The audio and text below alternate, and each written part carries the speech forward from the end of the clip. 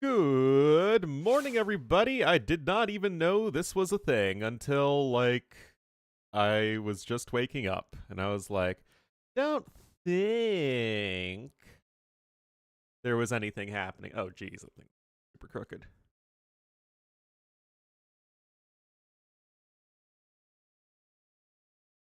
So, yeah, nothing is set up right now.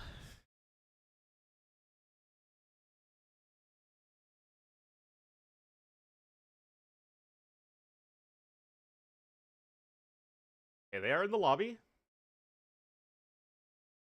So this week is all new maps and new civs, right? I think so.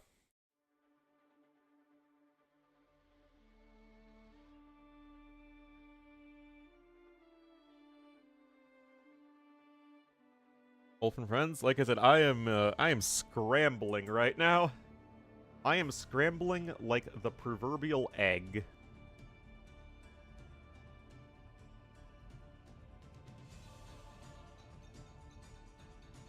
Okay, African Clearing is going to be map number 1.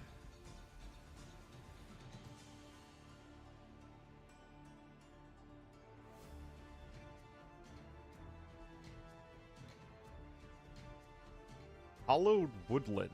Oh boy. Well, at least we didn't miss anything. Had Chaos? He's actually very sleepy behind me right now, for once.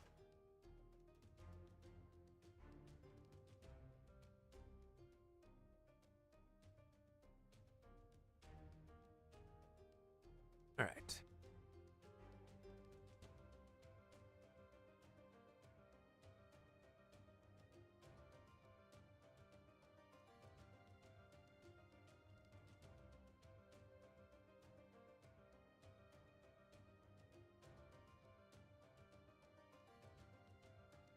And chooses the floor. He only has the one bed, but yes, he often chooses the floor.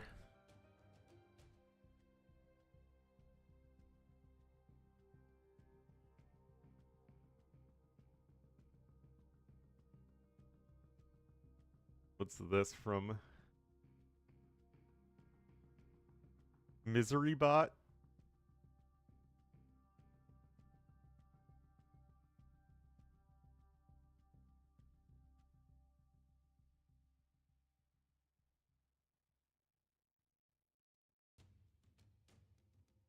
I'll have to check that out later. What? What? What have I done?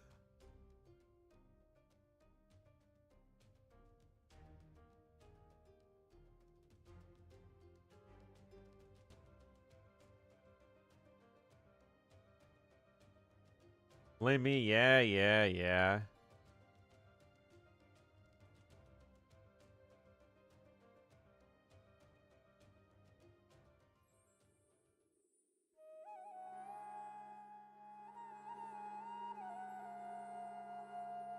Alright, I guess it's Bengali's time, because this is apparently just all ACCM and Running do is play each other in this tournament.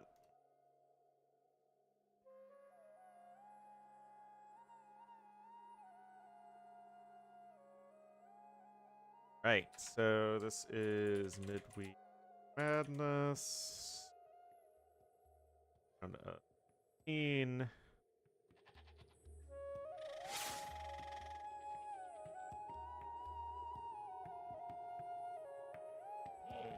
I'm gonna pick Bengali. Bengalis are low-key one of the best civs in the game these days on everything except Arabia. Like, they're just a top-tier pick on so many maps. Alright, very far rush distance, too. Wow. Alright, so this is normal African Clearing. They just use the latter versions of the maps, because no reason making specific map scripts for a weekly tournament. But it will have ACCM in the cyan, as the Bengalis to the east. And to the west, in the purple as the Bengalis, it will be running.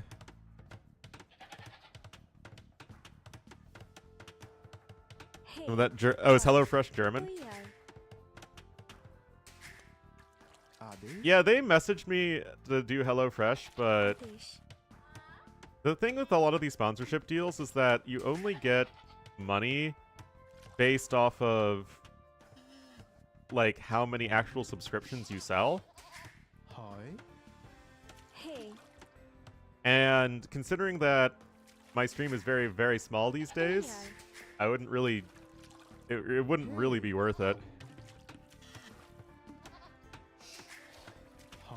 Like, when I did the Raid Shadow Legends stream, I got most of my money just from an upfront fee, essentially, to do it. Which is much more the thing I would sell out for. It would be guaranteed money.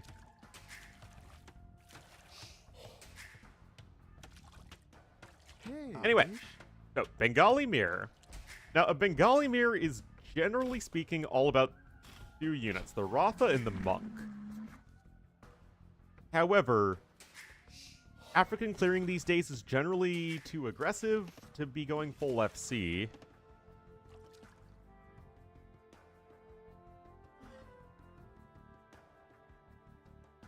Munich, really?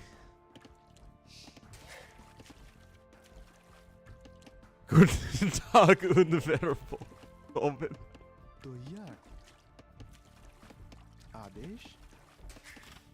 Yeah, well, the thing is, I do my own cooking. Oh yeah, that was also part of it. They said they'd send me free meals, but like, again, I do my own cooking. I'd much rather use fresh food that I buy. And by fresh food, I mean lots of Asian food filled with MSG Kappa. Nah, I actually like that. Worth? Yeah. Like, if I'm being sponsored by something I actually really like, then that's one thing.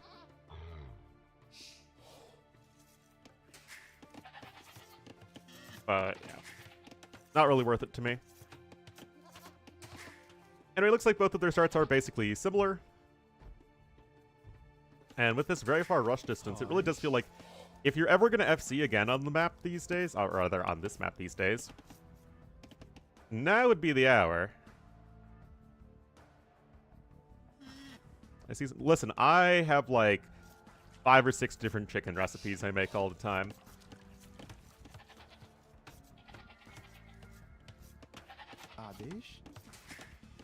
Might as well be. Actually, it's the other way around because I have to pay for GeoGuessr once a year. Like $10 a year.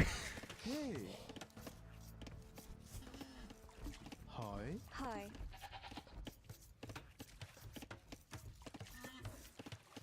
I mean, that is a very convoluted segue, but should not de-aggro from building foundations. I would like that if that was the case, but I don't know how that it is possible in a practical sense. Adish.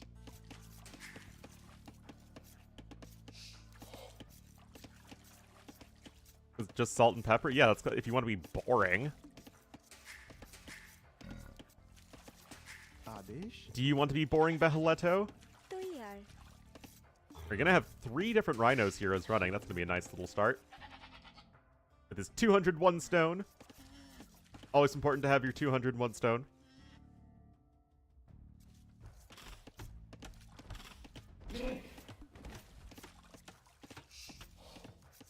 Hi. So, nothing too crazy so far. Of course, ACCM did win the first 2 Midweek Madnesses because he was the only top 10 player to sign up for them. So far, this has basically just been free money for ACCM.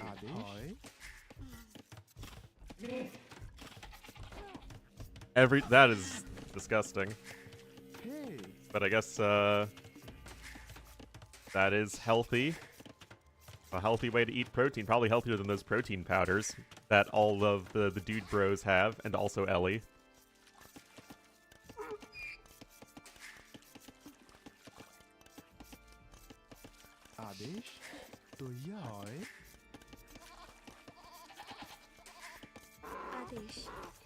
Like, I might be thinking, time spent to protein ratio.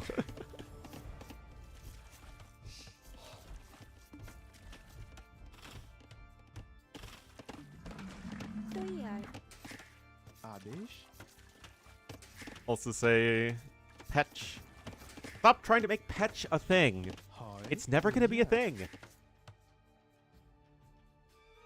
Why were there so many good teen movies when I was growing up? Petch. I was making a Mean Girls reference. Hi. Alright, so ACCM is up 2 villagers sooner. Running's eco is superior, though. Again, he's getting his 3rd freaking rhino in.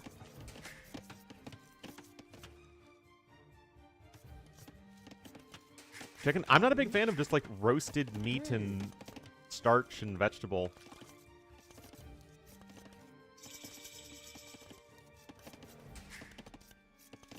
Dutch-speaking people? Yeah, to me, CH is just cha, or in some cases, ka. Alright, DBA on the way here for Mr. ACCM. Mr. Fancy Pants, I know. I'm so fancy. Yesterday, my lunch was scrambled eggs with soy sauce and gochujang on top of rice. Oh, with some Spam thrown in. I was trying to use the rest of the Spam I made from my kimchi fried rice. That was it. I am literally the fanciest, and I'll probably have, like, a ramyun today. I don't actually just eat Asian food. I make a lot of Asian food, but my parents don't really make it, so I actually have a very diverse balance.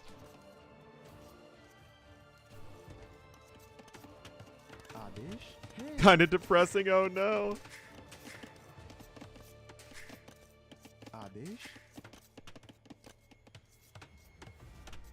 Well, both players are getting walled up, and Running is indeed going for the FC. And I think that this is honestly fine. I mean, the rush distance is so freaking long. Look how long it's taking the scout to gracefully maneuver across the map. It'll get there soon, don't you worry, guys. That scout is going to be here any minute. Actually, the fact that this isn't walled close enough to the TC is going to make things a little bit tricky. Oh, too fast. Yeah, that's on Running. Anyway, honestly, Running just looks like he's just gonna chill and boom. How do I feel about deep dish pizza? It's great to have like once or twice a year, and no more frequently. Okay, it's got Loom, but honestly, this is kind of a fail. No reason to let those scouts in.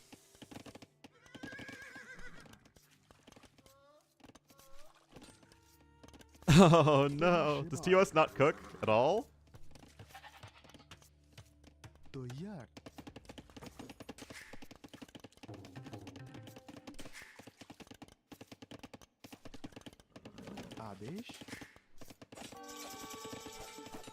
Alright.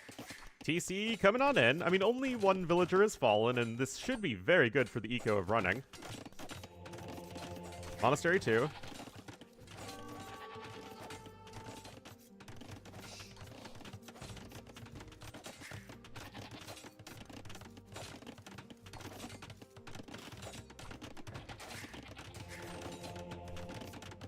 Poor Zucchini. Oh no. Not the Zucumber.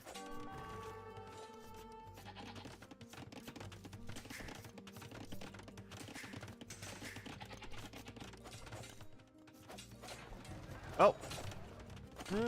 ACCM himself is on his way up to Castle Age. He's been playing very safe, right? The scout opening means you're not going to die to any crazy aggression. You have some map control. If Running was going to do some sort of crazy aggressive castle drop build, the scouts would at least ensure that the castle is stuck at home.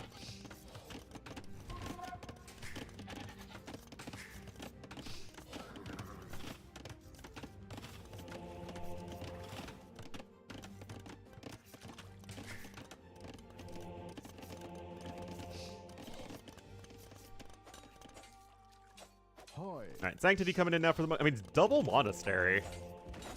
Kind of odd. Oh, God.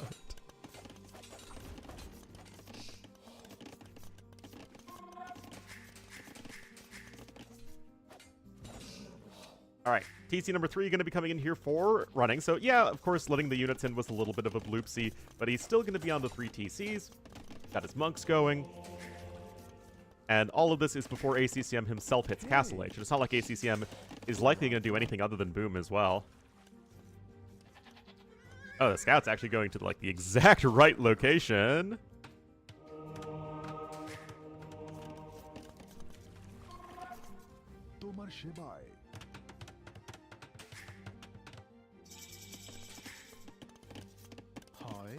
All right, there is banana number 1, and where is banana number 2? And behind door number 2, there it is. Honestly, ACCM could go for TC number 3 if he really wants to. But he's going to be getting like half. He has 7 scouts. Oh, look at this. The monks are in their happy little safe zone.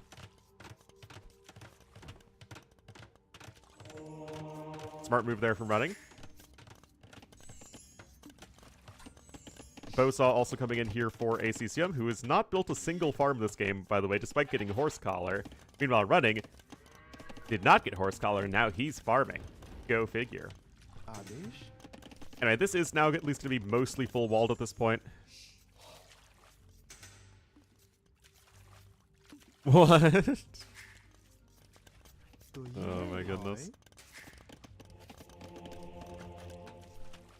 Alright, Siege Workshop coming in here as well for ACCM, so he still wants to take at least something of an aggressive posture. Oh, those Vills are gonna be in danger. I'm still not entirely sold on the double Monastery versus Light Cav approach. But I guess you're gonna be working towards the castle in just a second. Okay, Horse Collar's now in. Eco upgrades are identical. ACCM is still slightly ahead, though, in resources collected, and that is by virtue of just having a much more efficient economy.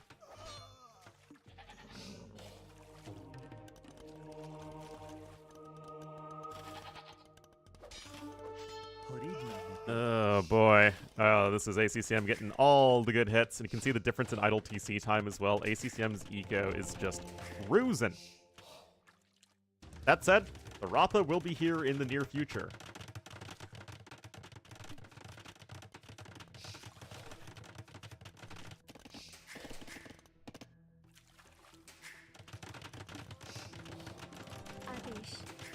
As ACCM will have to face the wrath of ACCM, Running's army. Jeez, whatever. I haven't had any coffee or breakfast. Hello, Gagrati. Still, Running is 6 fills ahead, so if he can get everybody working, his eco is going to get a little bit ahead of his opponents. Will Team Rocket capture Pikachu? Again, this entire tournament just feels like it's ACCM versus Running 10,000 times. Alright, another Monk Snipe. Again, 5 kills to 0 deaths in favor of ACCM.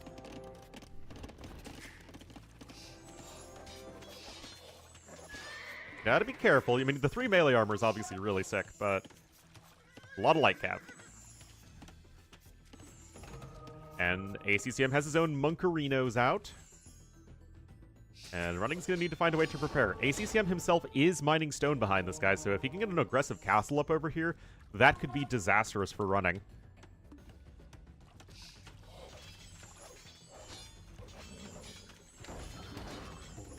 Scrambled eggs on rice? What's wrong with scrambled eggs on rice? Nothing's wrong with scrambled eggs on rice.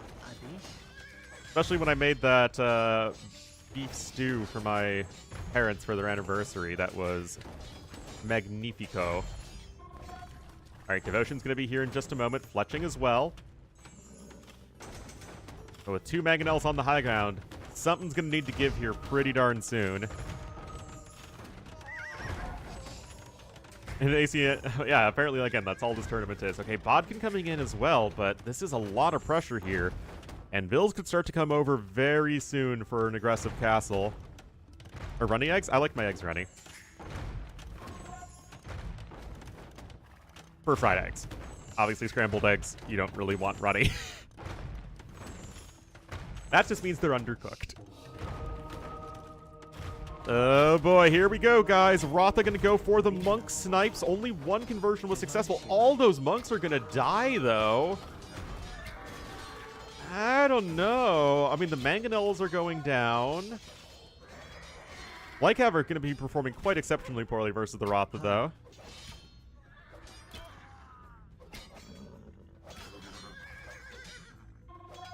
Yeah, I like to put an egg on top of stuff, so I'll put an egg, like a runny egg on top of my ramyun.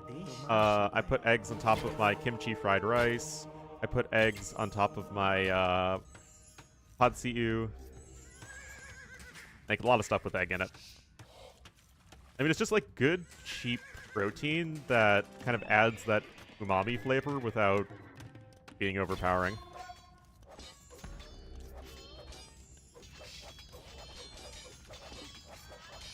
Are your breakfasts like lunches? No, I almost always have my oatmeal for breakfast. Well, yeah, unfortunately it is less cheap. No, that's not what I have for breakfast. You don't just eat eggs for breakfast, guys.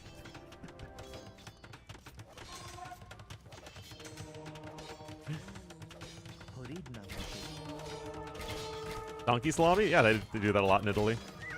Anyway, that's going to be another converted Ratha, guys. Oh, boy. Now, ACCM's own upgrades are not that good. But I think the numbers might just be enough in his favor, maybe?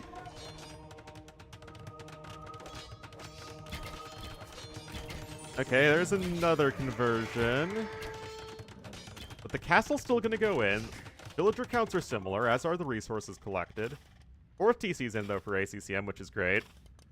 If you look at the distribution of resources collected, it's more gold for running, but more food and wood for ACCM.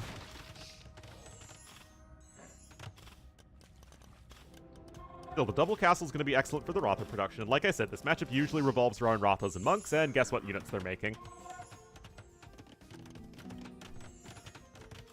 Only non-AOC civs and non-AOC maps. Hey. So basically the worst version of last week's Kappa.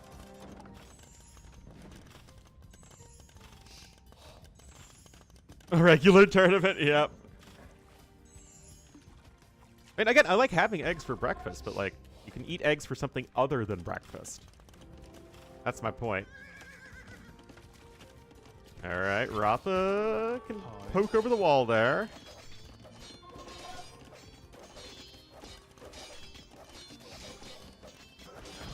I have to restart Nightbot? Ah.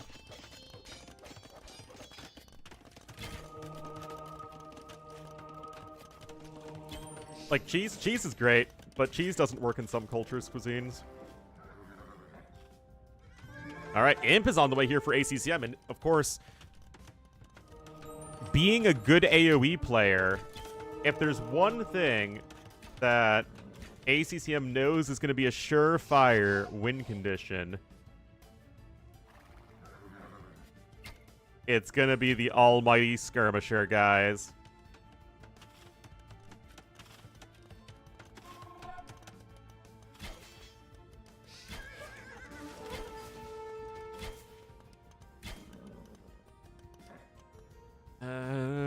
I mean, Imp is going to be getting closer and closer.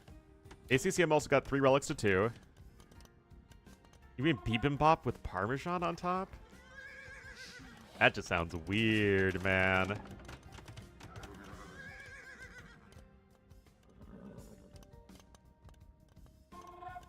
It's good.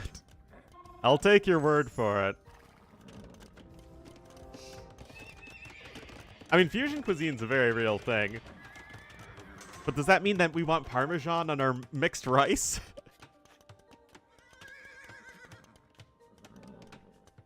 I come from America. We come from the land of, you know, kimchi tacos. I got nothing against fusion cuisine.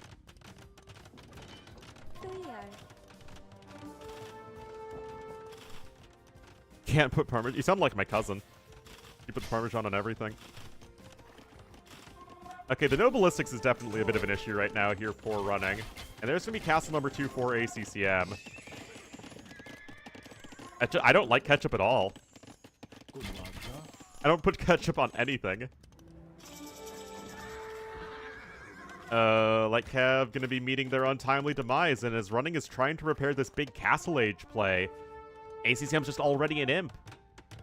Skirmisher numbers are slowly climbing. Okay, there's the university coming in for ballistics, but that feels a little bit late. Now we got block printing and chemistry both on the way. Like, we actually had grilled hot dogs last night because we had some leftover brownies, so it kind of like a picnicky sort of dinner. And I just put mustard on my hot dog. And with my fries, I had Marie Sharps, which is like a Belizean habanero carrot sauce, which is really good.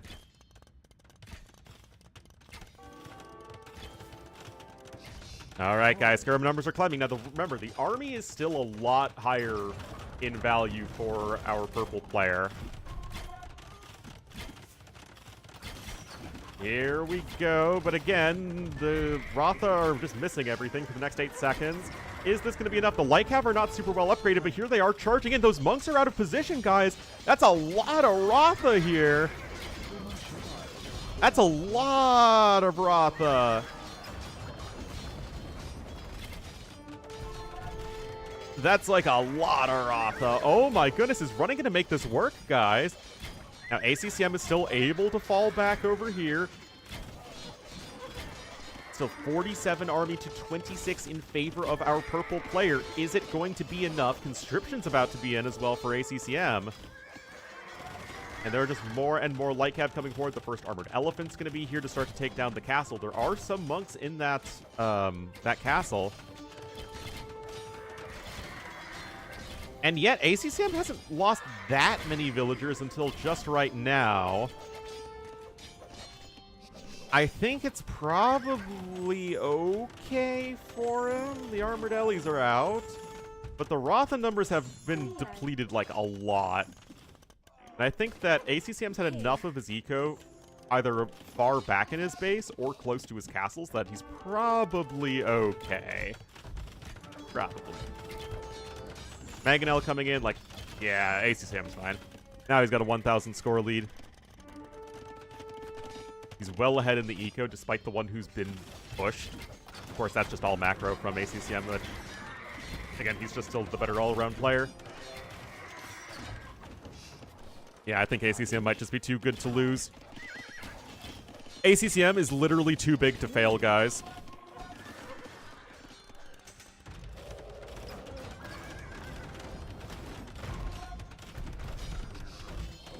ACCM is literally your favorite international banks. It was definitely a good attempt. It was close there for a second, but ACCM's got this. Castle's down. Ratha numbers are climbing again.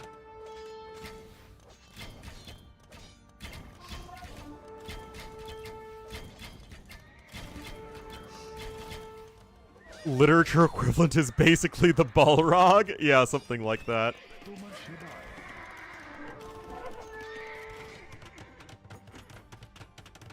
Alright, Pike's coming in, Bloodlines. Washington Mutual, ACCM is chase.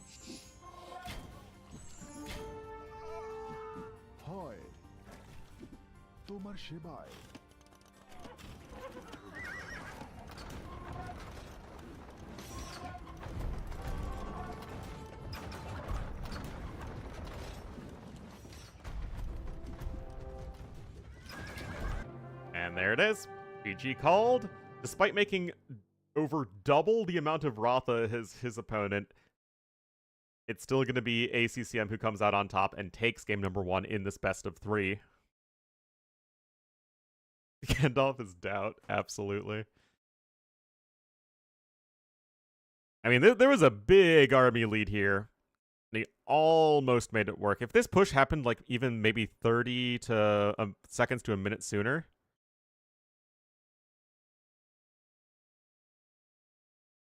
that might have worked, because then the upgrades wouldn't have been in.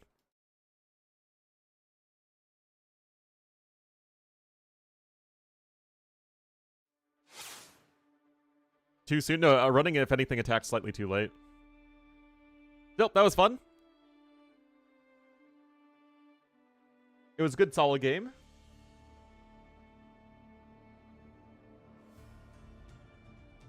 Restart Nightbot. I've got to update the scoreboard first, though. Alright, so When to ACCM.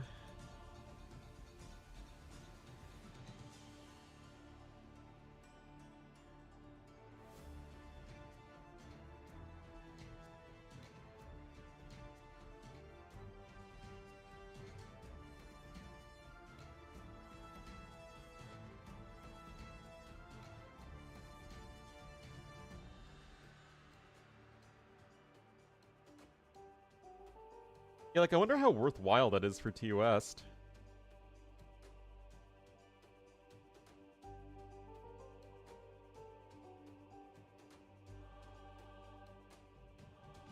Is Nilly Sauron?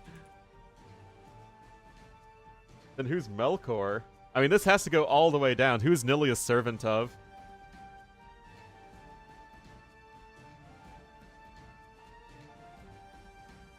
Sishin? Nah, I mean, I feel like Sishin has to be Manwë, right? The one ordained by Eru Iluvatar, Microsoft. The one who holds all the real power.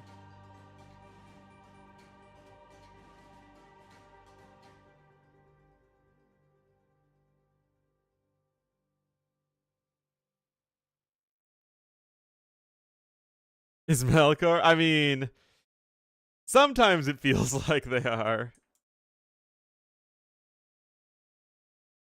OG dubs are the Valar? Yeah, that's fair. They've abandoned us in our time of need.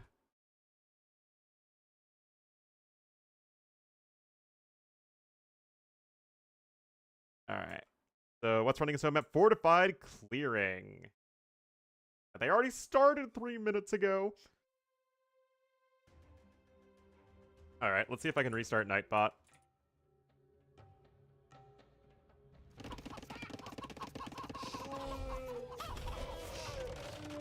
It says Nightbot's online.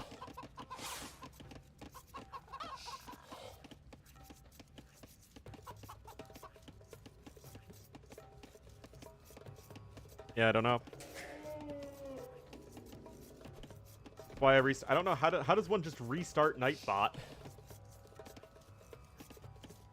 Chat moderation?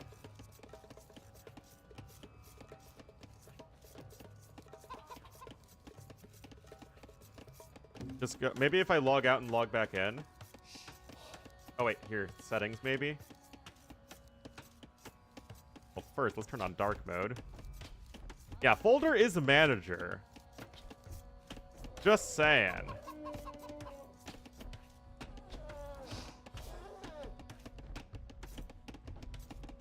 Okay, let's... Okay, I'm relogging in. Okay, I've relogged in. Hopefully it's working now.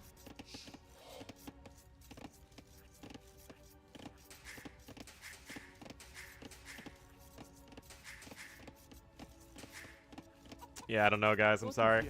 Anyway, we're on 45 clearing. Wait, what's QS fortified clearing? Fortified clearing is literally a DE map, isn't it?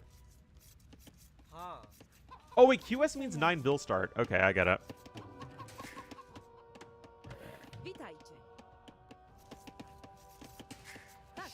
Alright. Anyway, ACCM is ostensibly going to be going for a tower rush of some kind. Oh, this looks pretty funny. I guess there are 2 stone walls generated over there. Oh. Oh, this could be bad.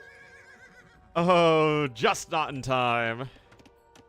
Yeah, QR or QS means that it's the 9 bill start version. Hence how ACCM is up to Feudal Age on 20 pop at 5 minutes. Wait, I assume he's going to be going... Okay, there's a barracks coming in. Hindustanis versus Poles is a pretty interesting one, honestly. I mean, this is newly buffed Poles. But ACCM's going to be up in just a second, so this might be a little too late. If the Lion aggroes. Doesn't look like it.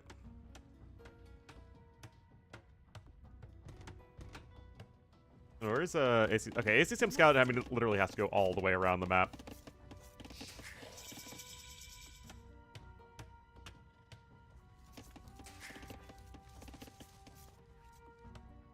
I have to part channel for Nightbot. 6 tiles? It feels like it's less than that. Feels like it's 3 tiles or something. Alright, Loom is coming in. I mean, against Hindustani scouts, these, like, 10 to 15 HP walls feel a little insignificant, but another Vill's coming over. And Feudal is on its way. But Sishin's literally the one who was in charge of designing Burgundians. Now, running is just going to be opening light cav here. Always makes sense as the Poles. But yeah, I really do feel like Poles are probably going to jump back up to being an S-tier arena civ. Or closed map civ in general. The eco just feels like it's probably way too strong for that.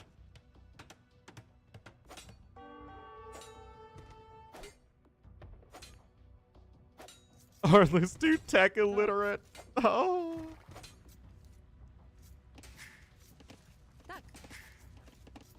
I'm competent at some things. Not much, but some things.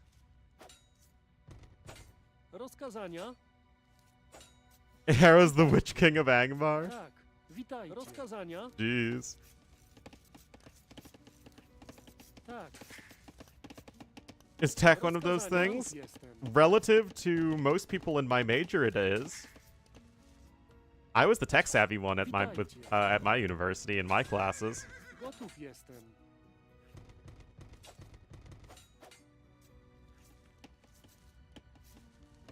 Doesn't show it. Yeah, I don't know.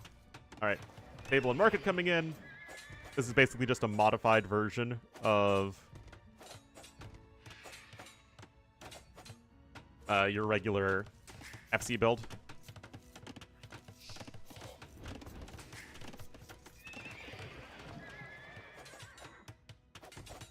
Yeah, the stone walls here are probably necessary, but this is totally fine for ACCM.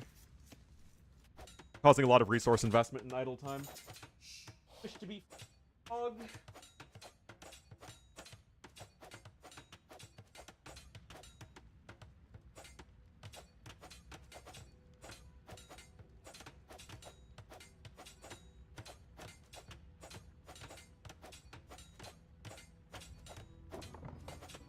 Oh, I'm Arwen?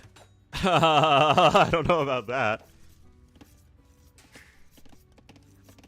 Witajcie. He's also youthful 87. Alright, so running's on his way. You can start mixing in some more scouts here. But the walls will be sufficient, if not costing a lot in terms of villager time. Me and Doubterbear don't know. I'm one of the hobbits? That's probably more accurate.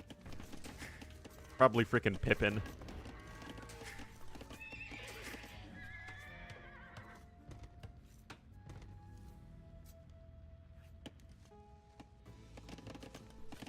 Alright, now ACCM's still going to have a pretty good Castle Age timing. He only made 3 scouts. Has good eco behind this. Didn't overinvest into walling or anything like that. And running's going to be here in Castle Age in just a moment. Why is there a yurt in the middle of the map that's like on fire? What?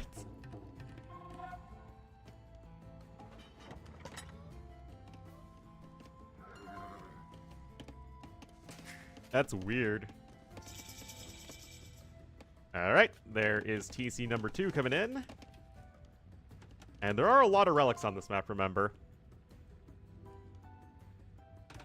Oh yes, I'm Lobelia Sackville Baggins. That's me. I'm Fredegar Bulger. Wow, I'm just a fatty who just stays at home and does one useful thing and then is gone forever.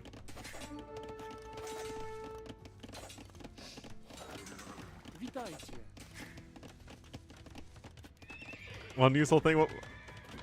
Go part. I'm casting a game right now.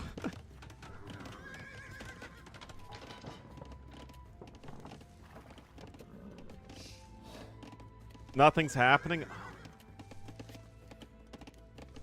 Fans, dashboard, night, leave channel. Join channel.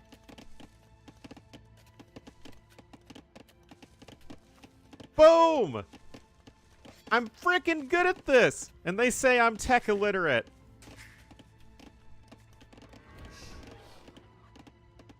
Boom, shakalaka! I'm freaking amazing!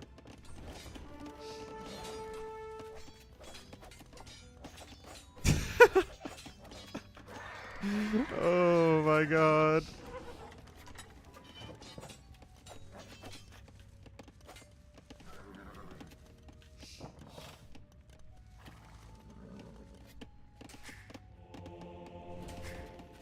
Rozkazania?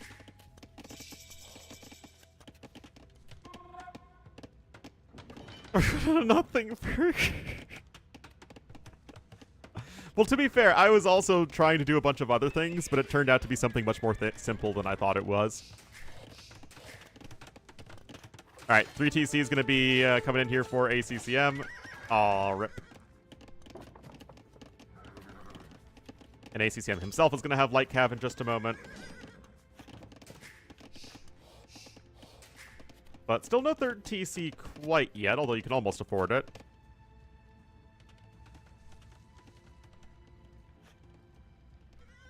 OneDrive? I don't use OneDrive, man. Alright, there's the third TC. Discord scam? Well, that was close then. Well, I'm glad the issue was averted, and I thank you, Folder, for your efforts.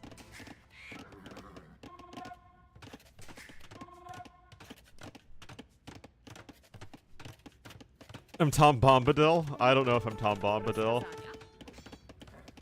I was not first on the AoE scene.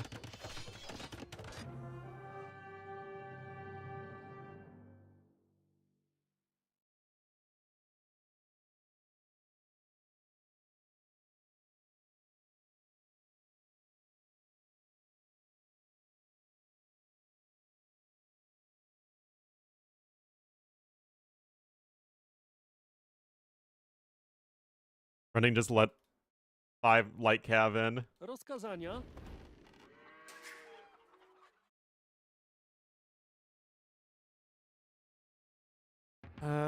Yeah, because the thing is he doesn't have an army to actually fight them in the first place.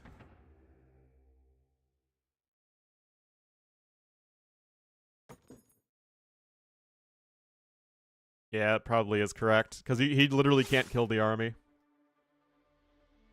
Oh, jeez. Yeah, that's not good. Well, unfortunate. Alright, let's see what's next. Classic Pro versus El Matador. Alright, let me go to the Midweek Madness Discord.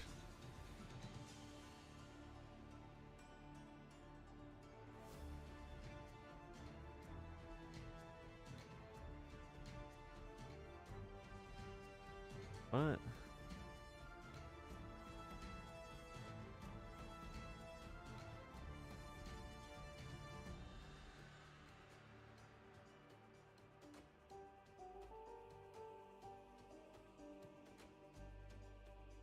Auralist? Why do people say aura in aura farming? I don't understand it. And I was just proud because I got to explain to my parents yesterday what stanning meant. But I don't understand aura farming. I am literally an old coot in the body of a 28-year-old. Alright, so...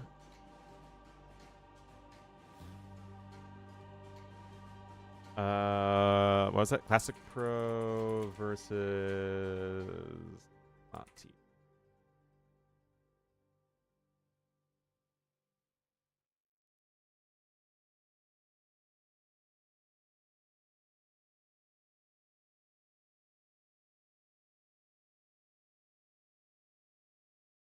So I all right. Try to look tough even when there's no obligation to.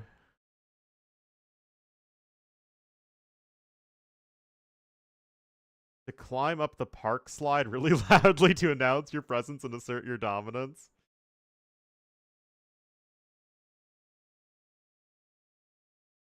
Going somewhere to post up to gain aura?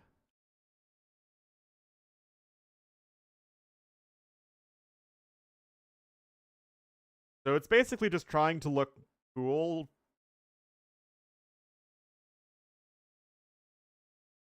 Yeah, I guess doing something completely unnecessary just to try and look cool. That's, I guess, how I would maybe describe it. But, like, people usually say it in a positive context, which is what I don't understand. Oh, we have MBL in this one. And we have Mihai. We have Viper, Andy. Okay, we have actually a pretty good lineup this time. Jordan.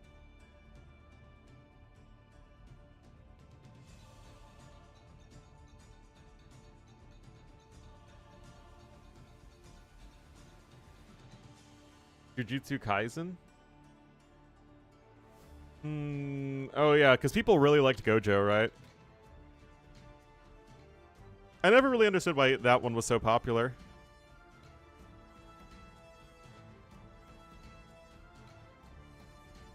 I guess it's just because there were a bunch of fights where Gojo is basically a god. Alright,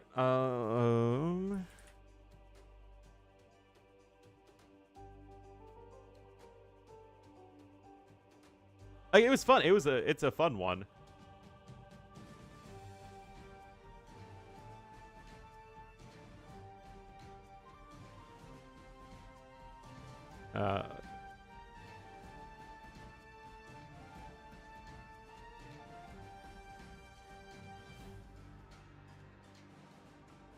I liked it. Although I think Demon Slayer is probably my favorite of, like, the modern fighting style animes.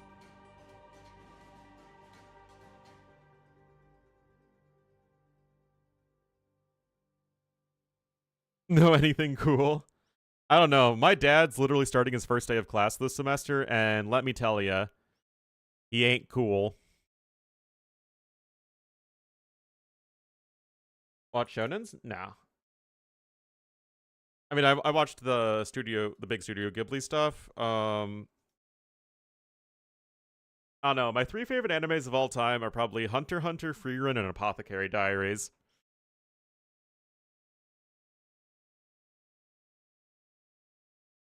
I mean, Hunter x Hunter is definitely a shonen that breaks all the rules of shonens.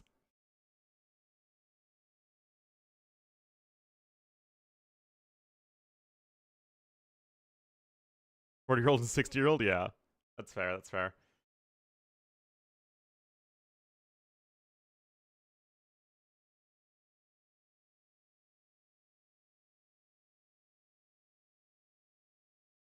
Yeah. Western market for the dominance. So, I know isekai is like person is plopped in a very strange world and situation. I don't really understand like why it's a genre though. Is Frieren not shonen? Frieren is technically shonen, I think, but again, I just like good story. Like the only full-blown shonen that I like is One Piece, and that's just because that's what I grew up with, right? So it has a special place in my heart.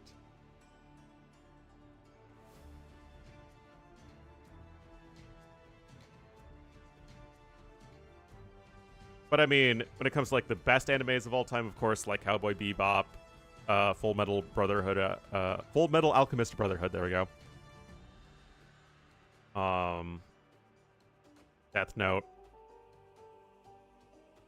There's a lot of really, good stuff out there. Attack on Titan, of course. But those three I just mentioned were my favorites, personally. All right, I don't see anything as far as the details for the next game yet, so I'm going to get some breakfast, guys, because I have had nothing to eat.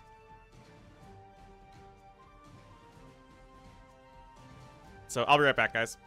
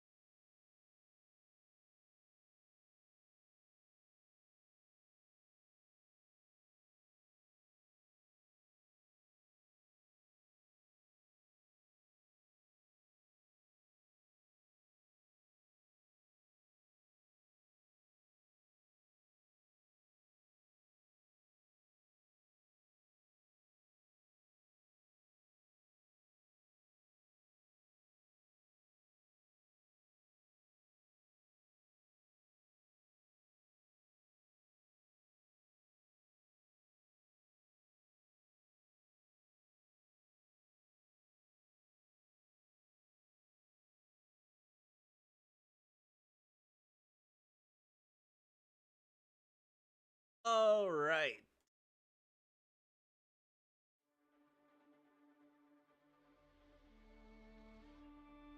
What's up, baby?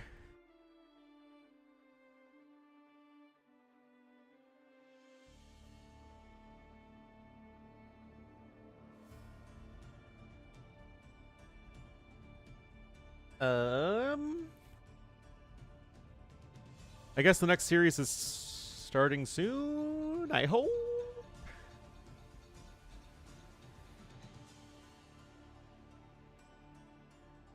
Oh yeah, I was thinking that the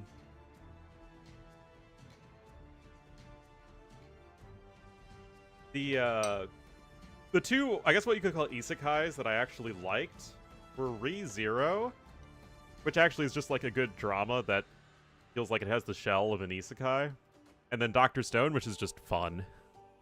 I did enjoy those two. I haven't like the whole I got reincarnated as like a vending machine or as a slime or whatever feels pretty weird.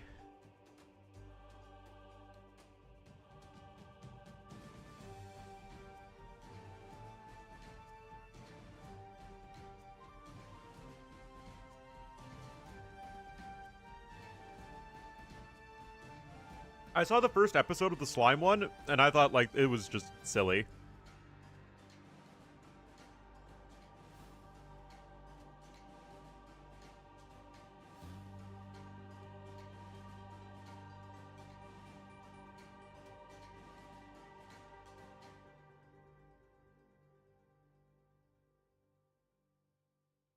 Watch 3? Okay.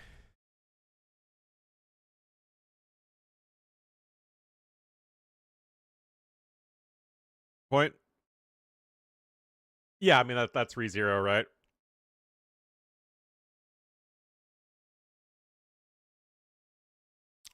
Yeah, don't know what's going on here, guys. I guess it's not scheduled to start for 3 minutes.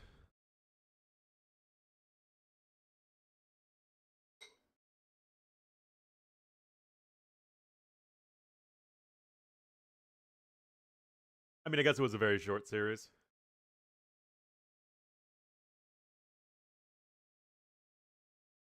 Wow, guys. I can explore a new city. I can book my American Airlines flight to Chicago. From Chicago.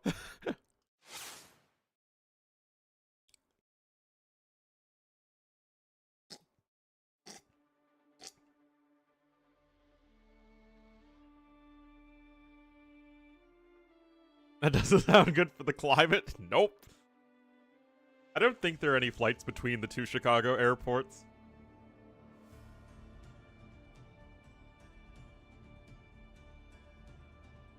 Orange potion? Cranberry juice and sparkling water.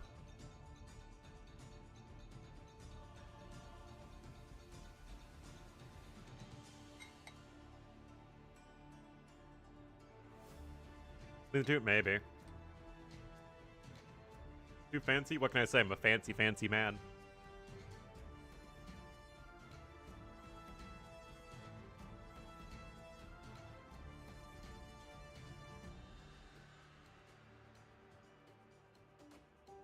Well, I guess we might as well do our grid. I'm sorry. I don't know why that's a fancy person thing.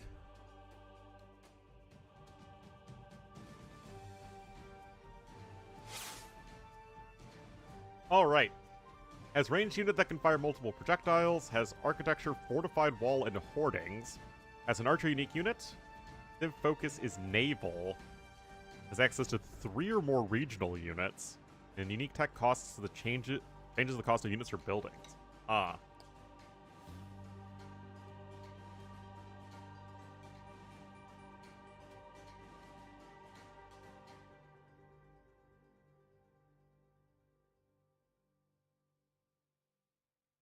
Would like Woo fit here?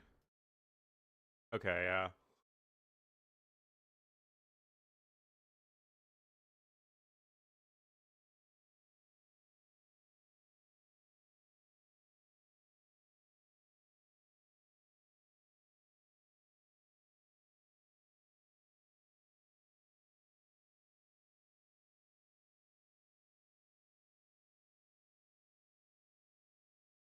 the Shu University like? They have fortified wall and hoardings. And architecture. So I guess this can be Shu.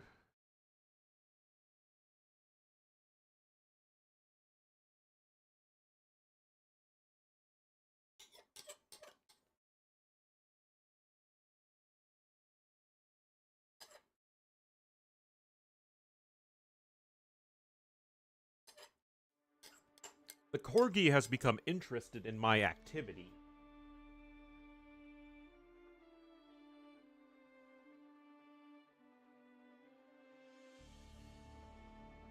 Mayans, and I guess this doesn't include ships. Angnos, rocket cars, and Drummond.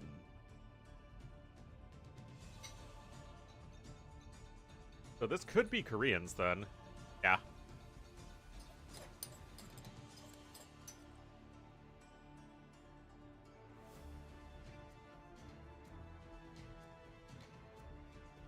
Two projectiles? Is it two distinct projectiles?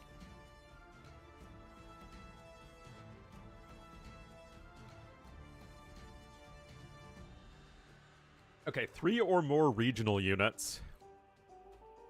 I mean, what civs have 3 or more regional units? I guess Chinese do. So they can go here.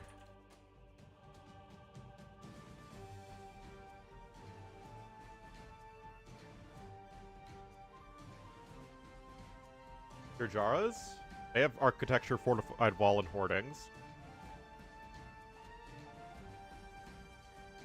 But they have camels and elephant archers, because camels are now regional units.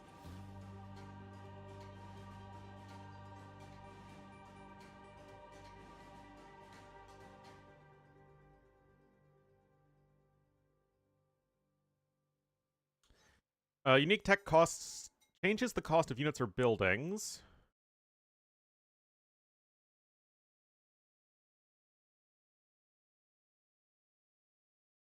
Do we got an update on this? We don't got no update.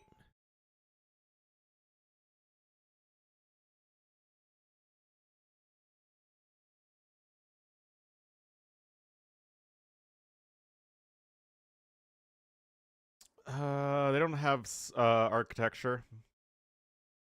Yeah, but you can't double up. Bulgarians don't have hoardings. Malians doesn't have a unique check that changes the cost of anything. Also, neither do Bulgarian. Okay, maybe we need to move Gurjaras over here.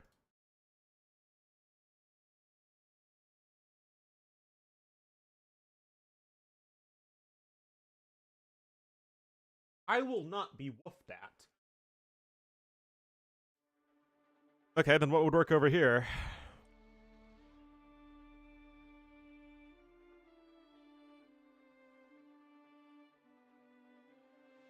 No, it specifically says unique tech. Persians don't have fortified wall.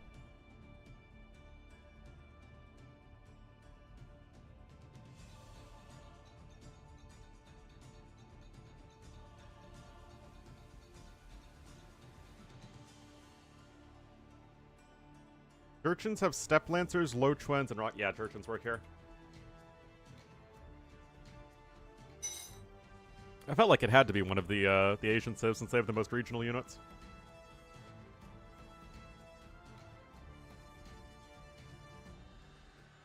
Alright, so unique unit as an archer unit from the castle.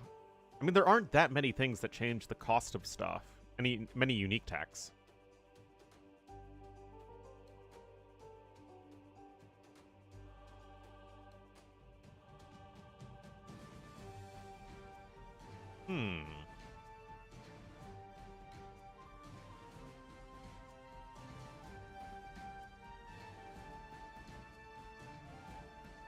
Ah, yeah, Silk Road.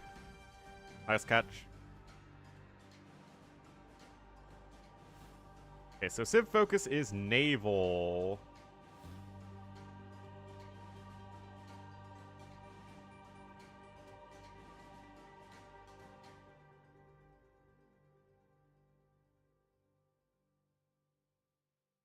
Hmm.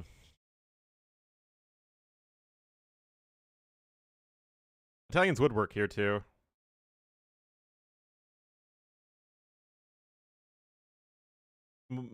Oh, because yeah, I guess it changes the cost of the unit. Yep. Yeah, this was a nice one. Tough one. Yeah, this one was just Italians. This one was just Italians and Malay. This one was just Italians and Gurjaras. So this one has to be Gurjaras. This one has to be Malay. This one has to be Italians.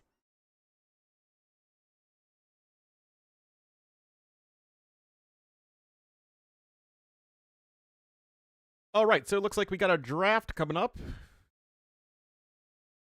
Let's do Geo. I haven't done GeoGuessr in a while, man.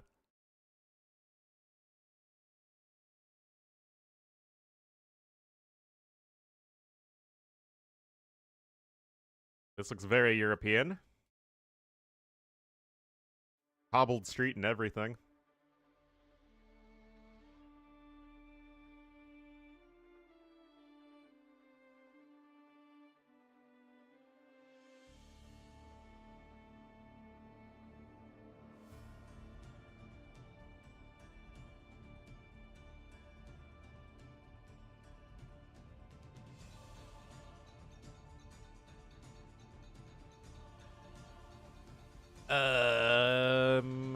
No, that is Latvian or Lithuanian.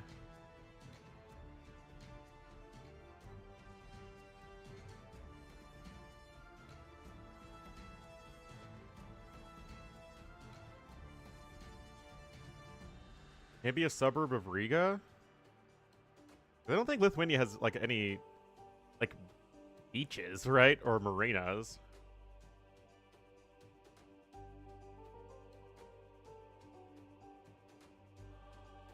Or...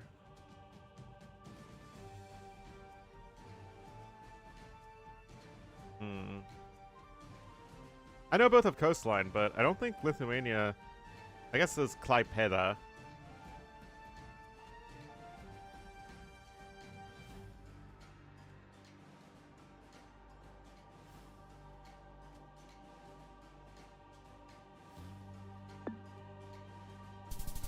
Dang it, it was Latvia.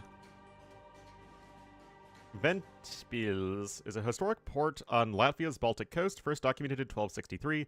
Growing around the 13th century castle, it later thrived as a key trading city in the Hanseatic League, connecting major sea routes. The more you learn. Also, I thought Riga was on the coast, but it's actually a little bit further inland. On whatever this river is. The Dolgava River.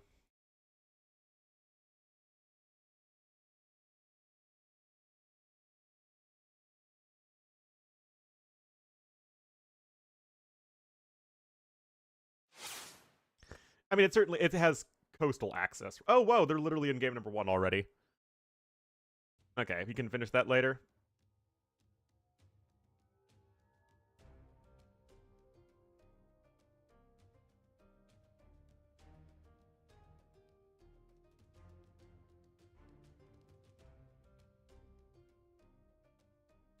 Whoops.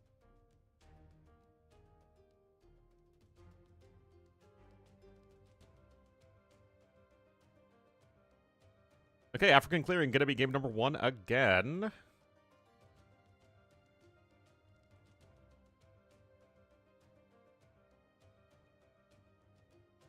With Golden Squamp. My favorite map. And Acclivity.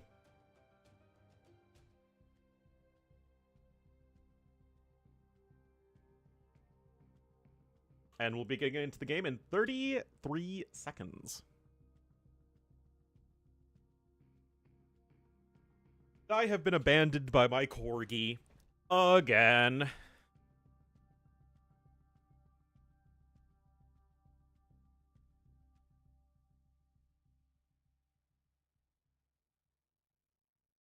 Medieval 2? I mean, again, Riga might as well be a coastal city.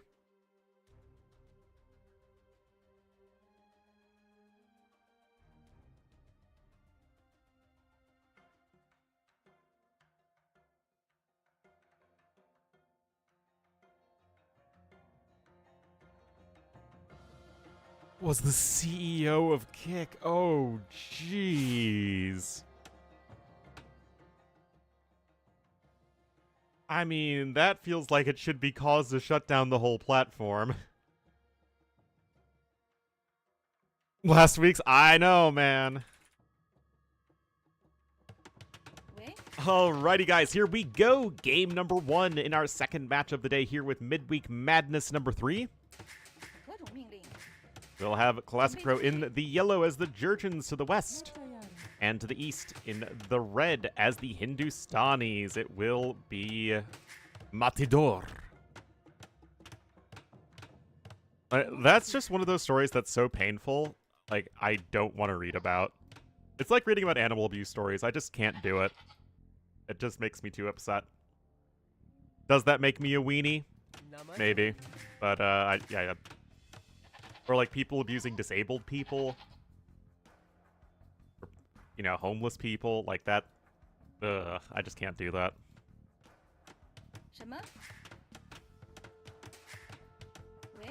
Anyway. Classic Pro here with Jurchen certainly should be a solid civ for this map. Good cavalry. A lot of options as far as running across the map. Good scouts, good step lancers. I had the detail. Jeez. I don't. No, I mean, Jurchens can actually just play normally, right? You can still play them as cav civ. You just have the option for grenadiers. You have the option for fire lancers, maybe against the Hindustani camels, which might be pretty good. Kind of like that idea a lot, actually. Because, I mean, would Step Lancer plus Fire Lancer, the Lancer combo, really be that hard to make together? They benefit from the same attack upgrades.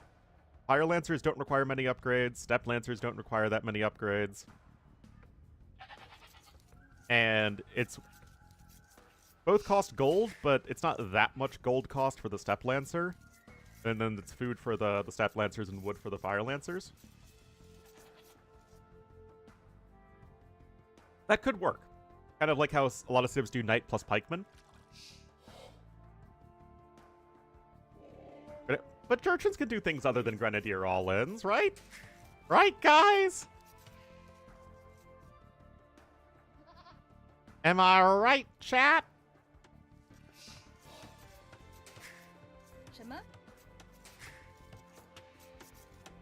Especially with the very long rush distance, you'd think it'd be even less likely to be a Grenadier all-in.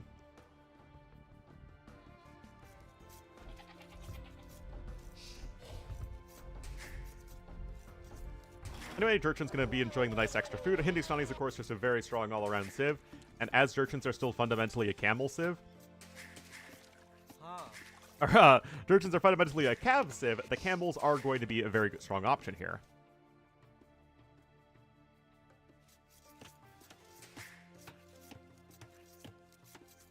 Fire Lancer, why is everything at all in with the Jurchens? You could just play them like a regular civ. That's okay. They can also do CA. At least in mid-game. And if their CA fall off a cliff.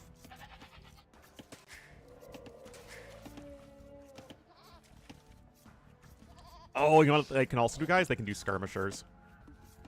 Maybe you should have considered that it would be fast castle skirmishers.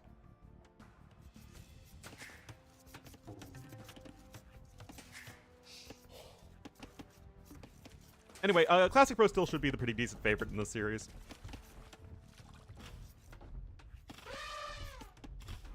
Are optimally placed. I think generally speaking, you want to be a bit closer to the edge of the map so you have safer woodline access. Middle of the map once. I like that on Nomad, not necessarily on Bedouins, because you have the wood here at the edge of the map.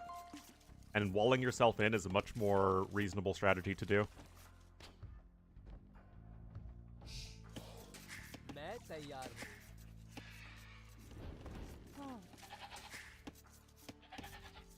Land Nomad as well. Land Nomad can be kinda different, because sometimes you could have like a really wallable base in the middle of the map and you can then just expand in any direction, and sometimes you don't. So that can still be kind of an it depends scenario.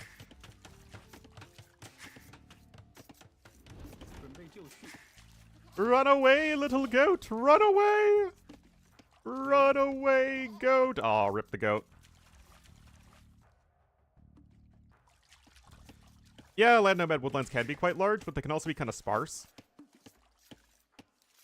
The new Mirkwood? But when are we getting the Dol Guldur map? Yeah, but it just seems like a more aggressive version of Nomad, right?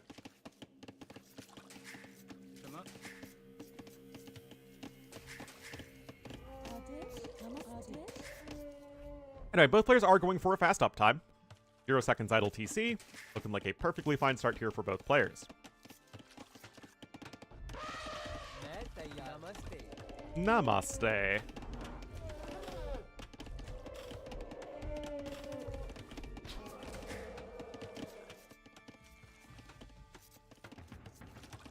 And there's the barracks, there's the barracks. So it looks like it's just going to be a Scooterino opening. They'll have the shorefish bonus, then they'd just be old Indians, and old Indians were literally the best civ on this map. Making Bohemian, that checks out. I think that's very realistic.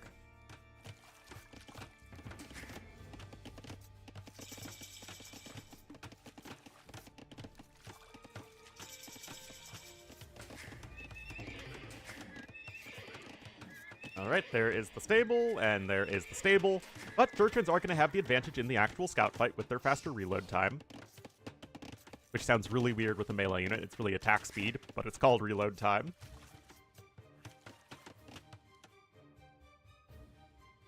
Fixing humans? I mean, to be fair, humans are a hard civ to fix because they're so weird. There goes scouts queued up, scouts queued up. And of course, both players are going to start walling on in.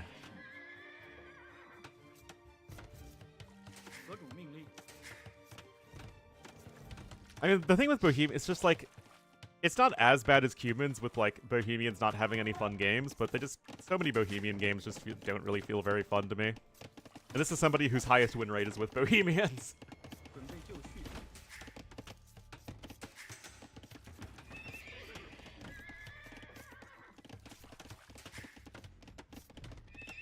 Oh, scouts coming on in. Couple more goats on the way. And let's see if either player is really going to try and sort of expand out of their little shell to take more shorefish. Because unlike the LY Cup version of the map, which has 300 food per shorefish, this one doesn't have that, and the ponds are also much less spread out.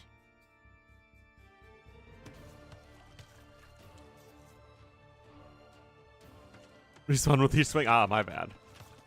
Are they like TDR guns from Borderlands? You just have to digistruct themselves into existence every time?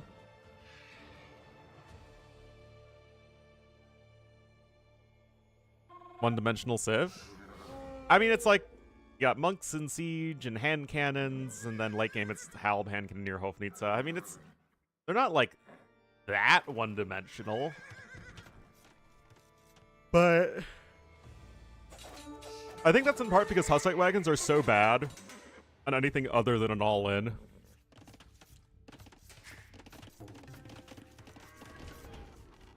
And Hofnitsa are just such an end-all be-all unit. Anyway, 6 seconds idle time for Classic Pro. Clearly a big noob. Scout rushing you? I mean, like, they can still scout rush you. Gotta keep that in mind.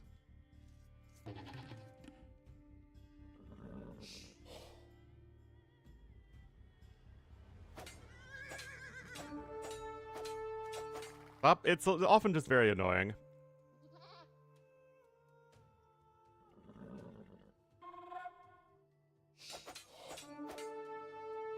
Well, Classic Pro getting some more hits in right there.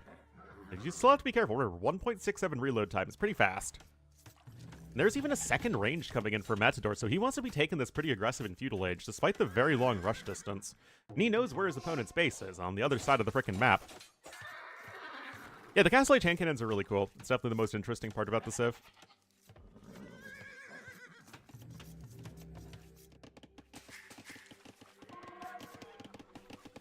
Let's get chemistry for skirms. Exactly.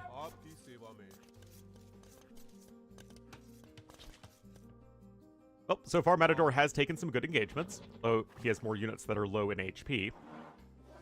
And there is not a singular archery range here for our yellow player, so this could end up being really tricky.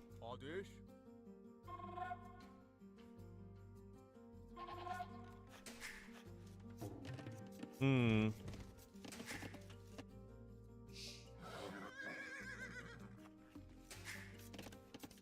Okay, there's the blacksmith, and more scouts are on the way, but this could end up being very difficult to defend. I mean, fletching is already in.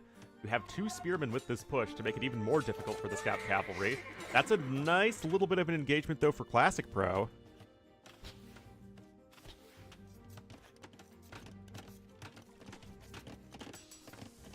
Still no bloodlines in yet, though. I mean, no upgrades at all.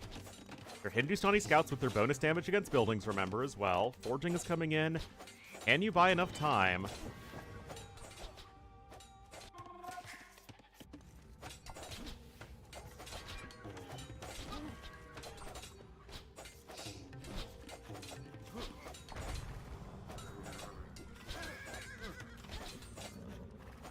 Well, I guess you're buying a little bit more time here. Forging is now in.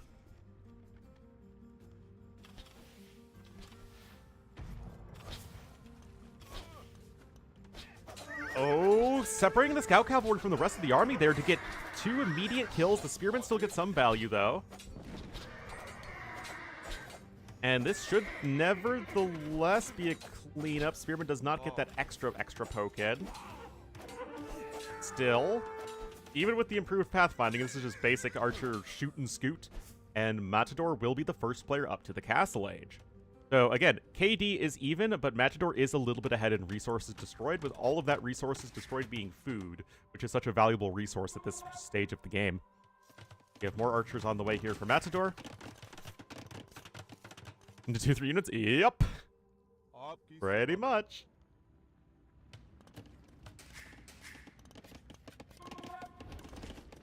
Killed 2 houses? Oh yeah, that's true. A lot of houses actually for each player. That's a lot of houses. Still, Matador just going for archers feels a little weird. Maybe he's going to go crossbowman plus camel. It feels very strange to not mix in camels whatsoever against a bunch of cavalry from Jurchens of all civs.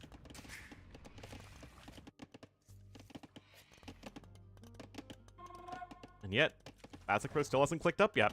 This should be pretty nice here for El Matador. Or Mati.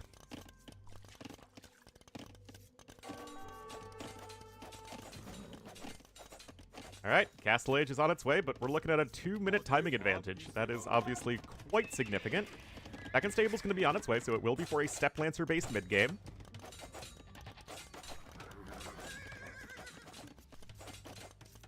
Oh, it's always nice to see Jurchens. But yeah, Matador is going to have 0 problems just adding in TCs. He's still going to be able to apply pressure with the crossbowman. I would not be surprised to see some camels mixed in here as well. There's crossbow and bodkin. +1 defense just now on its way. And this could be tricky, guys. Hindustan, I don't know what to feel about Hindustanis. On paper, they feel like a very well-designed civ, but they still just feel a little too good.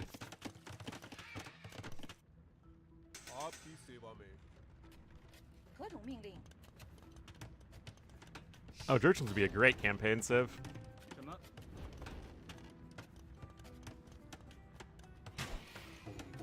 Ketons wouldn't be too bad either.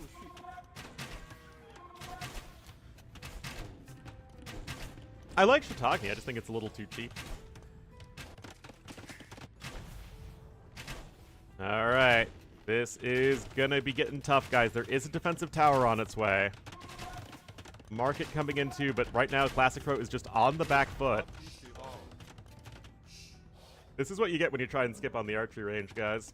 Bad stuff happens.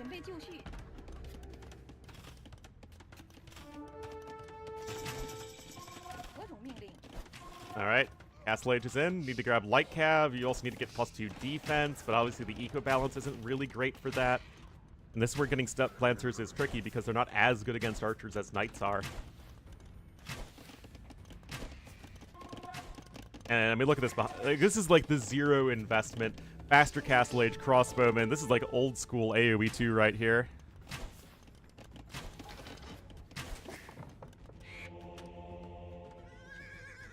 Again, it's a lot of scouts. You can clean up this entire army, but Matador is going to be the one who is well ahead in terms of the economy. And here we go. Husbandry in as well. +1/+1 on these light cab. They have that faster reload time, but with some good micro here.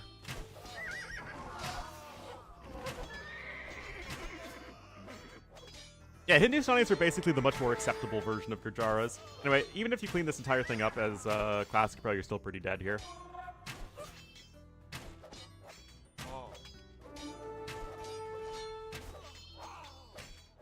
Like, the resources destroyed are still heavily in favor of Matador. Nice. Step Lancers are now on their way, but you're still stuck on 1 TC, and your opponent is cruising on the 3 here. That said, he doesn't have any gold. Like, you have 1,300 gold left before you need to expand out. Now, with the fast movement speed and the line of sight of the scouts, you should see those crossbowmen here. But it's going to actually be kind of tough to cross out with the crossbow onto the map. There's still too many villas on gold, honestly. Well, we're already at 60 villagers right now for Matador.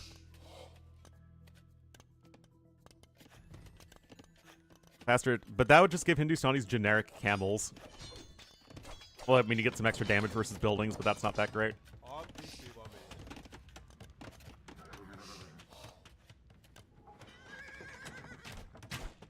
Definitely can't take that fight yet, but even a 4th TC for El Matador, and this one's super important because it secures him some more gold income, which otherwise he doesn't have. Oh, is he gonna make like a rodent and go for it? I don't think he can do that. I mean, you can annoy those vills and maybe even snag an extra one over there, which is cute. Okay, maybe some more are going down. I mean, good movement here from Classic Pro, really maximizing the value out of those units. And delaying the 4th TC. Oh, the English are terrorizing all of Scotland. It's time for us to fight back. No, you're thinking of the Scorpion. All right, Siege Workshop coming in. So it's not a 1 TC all-in, but it obviously needs a lot of damage that has to get done here. No ballistics, remember.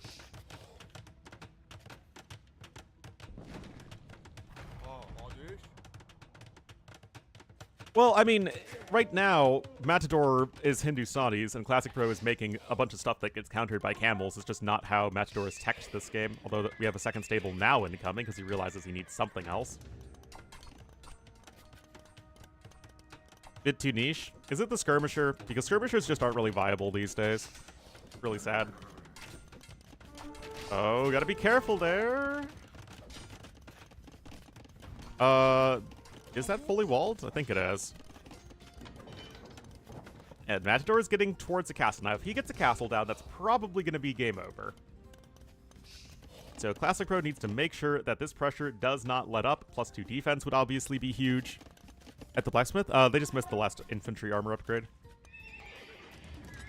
Oh, this could be a little scary. Oh, he doesn't see. I was joking. All right, here come the rocket carts. No siege engineers, obviously. That's still going to be very expensive to go for at this stage.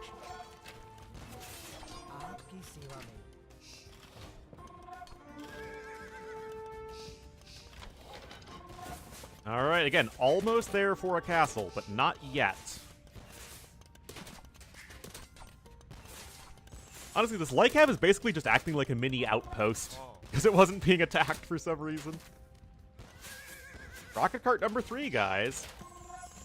This is not insignificant. The camels, as of right now, have 0 upgrades. Do well with each other? Yep.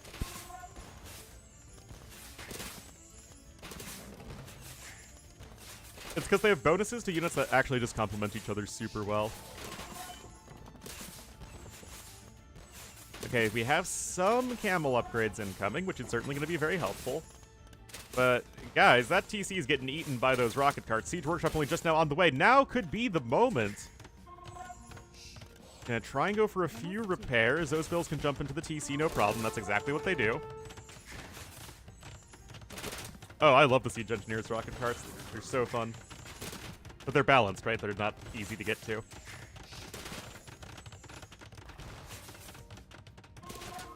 No repair bills for the rocket carts, notably. I think there's like one over there, but she's just building houses. And that's going to be expensive to be repairing that TC so much. Okay, you have to be really, really careful here as both players. Oh, those camels could end up getting converted, and there is one conversion. The monk somehow doesn't die. Don't know how that happened. Rocket cart snags another villager. 7 villagers have been killed. Not, like, game-breaking, but still not bad. And that Step Lancer is just going to get converted back. Oh boy, crossbowmen are staring down the barrels of a lot of rocket carts. Here we go. The Step Lancers are going to see this immediately. Can Classic Pro take this? He's got a way more valuable army, at least a decently more valuable army. The Step Lancers are here, and they are getting a lot of pokes, and as the crossbowmen are spending a lot more time running than shooting, and yet the castle is getting closer to completion. Oh, good micro here from El Matador, avoiding the brunt of the damage, but again, this is a lot of time being spent not shooting with your crossbowmen, and a lot of vills are going down here in the process, and I think what's going to happen here is it's a bit of a doubt castle. That said, this army will still probably get cleaned up eventually.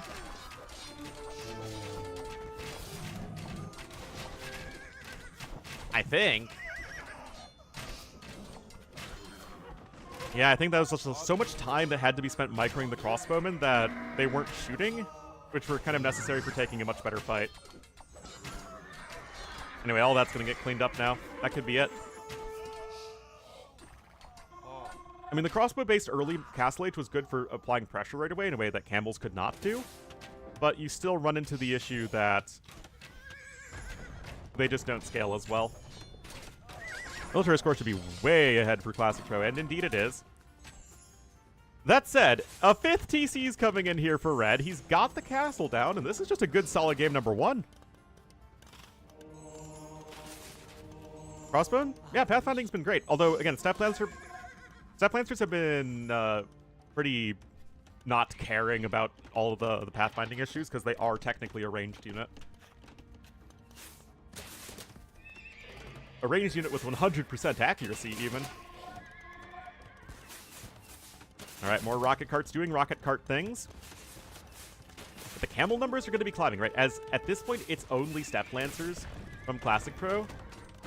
Okay, I guess that's just a 1-for-1. Oh, look at this, though! Wow, these Step Lancers... Like, Classic Pro's micro has been excellent, guys. Really utilizing these Dirtin Step Lancers.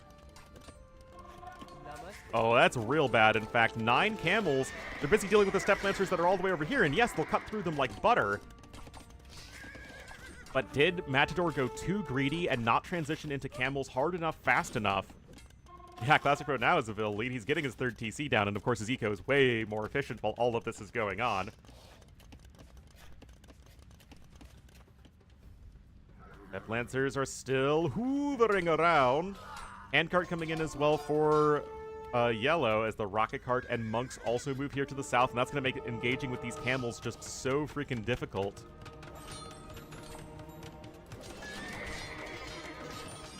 Still...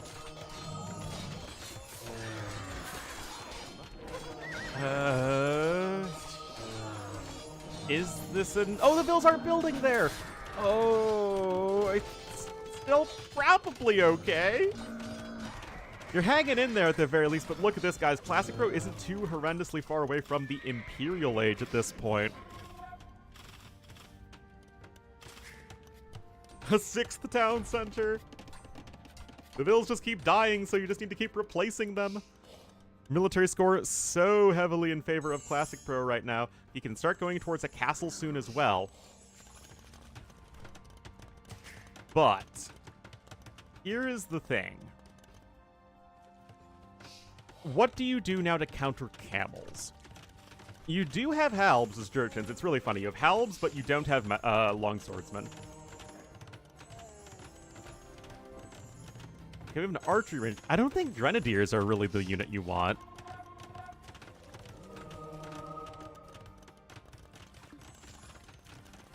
Yeah, Matador's gonna click up a little bit behind.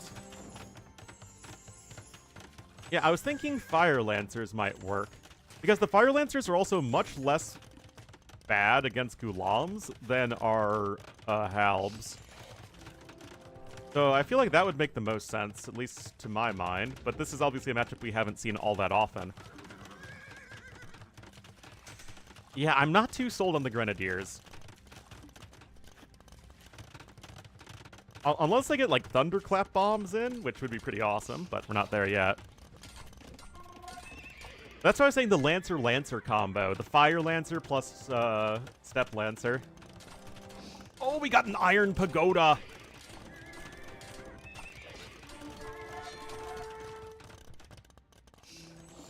The power of the Pagoda of Iron.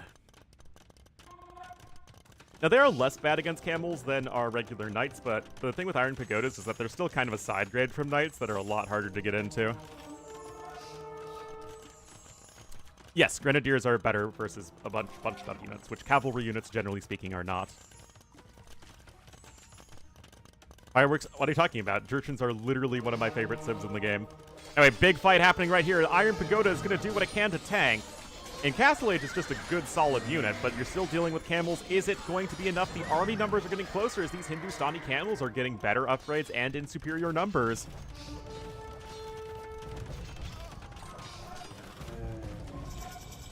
Yeah, Iron Pagodas are, like, supposed to be better against Albs and stuff, and they are, but not really enough of a reason to go for them.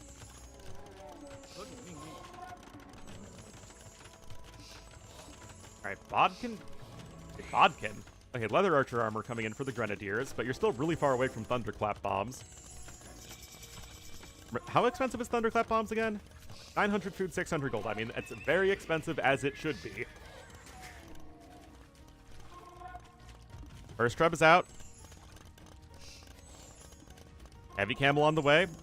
And Conscription's even coming out. That feels a little greedy considering you're slower up to Imp, but obviously it's a super strong upgrade if you can get it.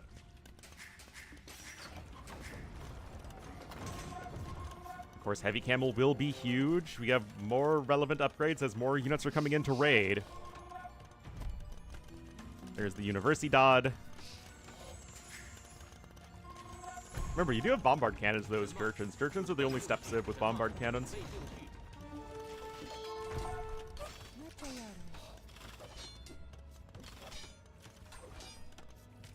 Yeah, okay. I mean, that's a lot of camels, guys.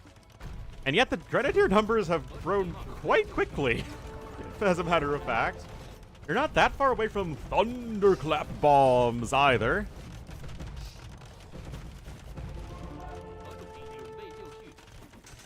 Oh, man. They are pretty awesome.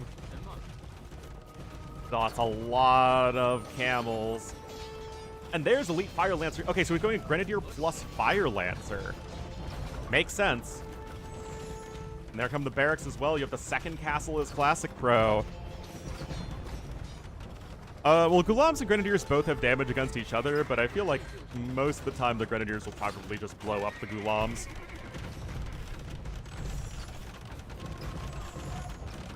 Give me those Thunderclap bombs, Classic Pro. Oh, it's a fantastic game, number one. Between two good civs that aren't, like, completely broken and annoying. And I say that as somebody who thinks Hindustanis are probably too good. Come on, TCB, let's go! Remember, these are still just Castle Age units. They look like Imp units, but they are still only Castle Age units right now. They only truly become Imp units with Thunderclap bombs. And yet... is it enough? Castle's gonna stand, but the camels are not obviously as good at sniping trebuchets. Is it enough? There's one treb left, and now the Fire Lancers are coming in. This is what I was talking about in terms of just like a good unit against the camels that are also not super weak to Ghulams. And once again, that is still an efficient fight. You could argue that was worth it if the trebs had all gone down and you had some trebs of your own, but that's just not the case right now. And map control is going to be a huge issue right now here for red, as gold income is going to start to look a lot thinner. He's expanded here to the north, as he should, but right now it is this push across the middle that's looking terrifying.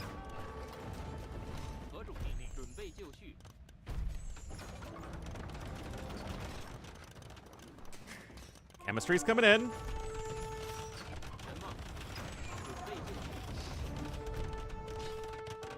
Oh, those are goats. I was like, what the heck? All right, a little bit of light cav rating here. Hoarding's on its way as well. This castle's already taken 20,000 damage. We're right back up to 3 trebuchets here from Classic Pro. Meteor's at 160 villagers. That is definitely an overboom. And now there's a 4th treb over here as more trebs here from the middle of the map are able to bombard so much surface area. There are, what, 5 ranges? 5 ranges, 5 barracks. There's the university. Obviously pick up siege engineers as soon as possible. Even getting stone shaft mining.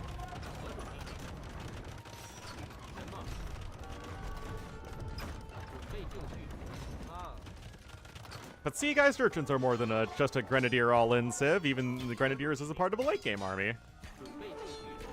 Fire Lancers are doing well enough here, and although Matador is actually the first one to max pop, I am just not at all convinced that this is going to be enough. Army value's crazy high for Classic Pro. But there is Chautauqua. Oh, don't do that. And like I said, Grenadiers are still scary, but it's not until Thunderclap Bombs comes in that they become a truly amazing unit in Imperial Age. Repairs.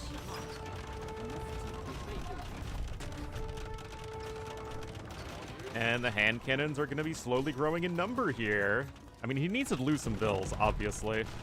Castle's taken almost 40,000 damage. That's insane.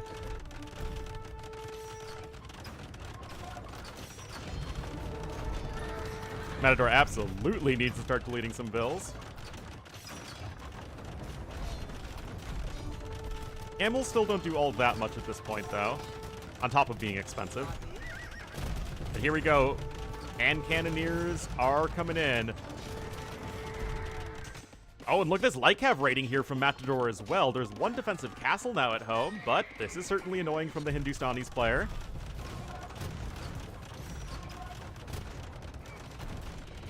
We need that TCB, man.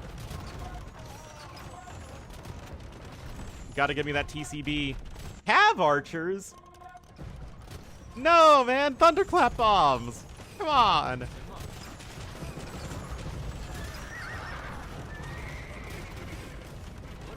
Oh, yeah. Still no siege engineers either. Oh, no.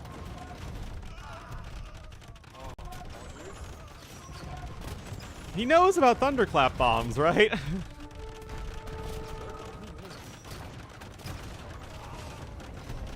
And he has to know about siege engineers too, right? Matador trying to fight his way back into this one. I mean, he's at 145 bill, so he has lost some, which is actually a good thing in this instance.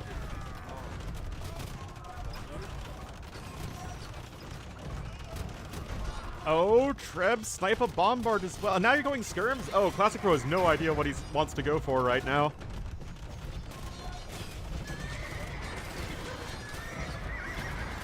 Oh, Scotty doesn't know, guys. Oh, another bombard gets sniped by the Treb, though, and, I mean, Classic Pro can still win this just because his Trebs are awesome. Yeah, Light Cap not doing a whole lot over here. That's just his random stable. Yep. Wait, did I just go for more iron pagodas?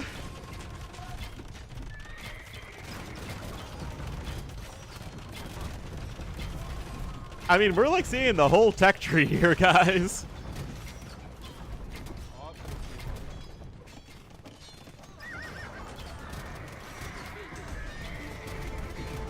Still, that gold isn't going to last forever. Got ballistics and blast furnace both on the way, and those units are all going to get cleaned up by the remaining heavy camels. We're at 30 Chautauqua hand cannoneers now.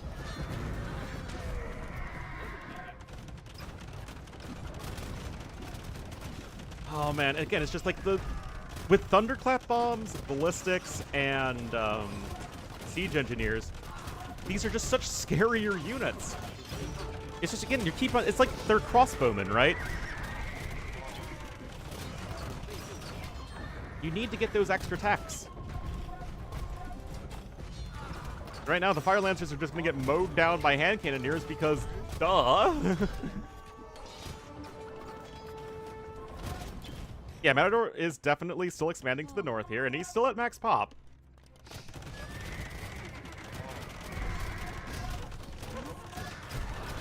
But the KD is getting so much closer, as is the resources destroyed.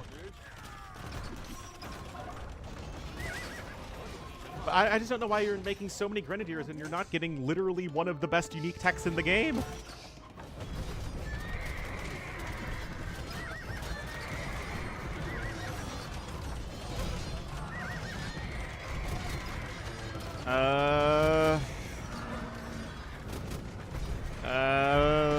Camels are all dead. It's not like you can just continuously make them. Yeah, castle goes down.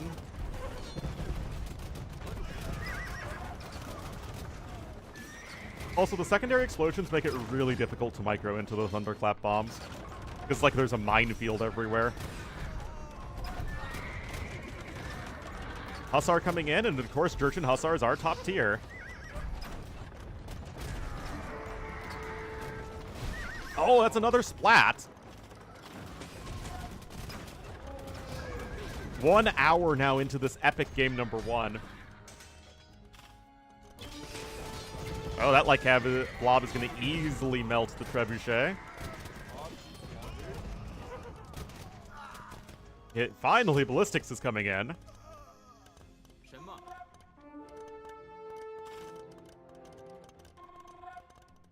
To be fair, it's really unintuitive that ballistics affects grenadiers because ballistics does not affect hand cannoneers or conquistadors or janissaries.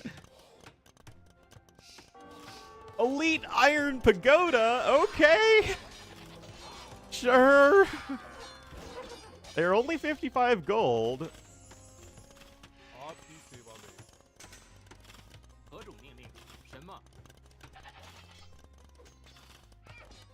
Matador has no siege. He just has a bunch of hand cannoneers, which are taking very good fights, but...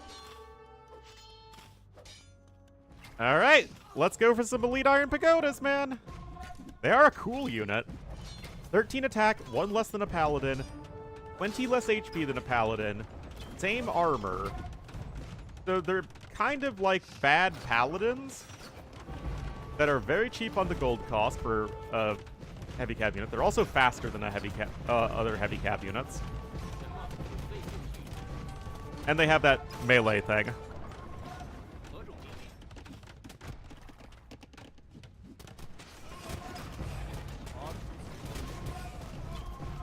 Alright, Hussar's doing the old loop-de-doodle here, guys.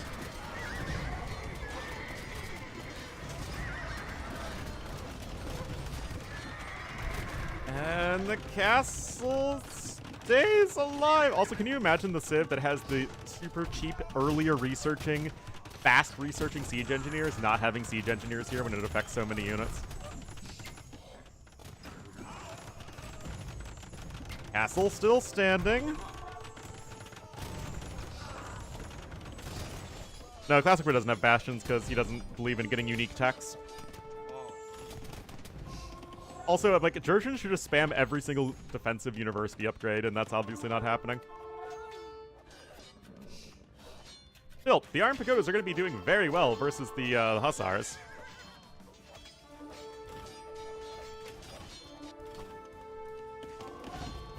I mean, 107 bills is not all that much at this stage. It's a very scary blob of hand cannoneers, yes. Pikeman, it feels like Classic Apprentice has no idea what he wants to tech into right now. I mean, you're about to dip below 100 vills, and that obviously matters. Yeah, I guess slingers are, yes, they are affected by ballistics. So in that sense, it does make sense, I suppose.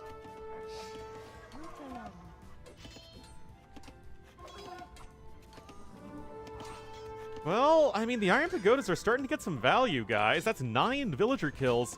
Population's dropping like a rock here for El Matador.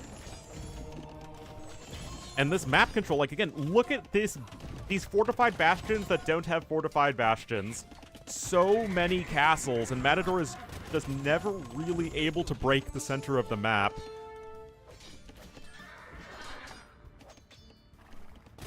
There we... Guys, it's Siege Engineers! Oh, you saw the Siege Engineers coming? It was like, nope. Nope, that's all. Oh, man, what a fun game number 1, though, guys. I mean, just 2 really big, powerful, explodey late-game civs with good cav options. Lots of fighting. Classic Pro still had the better KD by the end of the game, though. Way more gold collected, which is super important, of course. And Matador lost so much stone spending all that time repairing 1 castle. Fun stuff. Fun stuff. A little triggering from the lack of thunderclap bombs, not gonna lie. But that was still fun. Knowing your thing? Yeah, I have no idea. No Urchins over Hindustanis. Clearing in the books. And so the next map is probably going to be Acclivity. Alright guys, I'm gonna get my coffee. I'll be right back.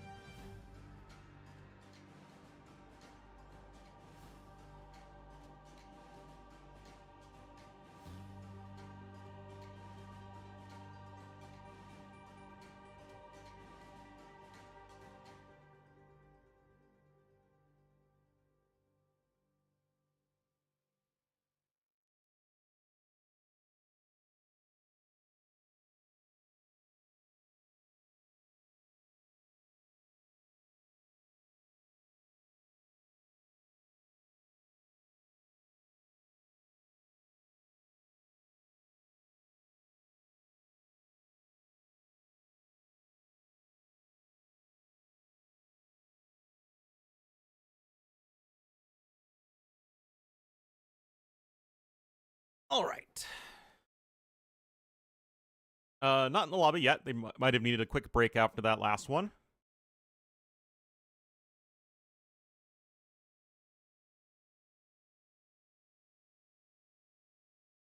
Wait, Hera has 4,000 viewers playing Ladder Arabia? What?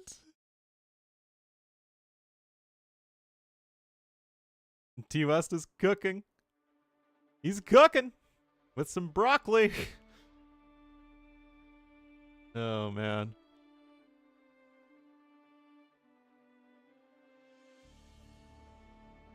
50. I don't even know what to say, man.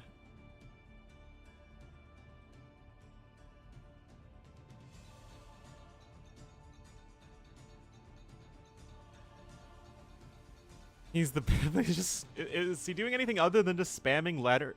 Okay, if he's doing a road to 3K50, is he at least force picking Civ every time?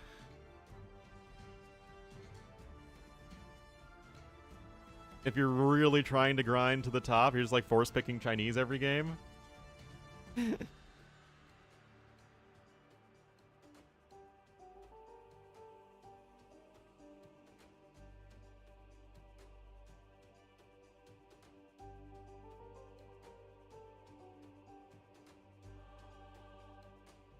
That's about it. That is just wild. And if someone's gonna pay for him to pick a civ, it's not gonna be a good civ. People are gonna pay him to play Chinese or frickin' Khitans.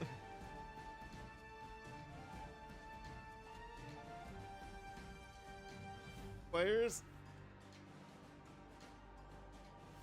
Don't you guys think that's unfortunate? I'm not even saying that, oh, they should be watching me, but like, you know, anything that's going on with this midweek madness event. And also, 4K7 is a lot. 4K7's a lot of viewers. Does he have like Twitch front page or something?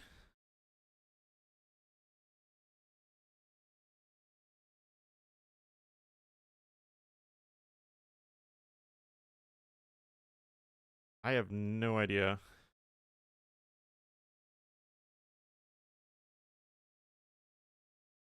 If I just log on to Twitch, I just kind of get my own streams. Oh, I guess this is the Twitch front page. I like never look at this stuff. Bunch of really random streams.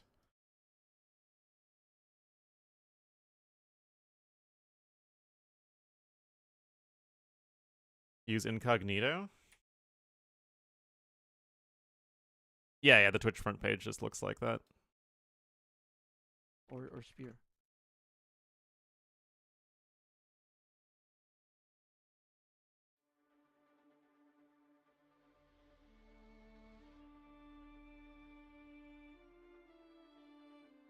I mean, yeah, like, Hera's very good at what he does, both at AoE 2 and at branding himself, but...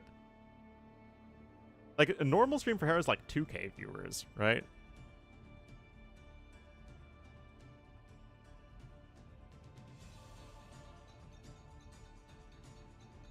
Like, Hera's more viewers than everyone else put together, like, 4 times over. Not that much, but, actually close to it. It's probably around 1,000 people watching non-Hera AoE streams.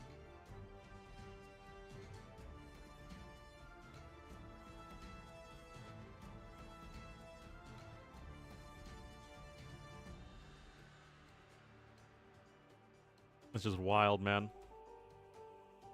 Aren't they in game number 2?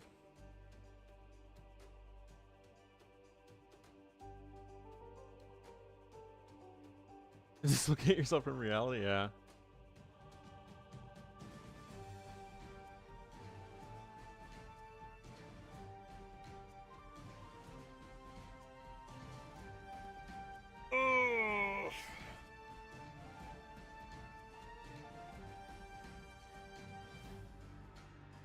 Oh no! Oh, it was literally...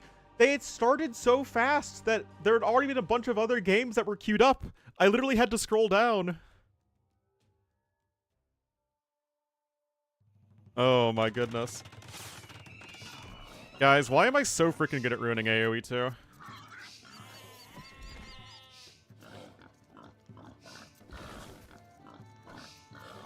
It's a real tough battle we have with daily competence. Yeah. And it is gonna be the Gobble Gobble Civs. And it will have Sicilians here for Classic Pro to the north of Acclivity, and to the south in the red as the Tadars. It will be El Matador.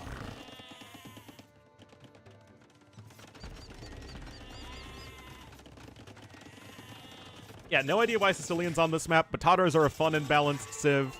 Sicilians these days are probably pretty close to a fun and balanced civ. Again, if Sicilians aren't like an okay civ quite yet, they're like 1 or 2 changes away from being a good civ. And considering like Sicilians used to be like the worst civ in the game and one of the worst designed civs in the game, like that's a huge improvement. Anyway, we have arrived at real time. No units have actually died yet. Salam.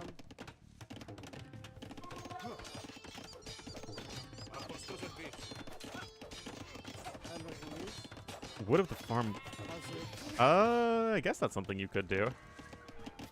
Yeah, exactly. Sicilians are 15 other civs away from getting nerfed. Alright, going on to stone over there. So, looking to build some more donjons. 175 stone for those guys, remember. More walls are coming in. Acclivity's a fine map. It was originally an Empire Wars map, but it should have been fine. Different cultures. I think that's because they were designed as the Normans, but then when AoE 4 was coming out, they couldn't make them the Normans because the AoE 4 flagship campaign was the Normans. Yeah, I think even the camels with no heavy camels would have been a nice way to show the Islam influences.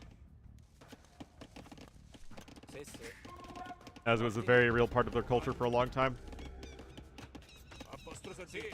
I mean, just ask anyone from Northern Italy. They'll tell you all about how all of the Arab and African influences in Southern Italy. I feel bad for my poor ancestors.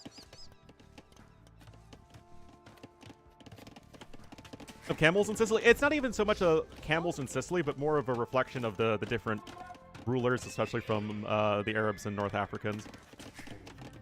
Who again, although again, it's not like camels are roaming the hills of Sicily, it still I think would be a nice little touch.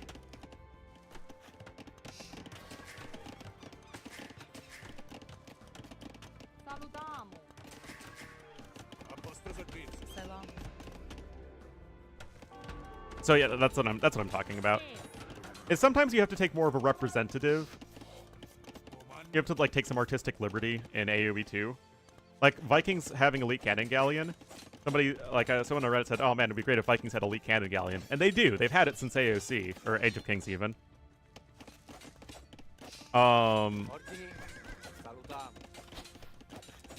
But they're not actual cannon galleons in the Viking Age, right? So they just represent siege ships.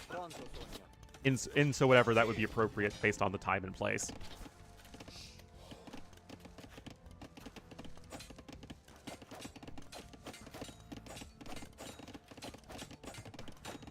And if we want to be super logical, actual camel riders fighting should be exclusive to Berbers and Saracens anyway. Enough on water anymore. Feels bad, man. Anyway, fletching there, still being a bit annoying, but that's a lot of units over here. Remember, Sicilians did just get buffed again. Their units take 40% less bonus damage now. So they're actually pretty good in the Skirm Wars. Which, as everyone knows, is the most important thing to be good at in an AoE 2 civ. That said, that's a much better fight here for El Matador. On camels, too?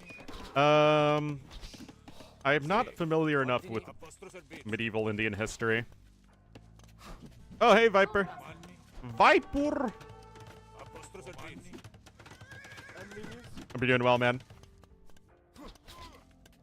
But anyway, Viper viewers, welcome to game number 2 of Midweek Madness. This is the third edition, if you haven't been following it, of a weekly tournament hosted by Daniela and Robo. And I've casted the first 2 editions, and they've been a lot of fun. And Viper is playing in this one, if he didn't tell you guys, which I assume he did. I don't know if he's playing today or tomorrow. Ornlu cooking starts later. Yeah, no cooking stream for me today. That's T-West. Okay, range number 2 coming in here from Classic Pro. But yeah, game number 1 was awesome, guys. It was an hour-long Jurchens versus Hindustanis game on African clearing. That was a fun one.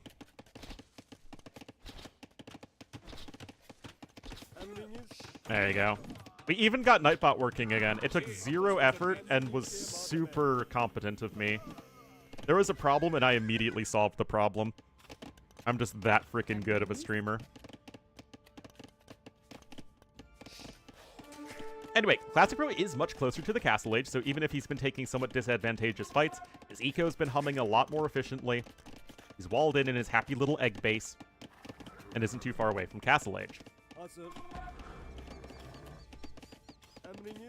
Matador's got a great army, though. It's scouts plus archers. And yet, how much damage can you realistically get done here?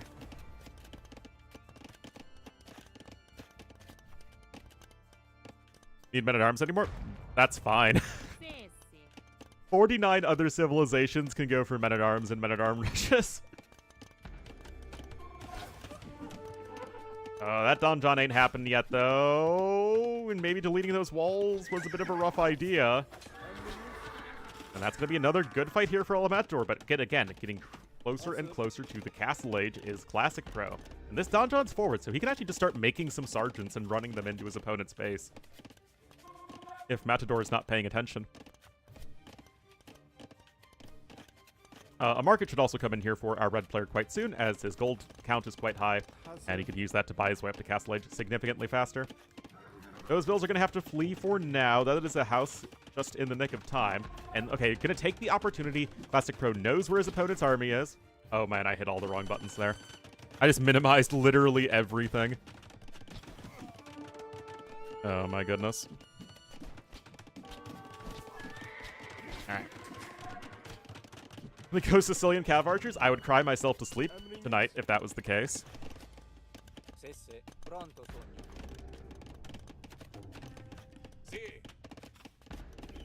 Alright, Castle Age is coming in, and no market usage whatsoever. Or you could just go Skirmishers. Yeah, buddy! Oh man, it's skirmin time. So, what's the next step in the plan, though? Because going skirmishers on 1 TC is a very unexciting mid-game strategy. Even from 2 archery ranges. Yeah, but Sicilian Cav Archers are really freaking bad. I guess in Castle Age they're no different than the Chimera ones, though. You have everything except thumb ring. There's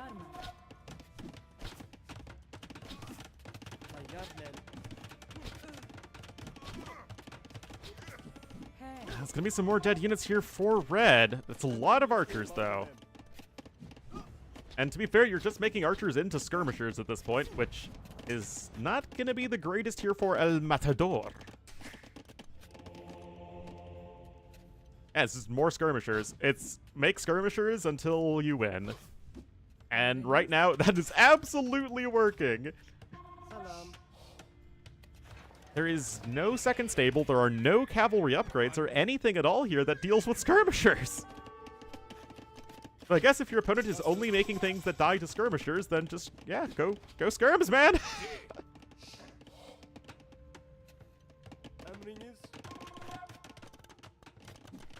Alright.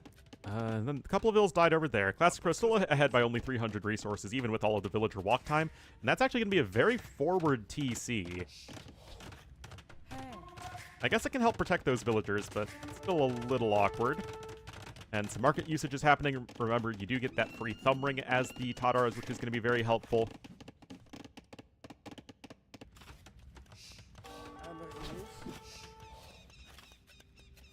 And those skirmishers are still running amok here in the base of El Matador.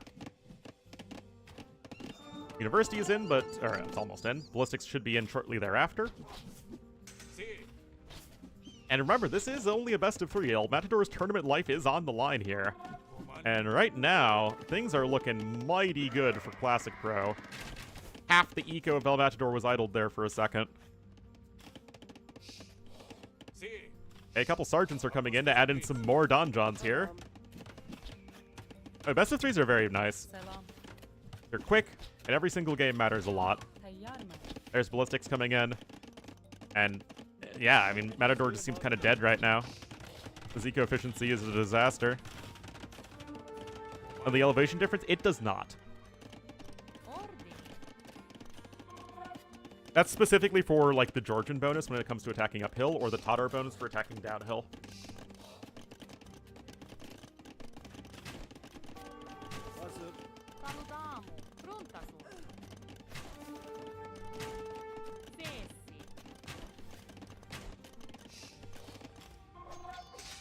Well, Ballistics is in. And Matador is actually ahead overall in the villager KD. It's just his eco is such a disaster behind this. I mean, we went from, what, a few hundred resources difference to 1,200 in just a second? Good fun. I know, it's like you can have a bunch of different land maps and it not just be exactly Arabia. And it can be fun. Who would have thunk? Wow, what an Ibex killer, man. What a jerk. And we were at 10 villager kills apiece. And these skirmishers are fully upgraded as far as Sicilians can get them. And Mangonel is on the way, and like Siege Workshop here on the high ground in the middle of the map is oftentimes a very powerful thing to have.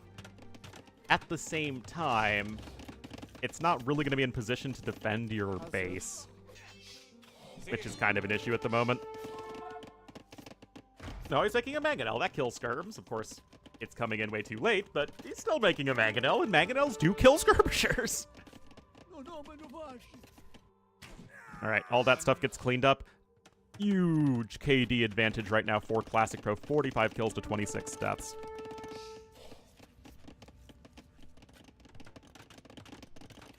All right, looks like it's going to be a bit of a night switch here from Classic Pro. That's actually what I call sunsets. I call it a night switch. Makes me sound super cool and hip in the AoE 2 community. But yeah, a few nights just to snipe the Mangonels. If you can zone out the crossbowmen even a little bit would be gigantic and would likely get the win. But yeah, I know, Earthshaker, normally nothing kills skirmishers, but technically, Mangonels can, in theory, kill skirmishers. I've never seen it actually transpire, but the theory is there.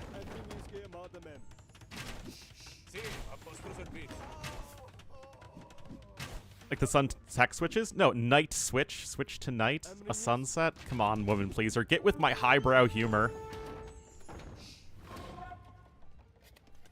3:05 a.m.? I don't think sunset would ever happen then, even if you lived near the North or South Pole.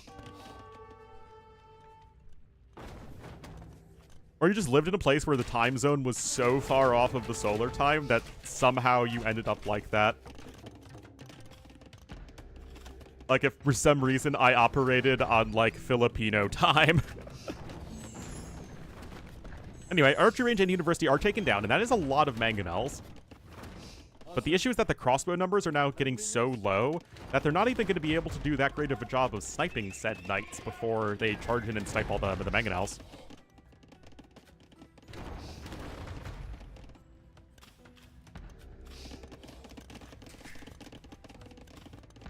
Anyway, more donjons slowly encircling the base here of El Matador. 11 villager lead here for Classic Pro.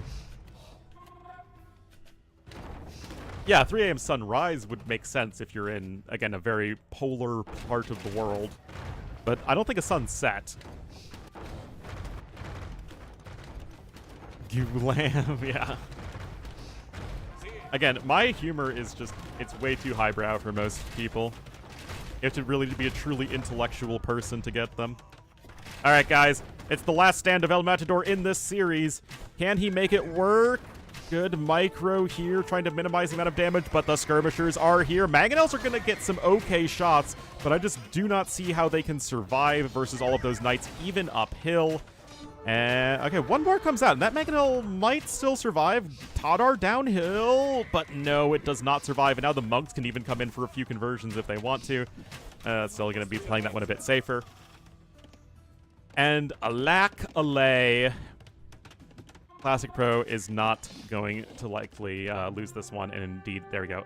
Look at that, 9% difference in eco efficiency. That is enormous. And Classic Pro gets the 2-1 win.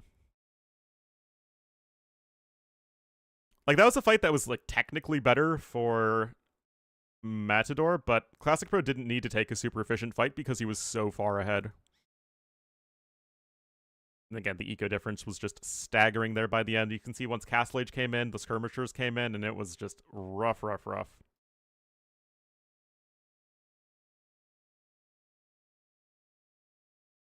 Still a fun series, though.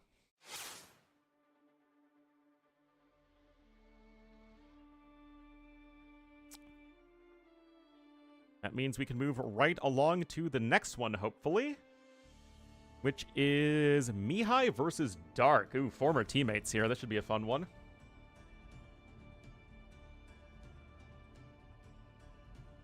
It's Rex?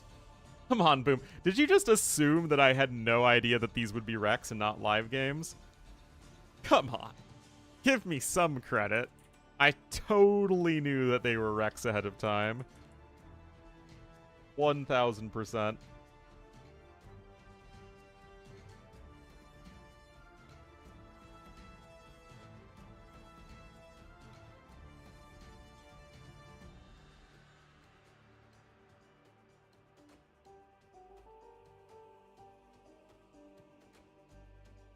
All right, let me update the stream title here as well.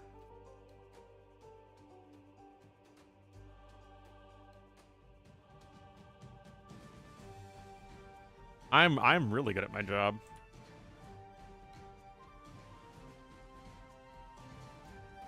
All right, here we go. So hopefully we'll get the update on this one soon enough. In the meantime, we can play some more GeoGuessr.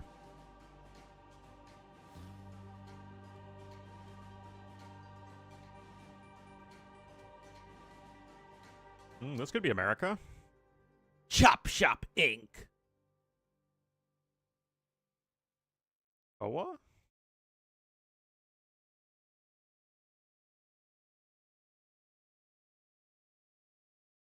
Royal Cleaners? This makes me think Canada, then. We generally don't have anything that says Royal in America. And I think Domino's is in other countries as well. Great Anderson County Fair. I don't know. Do they have counties in Canada? Is that like what they call their sub-state or sub-provincial divisions? I mean, clearly we're in a place called Toccoa.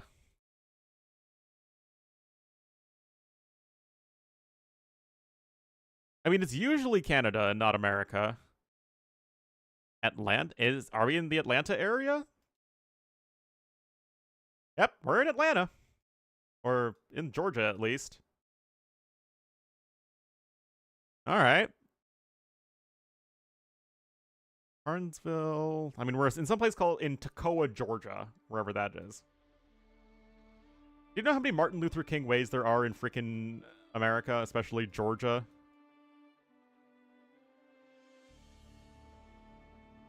Alright, so we should be outside Atlanta. There's 60. Oh, here we are. Wow. That was surprisingly good. We're on a big north-south street here. Right next to the railroad, right? So shouldn't we be, like, exactly right here? Oh, we're one street over. No!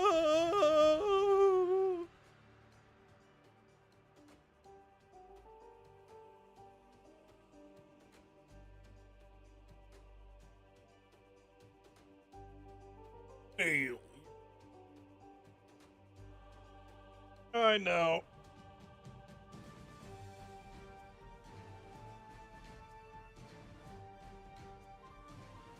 This is just like the middle of nowhere, northeastern Georgia. I mean, Atlanta's still the closest city, but this is still going to be like a good hour and a half, 2 hour drives. I know, I know.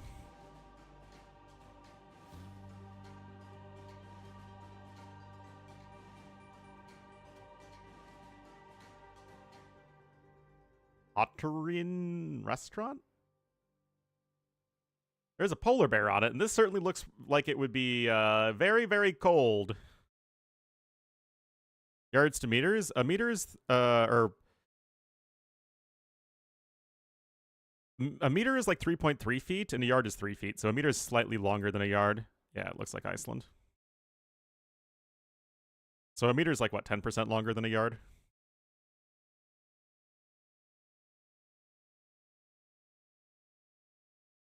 But yeah, Iceland would certainly be my guess here. It looks like there's an ocean fjord to the west. It could be like somewhere around over here.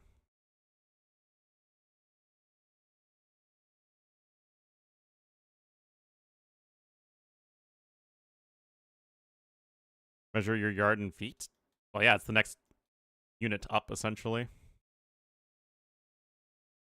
Closer to Reykjavik? I mean, it could be over here. We're in the middle of freaking nowhere.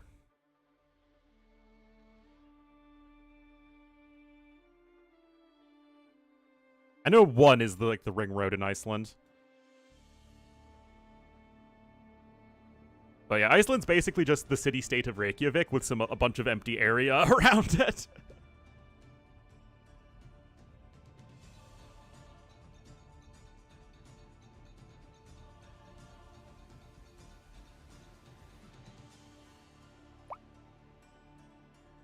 My front yard? I don't know, maybe 12.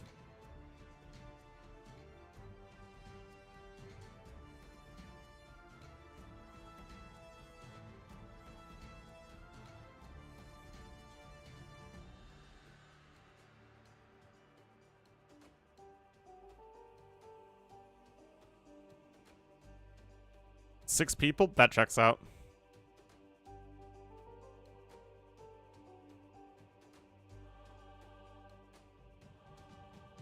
I have no idea.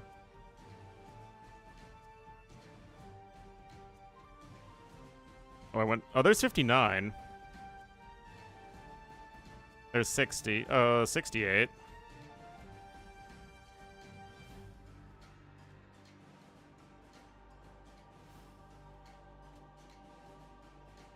Oh, we're so close to 58. Ah! Oh, it was over here.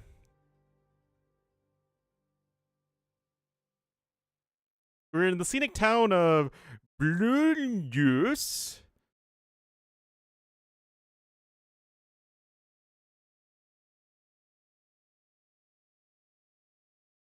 Okay, Rex at 40.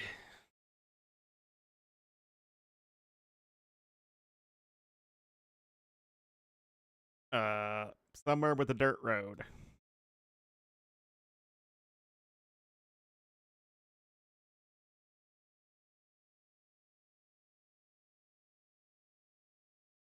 Everyone I've seen so far looks black. So this could be South Africa.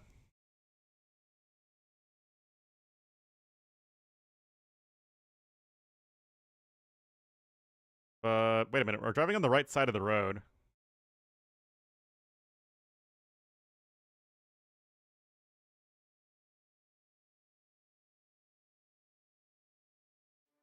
Wait. Right side of the road driving? Again, it looks like it would be Africa. But English as well? Huh?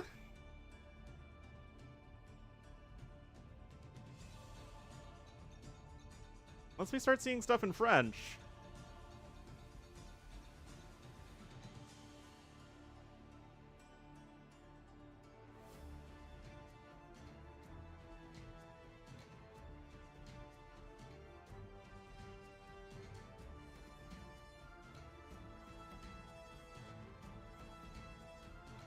No. Traffic is clearly going one way and not then the other.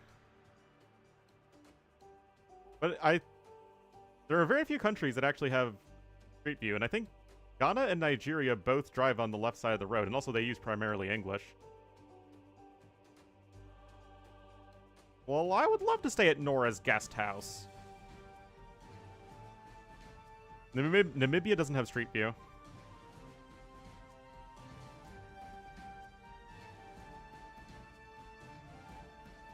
Also, Namibia is nowhere near this green.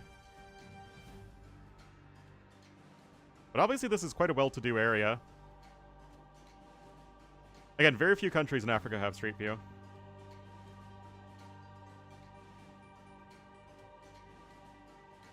But Kenya drives on the left side of the road, doesn't they?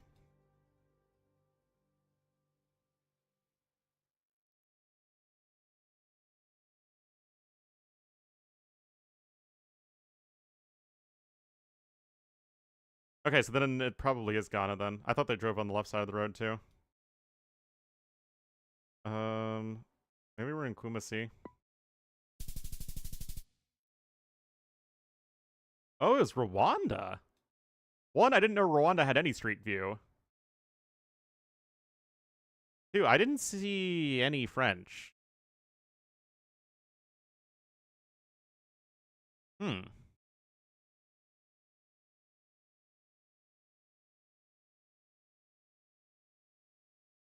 More you learn, guys, the more you learn.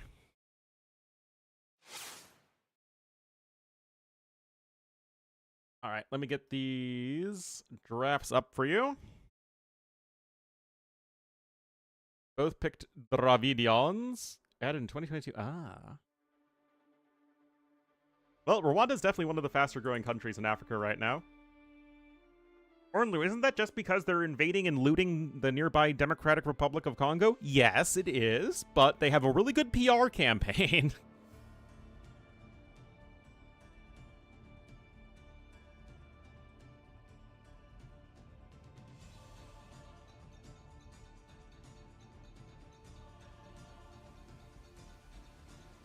Alright, looks like we got the Rex.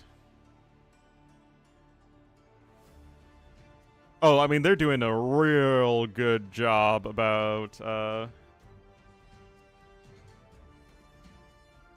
making themselves look like a prosperous up-and-coming country with good governance. And to be fair, it's, I'm sure, pretty good if you're in Rwanda, just really bad if you're their next-door neighbor.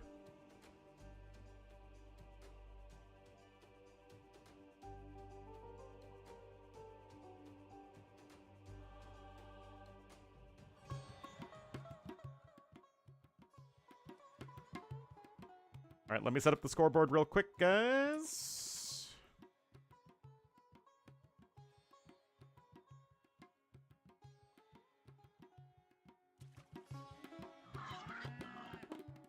When you started out, it's true. All right, everybody, here we are for game number 1. Mineral, they're stealing a lot of raw minerals and rare earth minerals. And they're basically taking over the entire eastern part of the DRC. It's a really complicated and tragic mess. Yeah, Ireland was the one being looted. But to be fair, the cheat code for not having to do any looting and raiding and also getting rich is usually by either having oil or being a tax haven, and Ireland had the latter approach. The America, we just did things the old-fashioned way. Alright guys, Dravidian Mirror here on Northern Isles. We'll have Mihai here in the yellow to the west, and Dark here in the green to the east. Both of these guys are very good, if not somewhat inconsistent players. So this could be a very close set. Or it could be a very one-sided set if one of them isn't playing well today. Anyway, Dark wins this fight. Is the Vil gonna make it there in time? Yes! Lands. That's how we do things here. Old-fashioned way? The old-fashioned way involves a lot of conquering and displacing and killing people and extracting a ton of natural resources. You know, the usual. No, Dark did not random everything. Anyway, it's still just a 3 HP scout. It's not going to do all that much. And having the scout alive isn't that big of a deal, although none of the Ibex were pushed yet. So this actually could end up being a big deal if it somehow makes Mihai struggle in his feudal age time. Also going to abscond with a cow. I mean, Dark isn't pushing in any of his Ibex yet either, but he can always just transport back over and do that in a little bit. That said, Mihai did seem to be getting his extra fishing ship out a little faster. I can, but I can't have them integrated onto the same screen. Part of being a Twitch partner. But, I mean, YouTube hasn't had any comments for a while yet, so... There's only been, like, what, 6 comments? 7 comments all you stream for YouTube? Yeah, definitely not a great start to the game here for Mihai. And this can happen sometimes if you try and go too fast to get your first fishing ships out. Because you can end up getting idle TC time, and then it's kind of like, what's the point of getting the fishing ship out faster? Cat is bugged again? Oh, no, that would never happen. My YouTube chat would never get bugged. Rinse and repeat? I mean, it's a little bit exaggerated, but yeah. That's just lots of death, lots of sadness.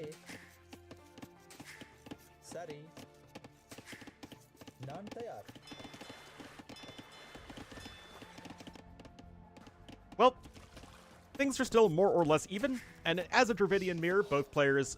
I guess Dravidians are still a flexible enough civ that both players can go for different strategies if they want to. You could see galleys, fire galleys, a forward landing, a fast castle. There are options. So even though it is a mirror matchup, this shouldn't be too bad. In terms of, like, one person just gets ahead and snowballs it because they're doing the exact same thing. A religion because AoE is a video game. Ah, yes, Therasada is the most important part of all. And that's almost a full villager worth of idle TC time. Remember, 25 seconds is how long it takes to train a villager. So if you have a Dark Age where you have 25 seconds idle time or more, that literally could have just been another villager.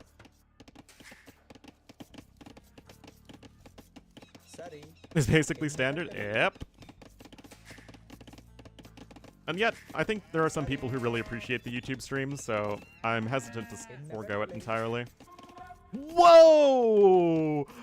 Holy cow! Militia, soon to be Men-at-Arms, and it is going to be a very aggressive approach here for Mihai, whereas Dark could even be trying to go for a fast castle, except he doesn't have enough bills on food for that.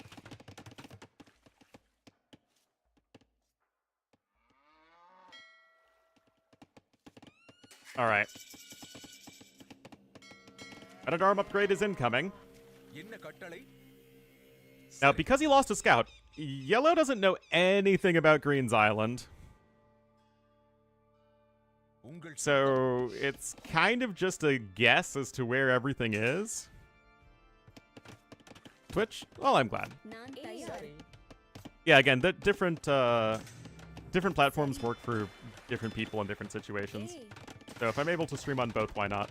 Except I won't stream on Twitch or on Kick. Oh, no Loom! Research in Loom makes your villagers harder to kill. Oh no. Mihai gonna strike right back here. Defensive watchtower is gonna be rushed up. Oh, but Dark is gonna sneak through a villager to finish the dock. That's cute. Double bit axe is on its way. It's already in here for our yellow player. The Discord server open? I mean, I don't look at my Discord server while streaming. Come on, Dark. Come on. They're by your own body. Oh, jeez. You'd lose, you lose one unit and you just die. Alright, guys, look at this. Forward dock in now for Mihai. This is very common. Dark, meanwhile, trying to go with a pure galley approach. Now, this is oftentimes actually okay for the galley player. You lose a villager, yeah, that's not ideal. Yeah, you have a little bit of idle time you didn't want. But look at this, 8 fishing ships right now for Green. That is pretty darn nice. And the one fire galley is likely going to struggle to keep up with the amount of galleys that can drive it away. And that is likely exactly what's going to happen. Actually, it might be not a bad idea to try and just rush down the transport ship.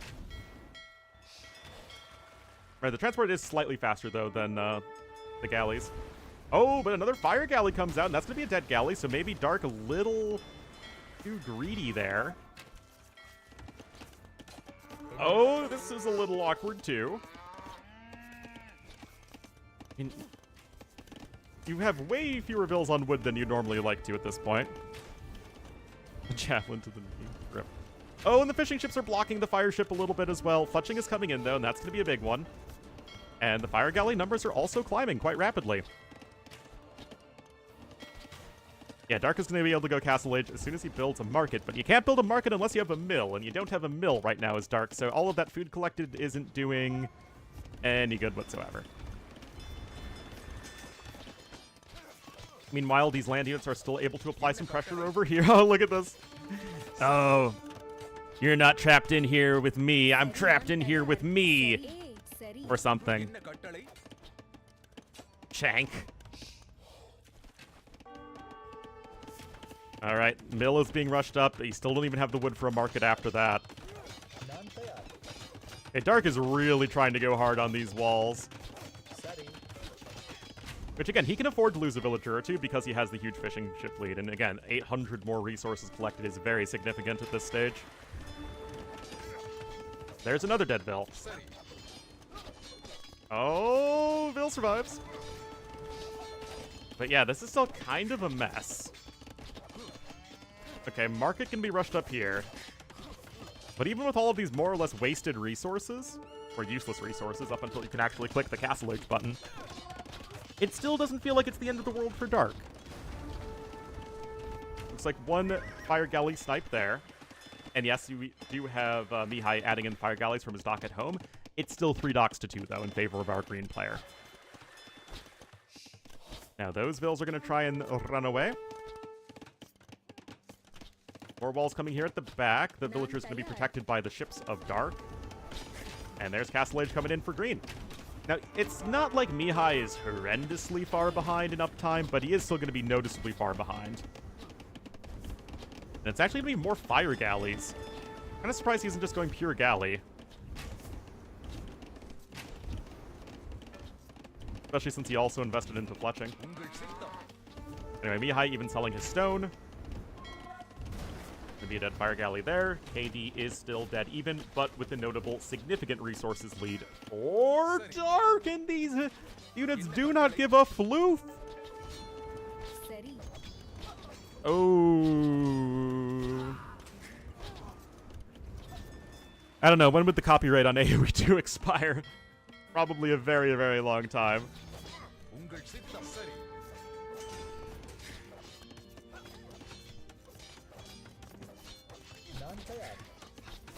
Isn't it something like 80 years after its creation?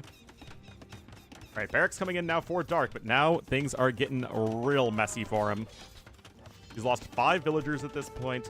Yes, he's faster to Castle Age, but his eco is still kind of a mess. And yes, he's got all these fishing ships, but food doesn't really do him a lot of good right now.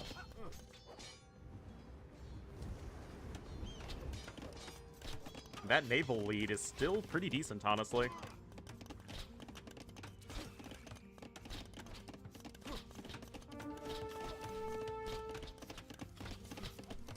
Scale Barding armor coming in, so it looks like it will be for a couple elephants to try and drive away these units.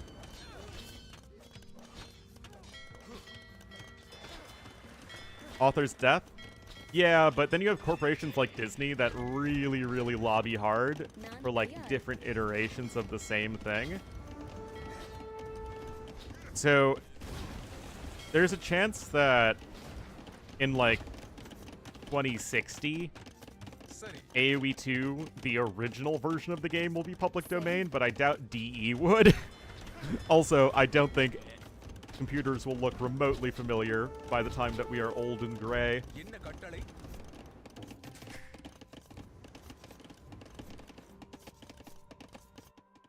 Alright, Castle Age is almost in here for Mihai. Both players still on the 1 TC for now. Chain Barding armor coming here. They're really investing a lot into the elephants. Nevertheless, only 1 fishing ship has gone down so far for Dark. Unlimited? Yeah, I mean, the thing is, I don't think there's no real software that's, like, so old that it would already be coming into the public domain, right? Because it would have to be software from, like, what, the 70s? No, 60s. And what proprietary software from the 60s still exists?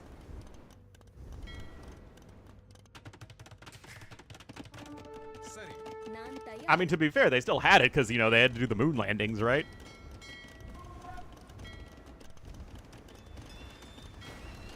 But that's a decent demo ship hit there for Dark. The whole US tax system. I don't think that's proprietary software.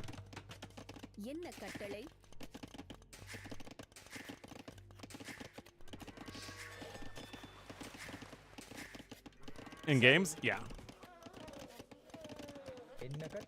Generally speaking, a patent is for, like, an idea, and a copyright is for, like, an actual piece of something. Something more tangible. Something proprietary.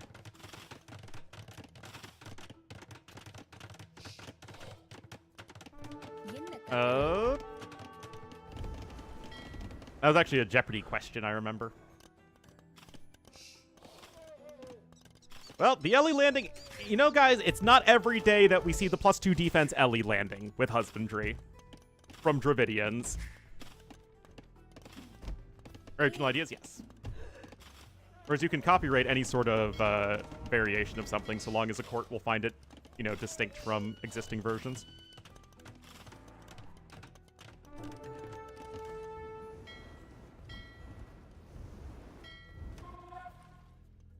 Well, okay, on the one hand, guys, Dark is ahead by 10 villagers, and he's got the army advantage. It's still a little awkward for him at home, though.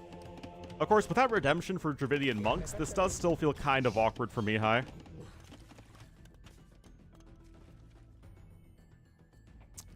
Is very vague? Yes.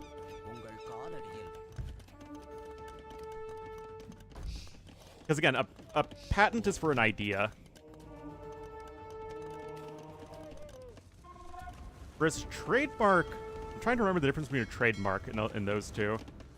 I think a trademark has something to do with, like, branding.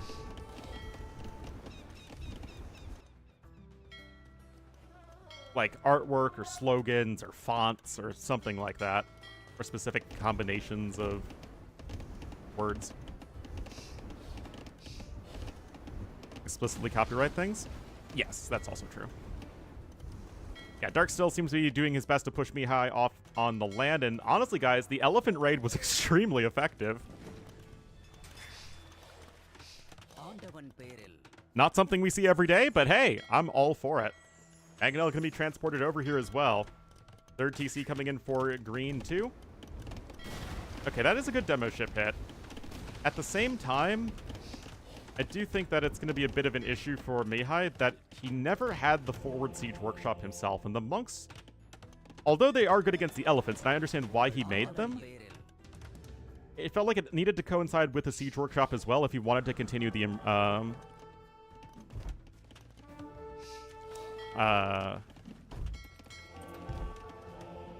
pressure. Yeah, exactly. Or at least they don't expire so long as the entity that holds the trademark exists. I'm pretty sure they expire if the entity that holds them doesn't exist anymore. Up. Elephant does get deleted there. So we're in kind of an interesting situation, which can happen a lot on water maps, where Mihai's very far behind. But he's not dead. He has a presence on his opponent's island, and Dark has no presence on Mihai's island anymore. So there is still something to the concept that Mihai can find a way back into this game.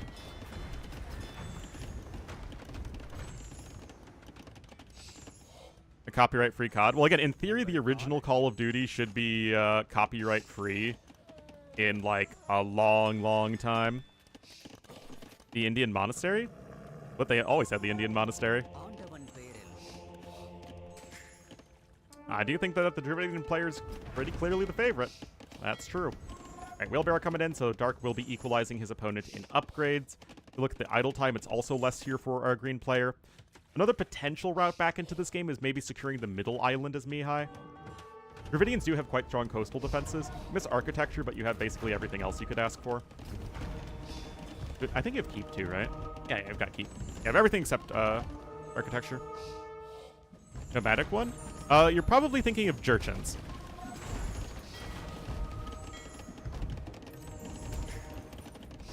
The Dravidians were very much not nomadic.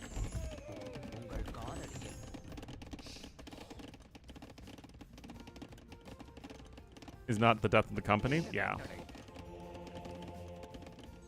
I think it's somewhat similar in America. And another transport coming in, and Mihai's going to try and go for a castle drop. The issue is that Dark already almost has enough stone himself, and he can just buy the last little bit if needed. I mean, but this is what I'm saying, guys. It's a lot of mangonels here. I'm not sold Mihai is totally dead. This obviously needs to work, but I absolutely see a route to this working. Anyway, yeah, here we go. Oh, the attack round there was to go against a foundation from Dark. That was brilliant. But look at this, guys. That foundation is down. Those monks are likely going to get some conversions. Yeah, as long as there's at least one monk per elephant, which is the case. Okay, that's a deletion right there. I don't know, guys. I don't know.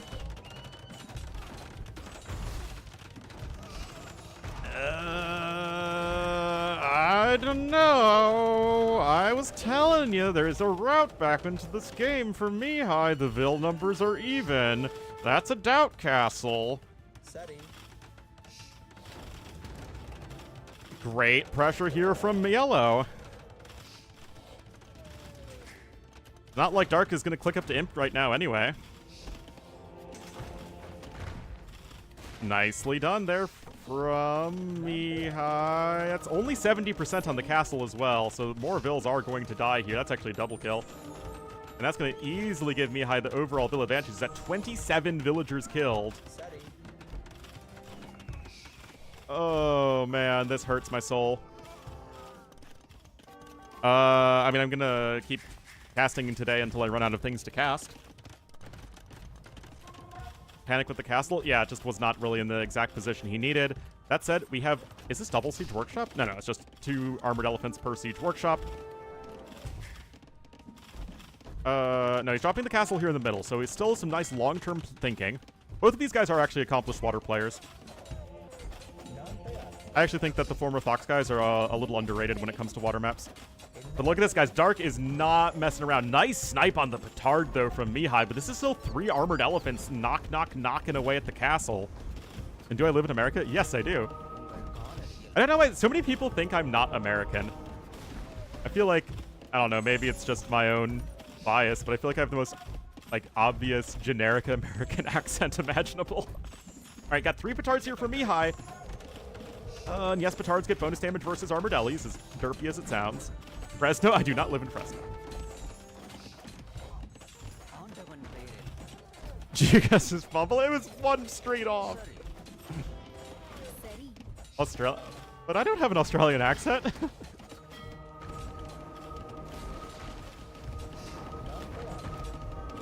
Yeah, America has very generous copyright laws. All right, guys, look at this, though. Dark is doing great here. I seem too polite. I'm from the Midwest. It's literally known for being polite. I look Irish? I actually don't have a drop of Irish blood in me. Although my mother's name is Eileen, but she's not Irish either. All right, Doc's coming in, and guys, Mihai is on his way up. Interesting game.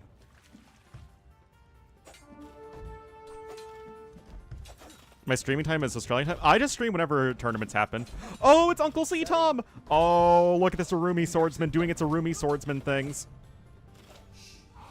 A Canadian name is literally invented by Ensemble. All right, so we're looking at around a minute faster to Imperial Age for Mihai. He's caught right back in terms of resources. He has middle control.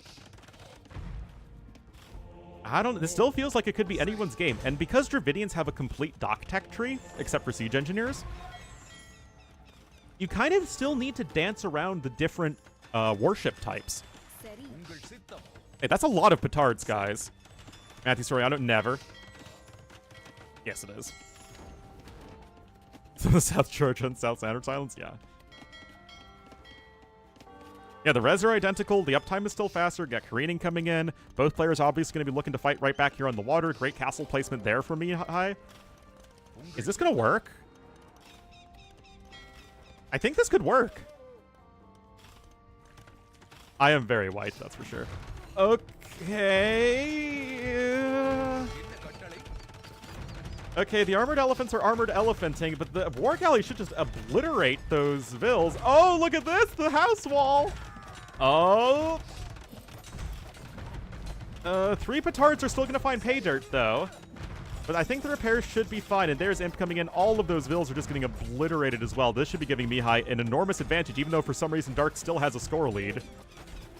For reasons I don't quite understand. Okay, that transport goes down as well. And Dark is actually out of wood. Hold on. Why does he have no wood? I like how the tower literally did nothing as well.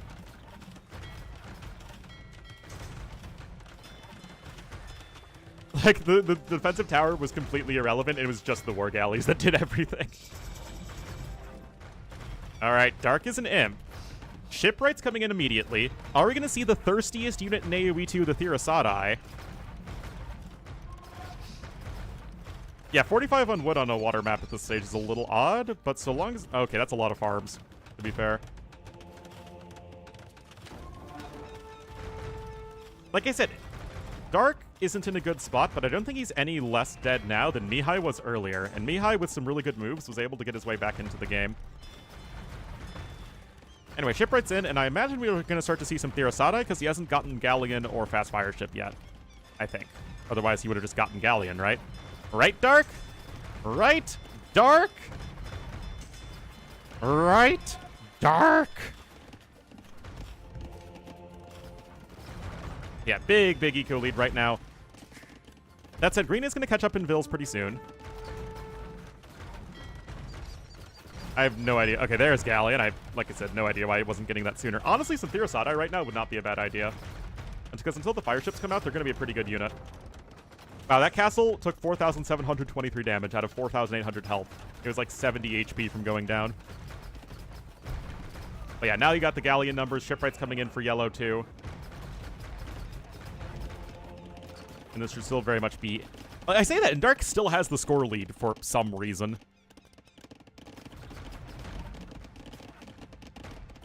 Top score? Magic. Oh, Galleon was denied! Oh, no, that's awkward. Galleon immediately researched again, though, so at least Dark recognizes that fact.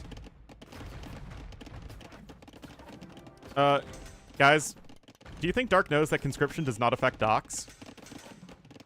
Dark would surely know that conscription doesn't affect docks, right? Because that's literally always been the case since 1999. Right, guys? Right? I'm right. I'm definitely right. Dark knows that. He's just getting conscription because he wants to make more roomy swordsmen. Okay, at least he's getting dry dock now. Vils has her, but it doesn't work on those either.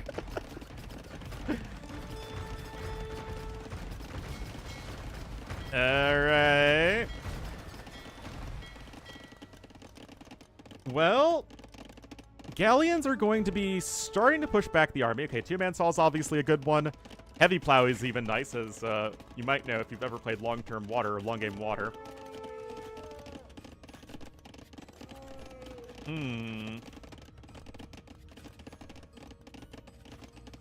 Well, let's see, guys. Mangoes? It doesn't work on siege workshops either. No, conscription does work on castle. Conscription, guys, very explicitly just affects castles and then the three main production buildings: barracks, archery range, stable. That's it. Oh, it also does affect creposts and donjons. Alright, ballistics is now in. But two-man saw is going to be nice. Heavy plow is going to be nice in a wood game. And of course, you still have the middle control as Mihai, so things are still looking good for him. Yeah, 5 elite cannon galleons are out. No siege engineers, though, for Dravidians, unfortunately. That's it. Dark has a big navy.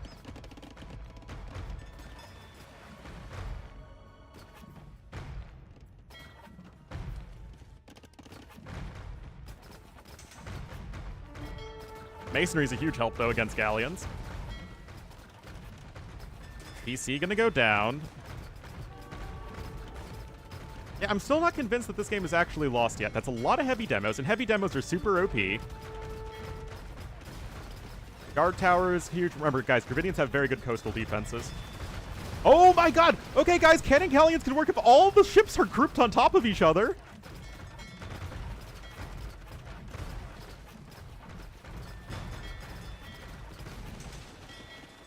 And thinks he has shipyards.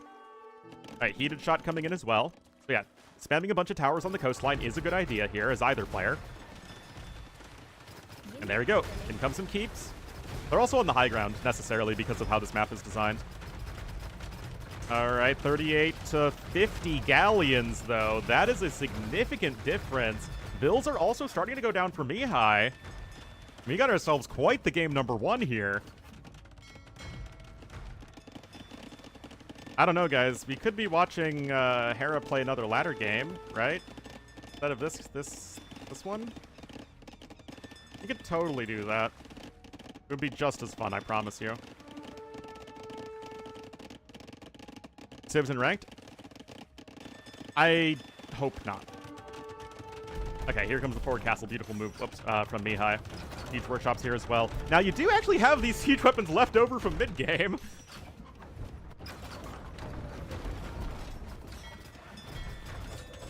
I think it could just be a separate Chronicles ladder, which I think would also be a very bad idea, but would be at least be non-intrusive, like a having the Chronicles civs in ranked.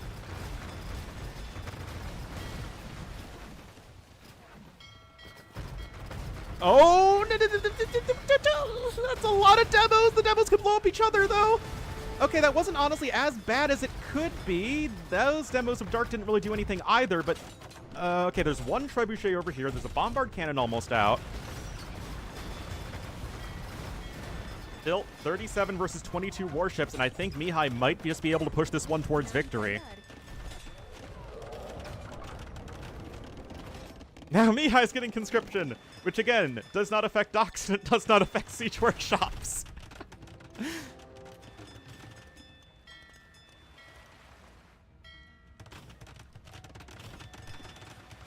Oh, 3K civs would be a thing? Well, I mean, unfortunately, I have a decent track record of guessing what Microsoft does.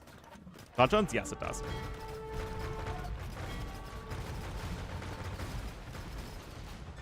Making trebs? No, guys, are you ready for the value of conscription? Look at this. This Arumi swordsman, look at that. Look at that, guys. That Arumi swordsman made 33% faster. All right, great micro here, of course, from Mihai, as we would expect. And right now, there really isn't much of a leg to stand on at this point as Dark.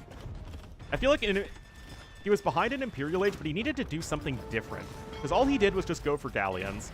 And that's what Mihai was already doing. So it felt like, honestly, going for the Therosadai to take some hyper-efficient fights before you can translate or transition into your own units might have been a bit better. Like, it's still a rough situation, but what Mihai was able to do in Castle Age was take a really bad situation, do something a bit out there, more creative with the castle drop, kill 30 villagers, and that was his way back into the game. Dark just wasn't really doing that sort of move that would have that comeback potential. Anyway, this is just going to be a very efficient fight for Mihai. He has a way larger navy. Oh my god, it's Arumi fighting. Ungursitom.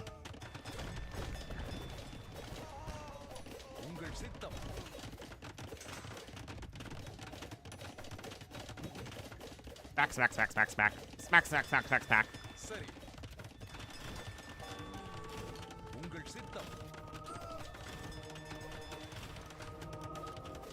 The licorice whip. I like that. We lost more. It doesn't matter because Mihai has a way better eco and way better map position than his opponent. And there's the GG called from Dark. And that was actually a really good game number 1. You can see both players made sort of a similar distribution of ships, but Mihai simply had the better eco after the big Castle Age raid. You can see that, you know, it was only around here once things started to switch. And even in early Imperial Age, Dark did have a chance, but Mihai continued to take good fights and was able to pressure with his 1 minute faster Imperial Age time. And yeah, just a good, solid game number 1. Landing was very nice. Good stuff.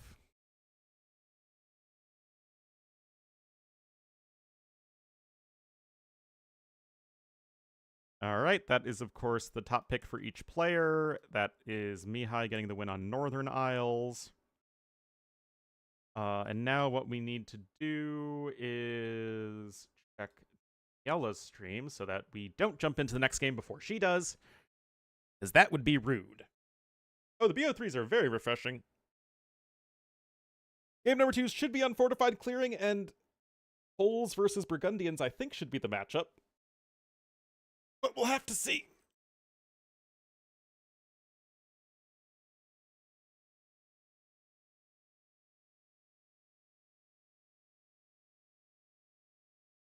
140 people. I mean, we all spend a lot of, like, all the casters spend a lot of time doing this.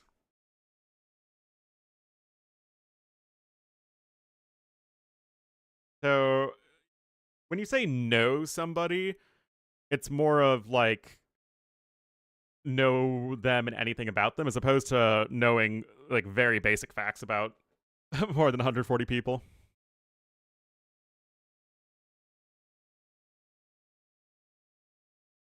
All right.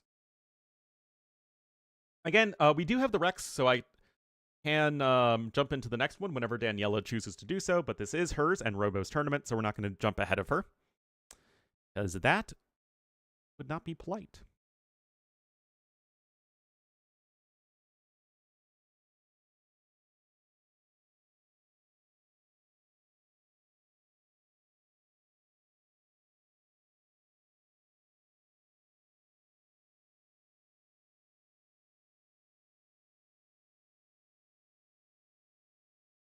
Organize it. Yeah, this has been a lot of fun. Good settings, just little weekly tournament. The standard maps work so long as you mix them up. The Civ settings work again so long as you mix them up.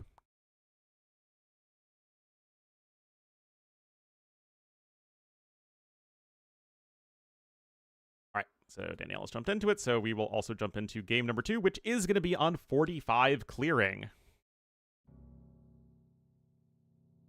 Oh, yeah, for sure.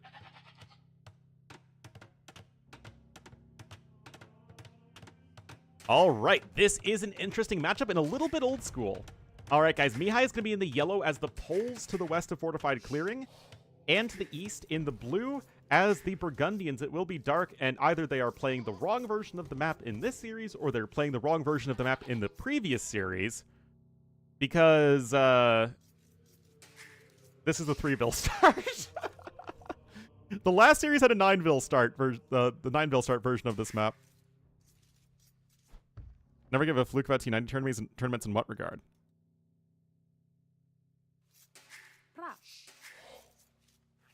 I like how there's just this random extra tile of stone wall that these players sometimes spawn with. Maybe high school? Well, it's at least we're playing on newer maps, right? So it's still a different enough setting that made it different than last week, which was all AOC civs and AOC maps. Don't hiss at me, Komodo Dragon. Jerk. Oh, I've never seen the bleed UI yet. What does it look like? Because it shows now if your unit is, like, taking damage over time. If it's got that dot.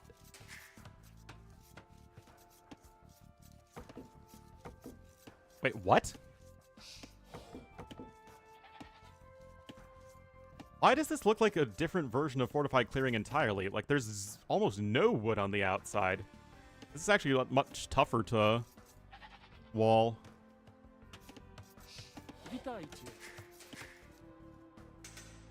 Yeah, Liao Daos inflict the bleed damage. Rules change? Yeah, it's interesting. Anyway, guys, I needed to take a quick break, so enjoy watching the scout here from Mihai.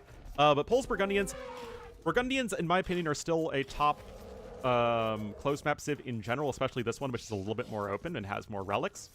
But in my mind, Poles should shoot right back up to the top now post-buff. Remember, it's like basically a 25% increase in their food collection from the full Verk solo. This should be interesting.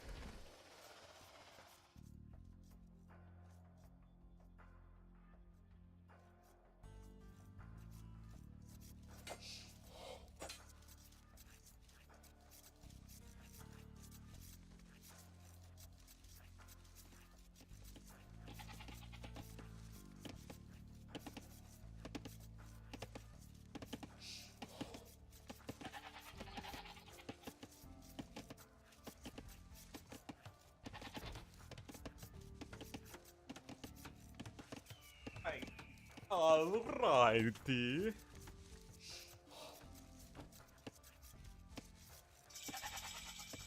What's up? Tower rush time? Well, this is what polls do very well. And in general, I like the idea of trushing Burgundians. Like, anytime I can get a Burgundians player to not just go light cav into boom, it feels like a bit of a win, honestly. Tempest Rising. Never heard of it. But I've also never played Command and Conquer. Also, I think this stuff is misplaced slightly. What you want is you want everything to be exactly one tile away from the TC. That way, villagers can pop out in whichever direction you want.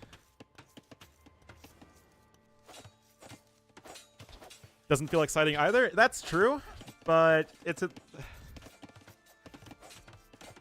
Anything you can do to deny it. You can also start to level up your pole eco. It could put you in the pole position in the game. No map specifically designed? No, it's not worth doing for a little weekly thing.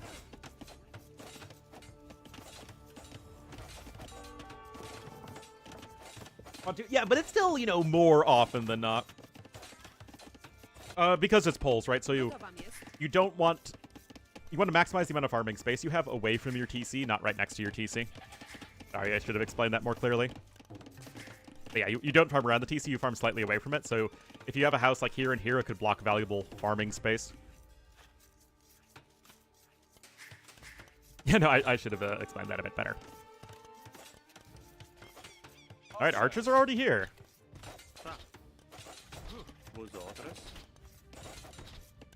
And still 38 seconds to feudal age. These palisades are quite weak.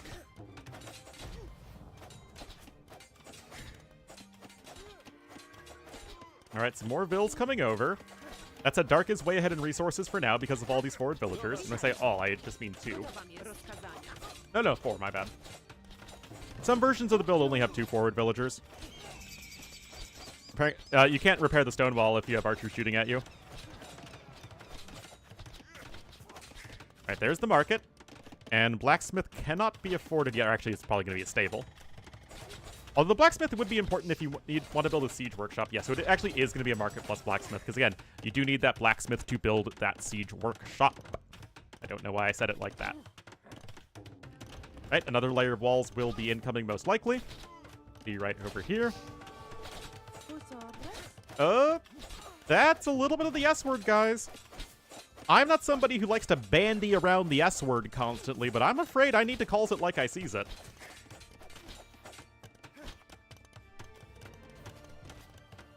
No, Dark did not random his subs.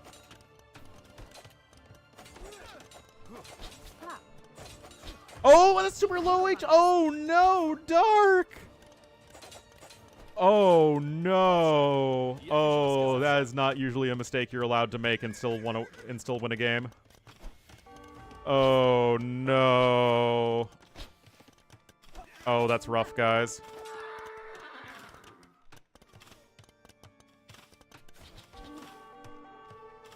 I guess there's a stable coming in. But if you delay your opponent's castle age, it's usually fine for the guy who's tower rushing. So getting 6 villager kills. And you get a free win? Yep. I mean, it's also something that poles are good at doing in general, right? Because you get the gold from the stone.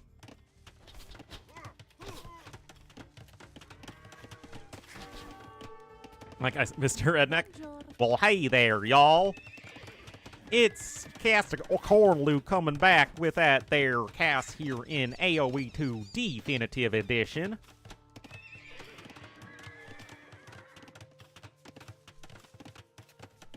Gold is probably bad. I mean, so long as he can just make a few archers, that's all you need. Alright, Castle Age is in, but this is obviously a terrible position for Dark. He is behind by 11 villagers right now. He does not have his Castle Age eco upgrades yet. For one guy, it's probably fine.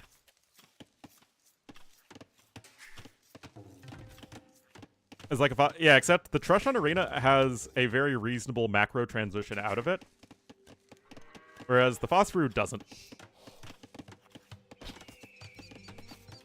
Yeah, but Dark doesn't have the stone he needs for another TC, so like the only way you're ever catching back up to this economically is if you can get another TC down.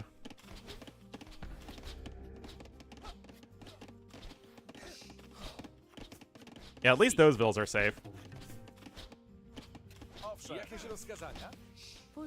That's at least something of a win. And Dark is going to at least start mining some stone again. Mihai's going to really start to pull ahead Nico. You can see the flip has already happened, where Mihai is going to be now getting well ahead in terms of resources. Yeah, Civs like Malayan Cumans and Poles even can just trush and just be fine with it most of the time.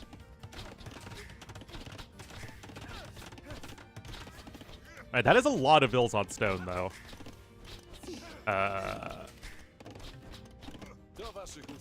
Alright, Castle Age coming in here for Mihai.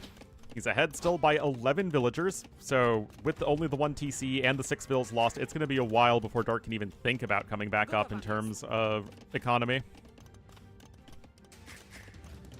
Yeah, somewhere in the world, Nilly just got a twitch in his stomach, and he doesn't quite know why. Okay, he is selling the stone, but this still is a little awkward still. It's like, where is Dark going in this game? Because you're still open in your base. You can see the stables coming in, which I like a lot from Mihai. CD is a good decision. Personally, I'd prefer a VHS cassette, but, you know. That's my personal opinion.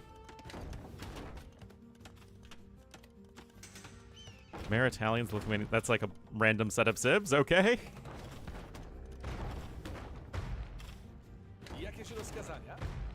Alright, so it's all going to come down to the micro here. At the very least, though, you are going to start to force those villagers away. The stable's fantastic, though, because there's literally nothing here, as that stable was completely unused. Goes up very fast? Yeah, I guess it is a civs that go up fast, but still, I like the other civs we mentioned a bit more. The 14 palm tree civs. Oh, danger close, but the starting scout is going to get the kill there and another. Oh, no! Oh, no!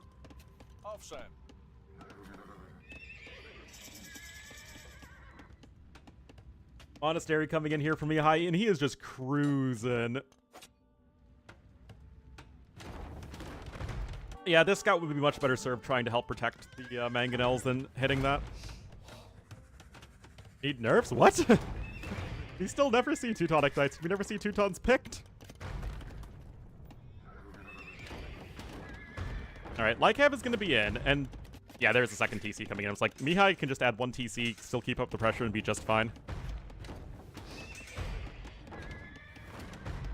Those are some cute quick balls, though.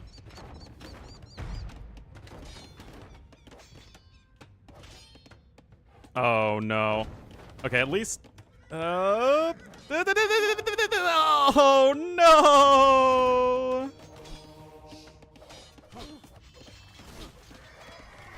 Oh, no.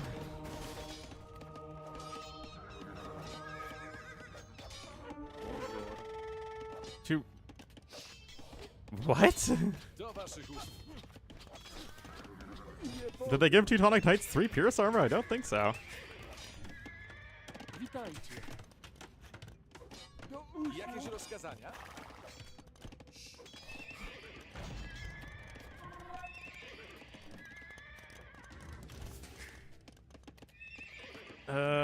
Second stable's trying to come in, but this just feels really rough, guys.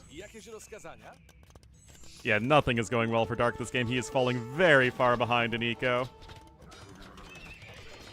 Trying to get another stable out. Oh, no.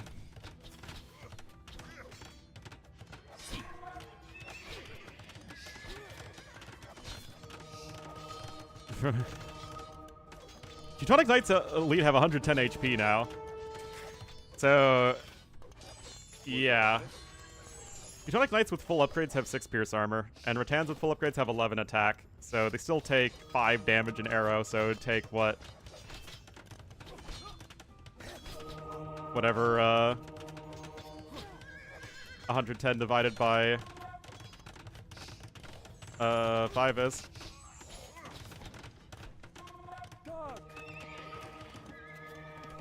So, I mean, that's still a lot, but considering how much slower Teutonic Knights are than Rattan Archers. Knights? I don't know, it's just what somebody said. Well, you don't see Teutons picked in Age of Empires anymore. If I ever pick Teutons when you can play Burgundians. Especially Poles now. Oh, math is very hard for people named Ornlu.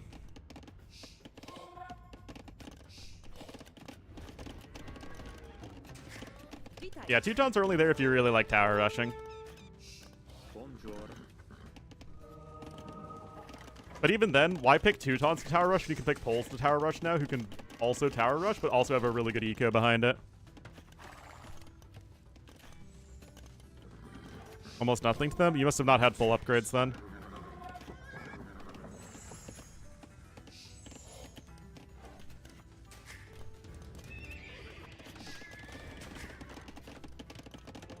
Rattans are also way easier to mass than Teutonic Knights. I mean, there isn't even much of a wood line left at this point. Low levels, that is true.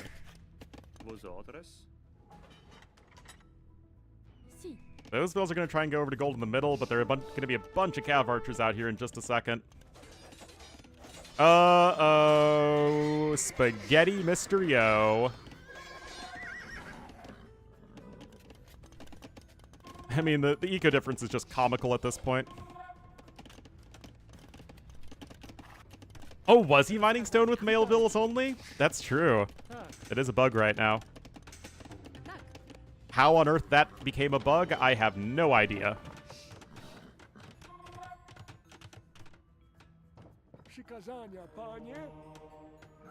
Are they stupid? Yeah, they're stupid. That's why.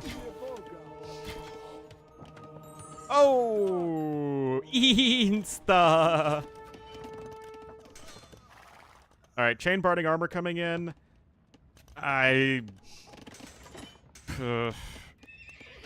Yeah, I don't really see this one, guys.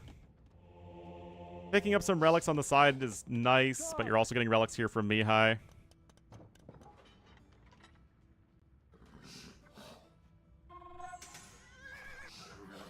Yeah, I mean, the score lead is gigantic. This is... everything's going well for Mihai. There's a 5,000 resources lead. Holy cow.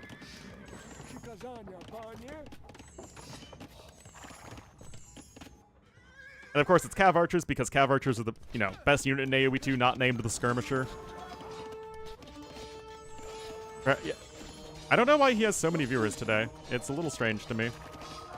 Well, that was terrible. Okay, to be fair, guys, that was a terrible fight for Mihai.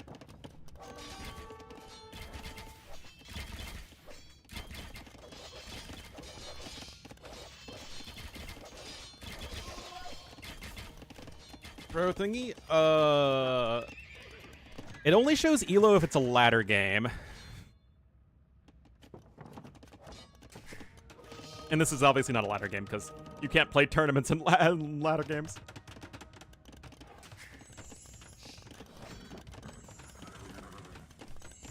If it's live? Oh, yeah, that's it. Anyway, third relic now coming in. Actually, never mind. He's got these relics at the south as well. He's going to be on 5 relics in just a second. Yeah, that's true. We can't see Elo. It's my bad. Yeah, basically, Mihai just needs to make any sort of semi-reasonable army, and with his faster Imperial Age time, he will win the video game. It's like, right now, the resources difference is like one player starting in Deathmatch, the other player starting in RM. Not actually, but it can kind of feel like that. They're at least starting with Attila 5 resources. Anyway, Imp is on the way. Rito fan? I mean, isn't everybody a Tato fan? Are there such people as non-Tato fans? I don't think so. Okay, that's another random monk that dies.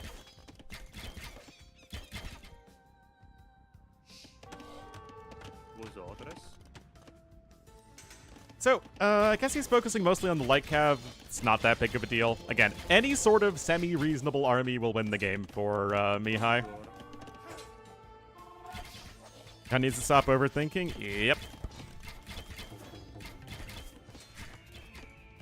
He also feels a little out of practice. Delete his if you tap a Vil. Just like the Romans.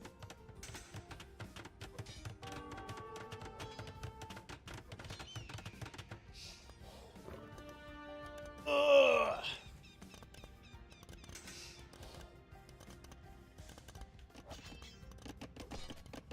All right.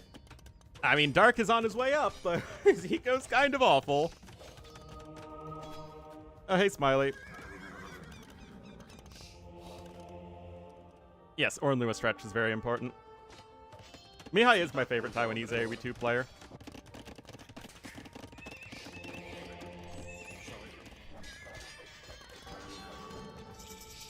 Drop a forward wonder, yeah. Basically.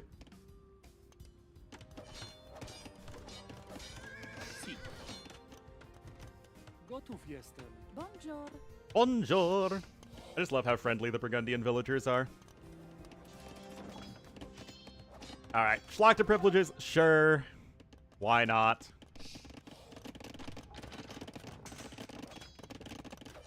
Schlachter privileges falls under the category of any semi-reasonable unit composition that will win Mihai the game.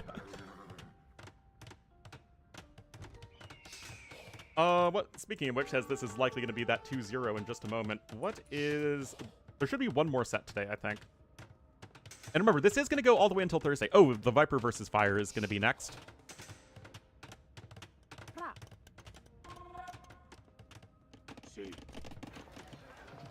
Capram, sure. On their elos? I have no idea, but they're both top 20 players at minimum. Yeah, Viper versus Fire could be a very one-sided set. Yeah, I mean, considering how long Fire's been around as well, I would be very curious to know the head-to-head.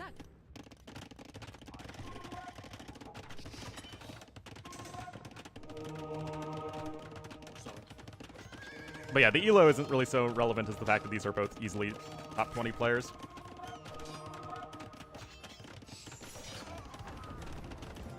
Mihai's just having the better day today. And he will get the 2-0 win. Viper has been largely on vacation recently, so he hasn't been super active. Yeah, well done there for Mihai. He gets the win against his former teammate. Mihai is clearly the foxier player today.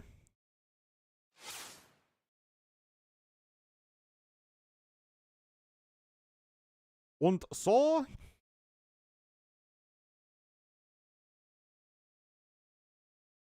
That is going to be the third series done and dusted. The last series is also going to be Rex today, guys, so it will be Viper versus Fire.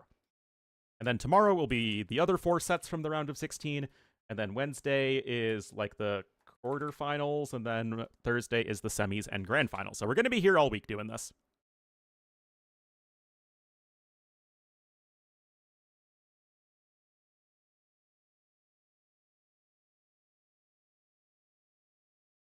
Rage Force and Foster when 1v1 than actual content? I mean, that is content, right? People enjoy that sort of thing.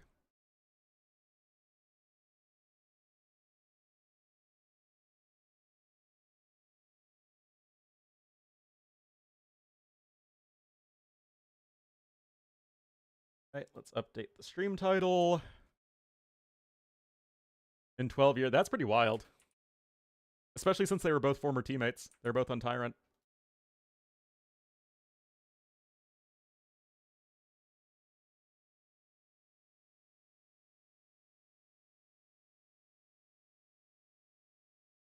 Brexit odds. Oh no. But yeah, I mean, I would say that Liquipedia for any older tournament, like, the further you get back in AoE history, the less exhaustive the Liquipedia database is going to be.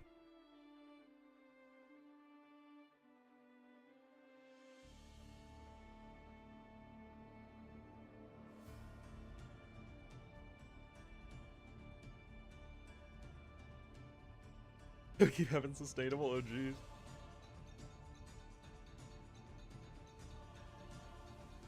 Well, yeah, hasn't he been doing the F1re stuff since he came back from vacation?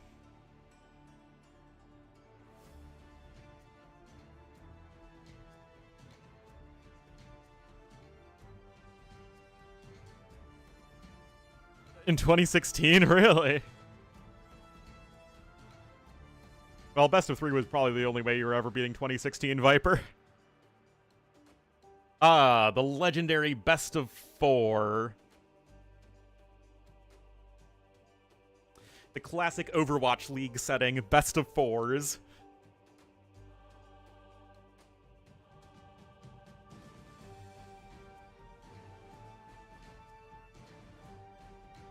All right, so we're just gonna be waiting on the drafts and the recs from Robo. So hopefully he'll get us to those, pretty soon.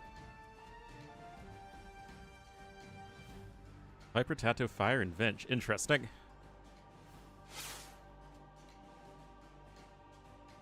Yeah, settings today are way more streamlined than they used to be. All right, we can't get our 20k, is usually my benchmark because we got Africa'd. We got Rwanda'd, man.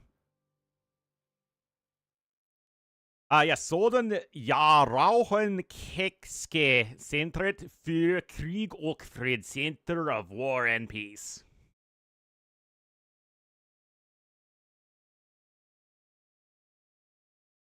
All right, something Germanic.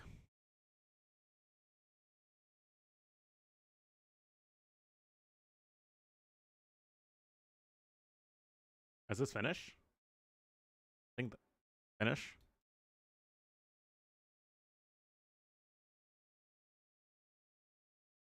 Latin Jyväskylä. That does feel Finnish.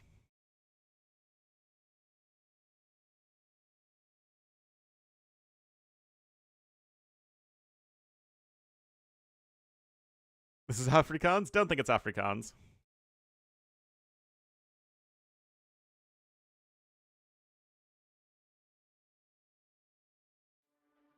Good old Lund University.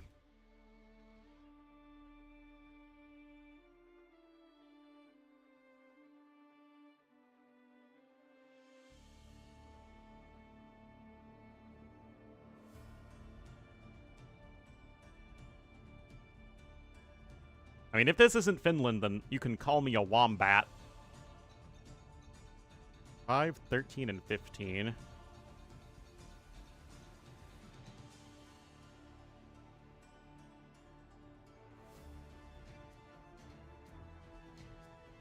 Here's 5.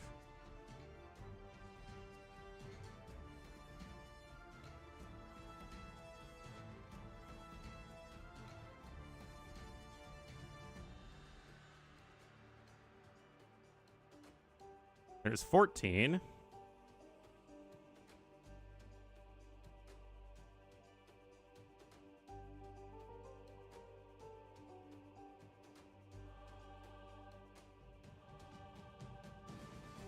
Oh, there's Jyväskylä.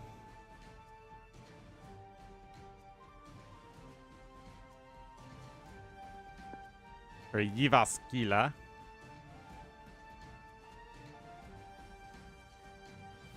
Yeah, somewhere around there. I guess over here. Mikkeli. During World War II, Mikkeli served as the headquarters for the Finnish army, and today it's the headquarters. Its headquarters museum preserves that history. The more you learn. Well, other than us getting wrecked by Rwanda, we did pretty well.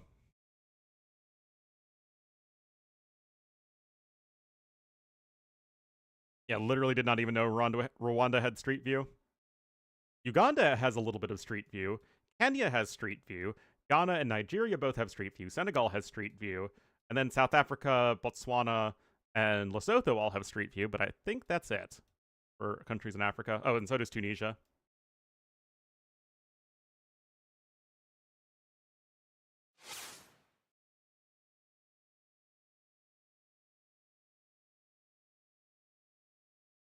Oh, is Namibia here as well?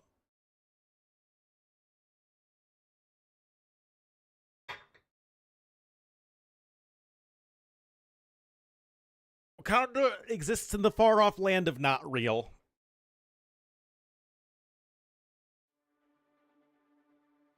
Wrecked by Rwanda? No, it's the name of the modern conflict in Eastern DRC. Wait, are they playing live?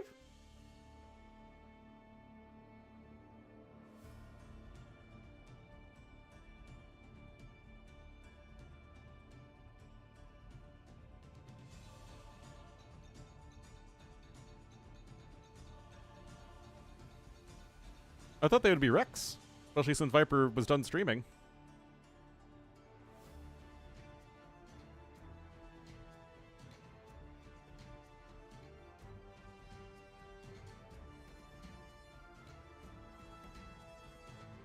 Interesting.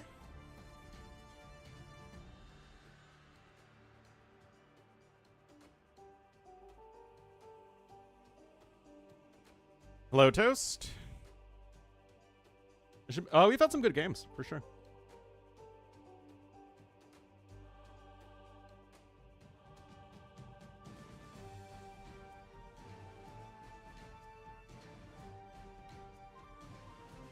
So washed.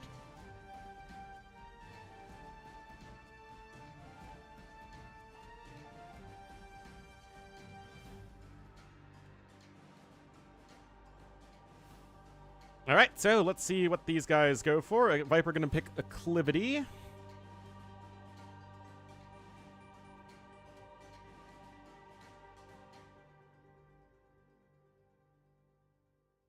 Fire gonna pick. He's gonna pick Northern Isles. Of course, Fire gonna go with the water map. And Fortified Clearing.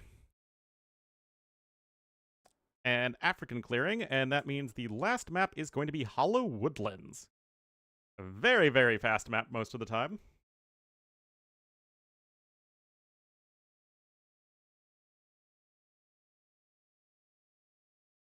And hello, Norther. You're whelmed? You better be whelmed.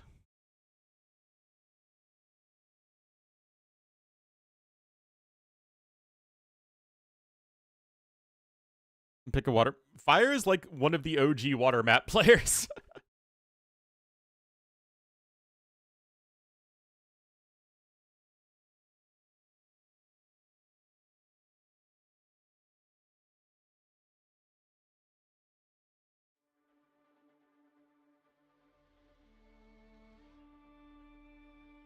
Yeah, Fire was probably the best non-Viper water player on Voobly. Maybe Tato near the end of Voobly time frame. No, it's not an ACCM crowning exercise.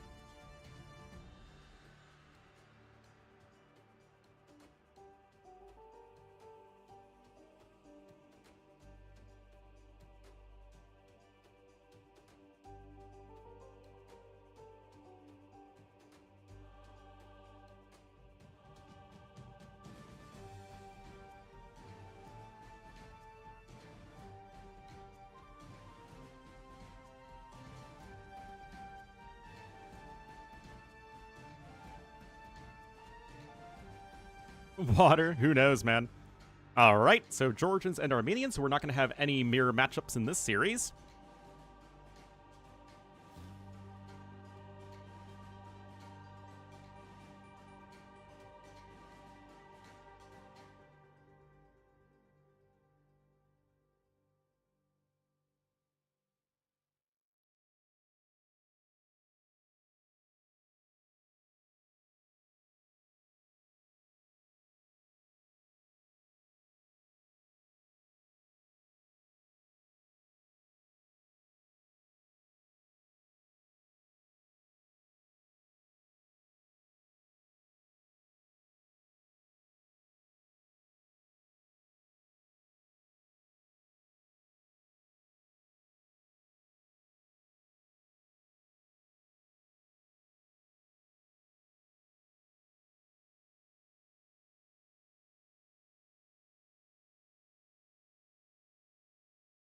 feature for, but we literally just saw 4 to 5 clearing. It was the last game. It was literally the last game. All right, so drafting is done. Game number 1 is on Hollowed Woodland, so that feels like a good opportunity here for Gurjaras or Way, maybe, for fire. Then you pick the other one on Acclivity, and then go Armenians on the water map. I think that makes a lot of sense. As to would I prefer Gurjaras or Way on Hollowed Woodlands versus Acclivity? I don't really know. They're both pretty good aggressive civs. I think I might like Gurjaras a bit more on the more aggressive map, though. Especially now that Camel Scouts are really good. And for Viper, probably Georgians / Hindustanis on the 2 land maps. It feels pretty interchangeable as to where you want to play them, though. And then Bengalis for Northern Isles. That makes the most of the sense.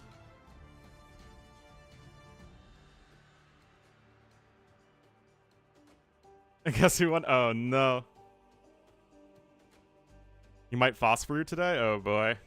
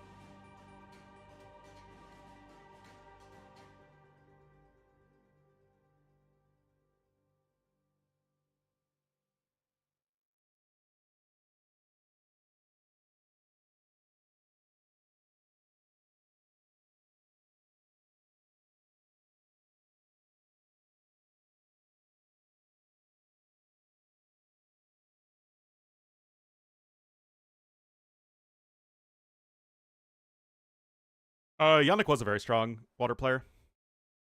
Yannick was known for being a water player, in fact. I don't really ever associate Pact with water maps.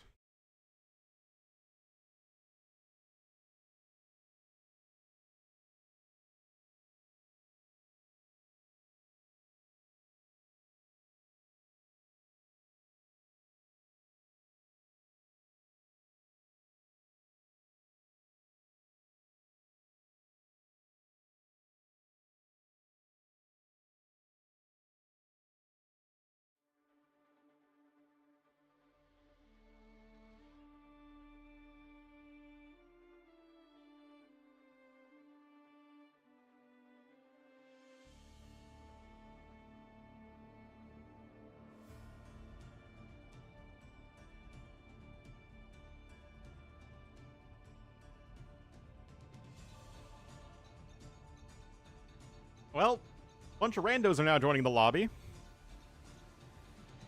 Finding jobs while sleeping? Yep.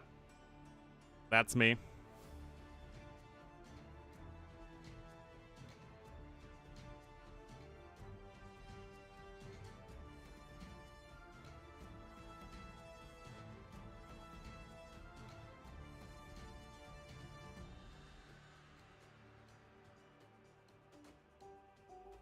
I know. I've really been looking for jobs recently, but I think August is a really bad hiring month, isn't it?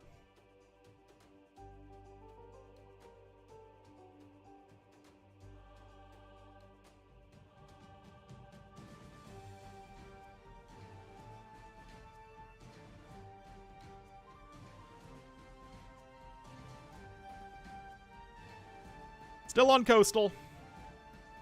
Still on Coastal.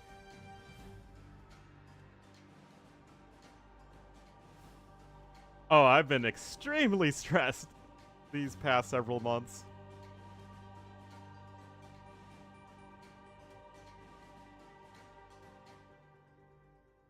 Especially because I've applied to how many jobs now?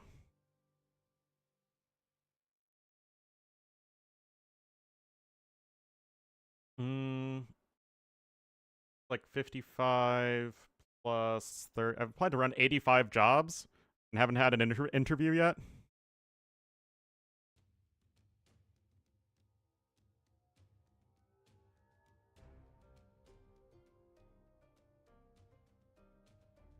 All right, they have started the game. So in a minute 41, we will be getting into game number 1 in our final series of the day. Well, it's not, yep, that's what I keep on being told. But as I don't know exactly when that will happen, it's just stressful. Anyway, Earthshaker82, thank you so much for the sub. Welcome to the Wolfpack, and enjoy the beauty, glory, and majesty of Ornlu, Wolf, and friends.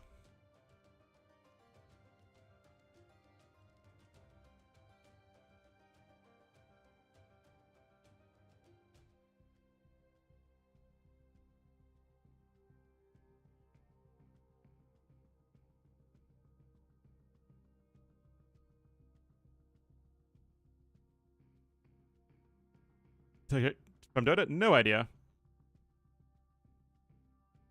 I haven't looked for the Java, no.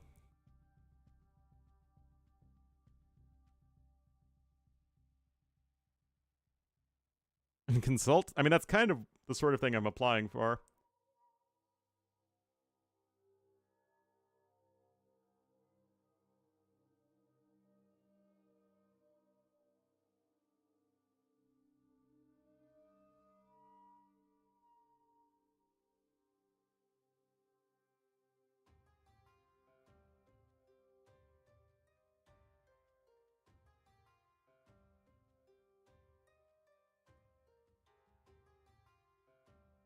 Something for me.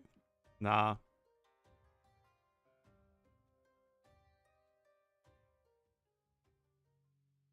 I don't know. The thing is, like, all these jobs ask for a very specific experience, which I don't have. But again, that's all fairly common these days. I'm certainly not alone in my struggles.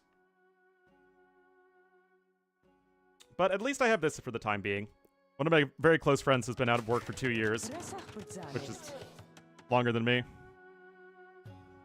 I do my own thing? I am doing my own thing. I'm literally doing my own thing right now. But yes, at least I have this in the IT, but I don't do IT. My degree is in international affairs with a concentration in Asia. Like, I went to a very fancy, elitist East Coast private university, so I kind of need a good job that's going to help pay for the student loans I accrued going to that very prestigious and expensive university. So it's not like I have, again, my experience is just going to be a bit different than a lot of people, especially online, who seems to really skew towards the tech industry, which makes sense. Anyway, we're going to be here in the red as the Gurjaras, to the east of the map, and to the west in the yellow as the Georgians. It will be Viper. So, indeed, we're going to be going with Gurjaras on the more aggressive map. I like this. Viper going to be playing Georgians, which is just fine. I mean, I think Georgians and Hindustanis are more or less interchangeable between this and Acclivity. So, let's see how this is going to work. It is a 3-ville start, so in theory, the 3-ville start should be even better because you have more goats to put in. Yeah, exactly. Like, if I'm gonna apply for a job and get a job, it needs to be significantly better than my current job, which is basically a minimum wage job.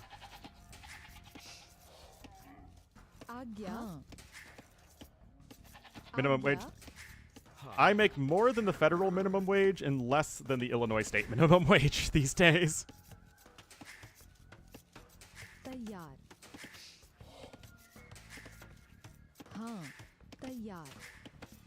Well, and I also love doing this, right? Whereas if I got another job that was, again, basically the same thing, even if I still lived with my family, I wouldn't be very happy at all.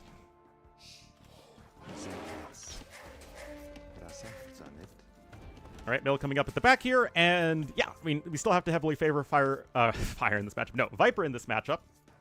But Viper hasn't been super active recently, so we'll have to see what form he's going to be looking like here. Lumber camp coming up here at the back. Of course, you do get that mule cart for free as Georgians, which is really helpful. But as far as Civ strength or Civ matchup, yes, it is a camel Civ versus a cav Civ, so on paper, that always feels a little good for Gujaras.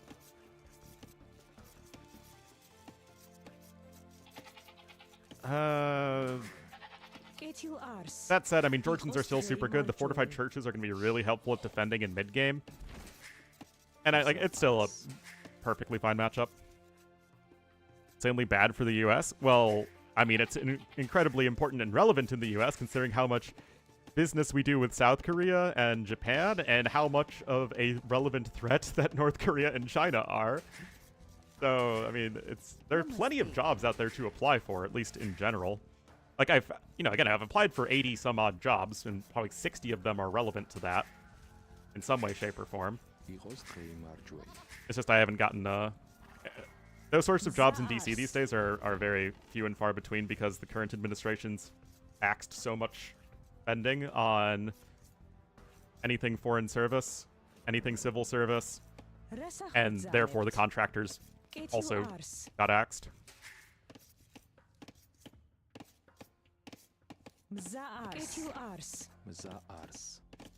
Isn't a threat to the US?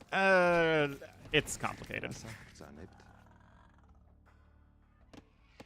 No, but I've seen applications or like recruiting stuff for ICE, and like, I don't want to end up like Mr. Mackey, guys. I'm not going to do that just to get my nut. You're above that here, in theory at least.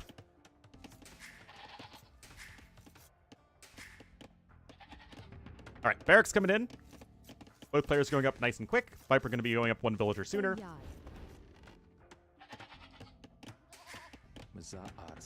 Still likely just going to be a scout opening on each side, but I'll be curious to see if we're going to see the newly buffed Camel Scout in action, because remember, your Jaras are a lot better in the early game now. You have 100 extra food sitting under your TC. Camel Scouts, they have one more attack, they train faster, and were they given another buff? I don't remember. Government positions like that. So the way it works is, to enter the State Department itself, yes, there's basically a civil service exam you take. But I'm looking for basically the private sector, because I want a degree of separation between myself and the government when possible. I feel like that would be better insulated against the whims of firing and hiring that would exist as the political party changes in Washington. And yes, they do often pay better. What? TC's hit stuff now. Like Viper could have gotten at least some solid damage there.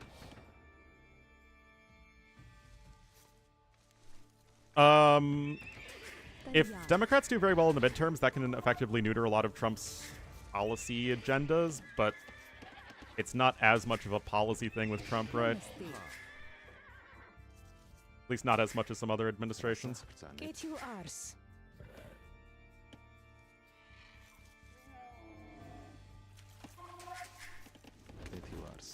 Also, Democrats are, like, famously terrible at actually winning elections.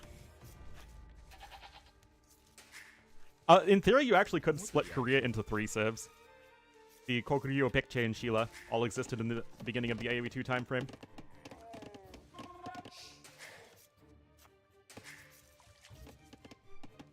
Anyway, Viper is, 6 seconds ahead in the villagers, nothing that drastic. Horse Collar is actually going to be in for both players, so not able to... Actually, no, Viper has actually seeded all of his farms with Horse Collar. Still a very peaceful thing. Peaceful game so far. You can see Fire is actually still a little ahead in resources, which is nifty. How are Democrats doing these days? Very poorly. As is tradition.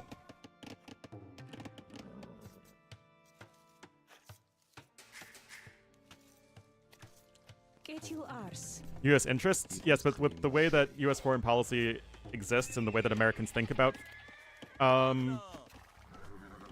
foreign policy, especially at the government level, is that a threat to U.S. interests is a threat to America itself. Because, you know, global leader and all that.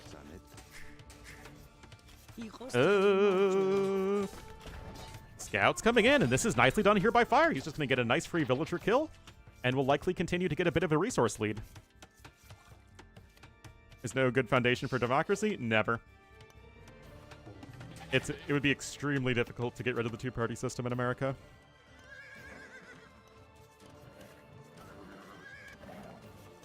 Don't get me wrong, I don't like it, but it's kind of difficult. Anyway, this is where the Camel Scout comes in, guys. It is just really freaking good at killing these Scout Cavalry. And Georgian HP regeneration is not exactly going to be very impressive when it comes to being able to deal with the power of the Camel Scout. That said, Viper does get a kill there. He pulls back the weak Scout Cav, and in a good 10 minutes or so, they'll be back to full HP. Meanwhile, F1re going to continue to build up his defenses at the front of his base, and he is going to be going with the approach with Gurjaras that does not keep the goats in the mill, and will just be taking them regularly at this stage. To America, again, American politicians and officials and think tanks generally think that anything that would decrease America's relative influence in what we consider an important or relevant region as a threat to America. That's how we would consider China's expansion into the South China Sea to be a threat to America, because it threatens American interests there, and American allies, aka the Philippines, and to a lesser degree, Malaysia. Get your arse. But again, it's complicated.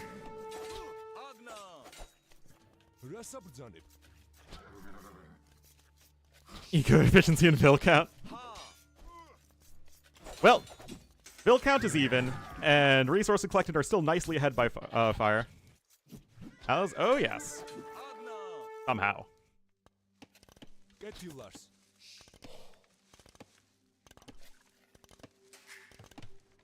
I'll trump every... I don't think that is necessarily incorrect, but I'm telling you that's not at all how most Americans think about it, especially Americans who think about the foreign policy sphere at all.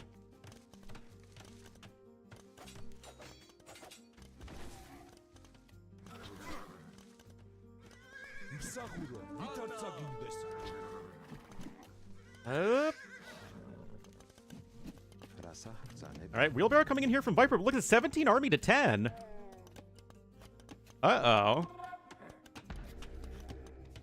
Okay, defensive tower is coming in for Viper. But guys, F1re has been playing better than Viper this game.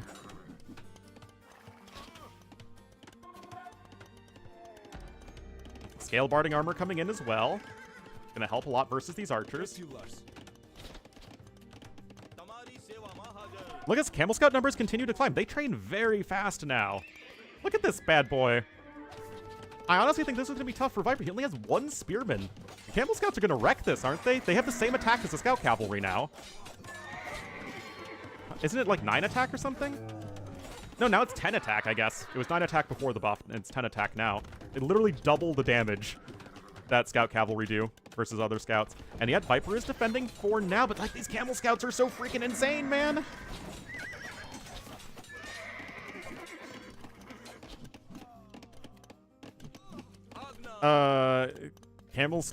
Scout plus Scarab. I mean, Camel Scouts are still very expensive to get going, but I think Gurjaras are going to be a very common pick in extended feudal age maps like this one because they are so good in this extended feudal age situation, as Camel Scouts now are very, very good.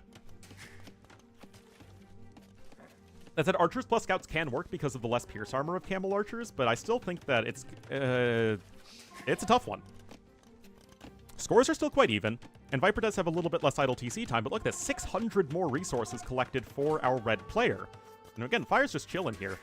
Gurjaras have no eco bonus at this point, so I still think that they're not going to be the best div in, like, you know, a Castle Age transition, but Camel Scouts are strong enough that they can just play that extended feudal age quite effectively.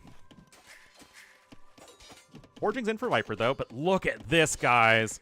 Castle Age is on the way here for F1re. He sold his stone, and that's going to be a nice win for the guy who doesn't have to build a defensive tower because he's been the one dictating the engagement so far.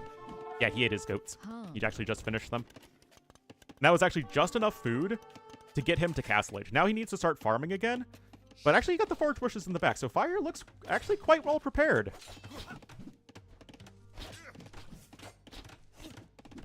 I actually like this.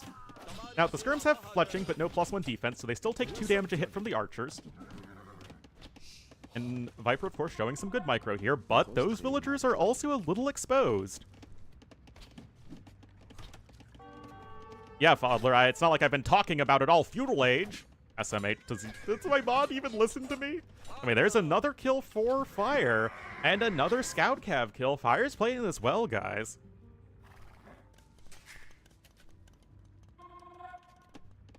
Alright, Viper clicks up 2. He's not dead. But you can see these marginal advantages have really added up over time in favor of Fire. Now he can go crossbow plus camel, which in general is a very strong army composition against a cavalry civ like Georgians. Yeah, you guys are jerks, man.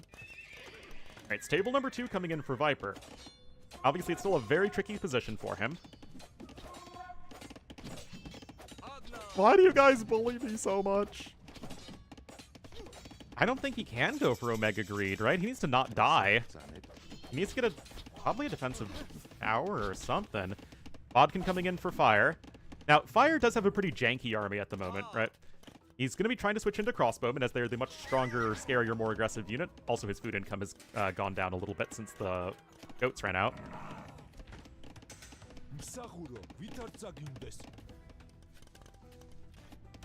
And because he sold the stone, it's not like Fire is going to be able to add any extra TCs just yet. But yeah, like I said, Georgians are still a very powerful civ. The fortified churches are going to be huge for the eco and to get the defenses down against any sort of pressure coming in from Fire. Still, for those who thought this series would be a one-sided bop in favor of Viper, I have not seen any evidence that that is going to be the case here. As this game is simply going to march on. Fire just doing some damage at the extremities of Viper's economy. Still nothing, you know, too long-term, though. Crossbow and Bodkin coming in for him. Double Stable Knight is on the way.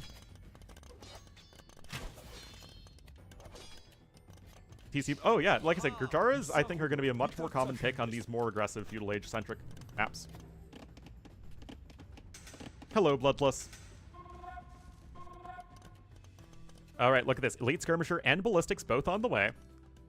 So we might be able to get to that legendary matchup of Skirm v Skirm in the near future, because what's going to happen is Viper's going to see the Skirms with the +2 defense and realize, oh crap, I need something that kills Skirmishers. And then he's going to go for his own Skirmishers.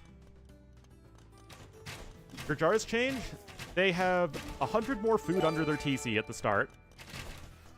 The Forge Bushes have 175 food on each of them now, instead of 125, so 100 more total, so you can delay your farming better. The Camel Scouts are with 1 more attack, so they have 5 attack now instead of 4. And they train, like, in half the time. It's an insane train speed buff. I don't know if there are any other changes. But yeah, Gurjara early game has been buffed quite heavily. Which is where they were struggling a lot, so I think that those were certainly well-targeted changes for the Civ. Anyway, Mangudai Enjoyer, thank you for gifting this up to Bloodless, as Bloodless is now part of the Wolf Pack, whether he likes it or not. Now, Viper going to look for his own counterattack here. Both players still on the 1 TC, but the Fortified Church is going to be a huge boost to Viper's economy. That said, he needs it, because he's behind by 900 resources right now, and is still having his bills idled a little bit.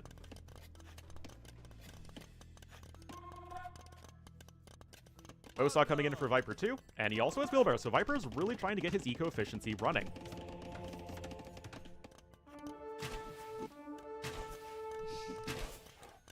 Cost nerf? I don't know. Ooh, look at this. Fire gonna try and come in with a TC at the back, but not deleting his walls to make sure Knights don't run around and, you know, wreck his wood line, so that is a good move from him there. And these Skirmishers are basically fully upgraded at this point. And they're going to start to pick off several more crossbowmen. The Magyar Hussar got buffed, which I don't think actually changes anything except make Magyars even better in post-imp, where they're already insane. I was not a fan of those changes at all. Like, it literally does not change the dynamics of Magyars at all until late game. Build the siege from the workshop too. And I do think churches are very tough to push. Market and University coming in here from Viper. And he is starting to gather some stone. Rip that monk.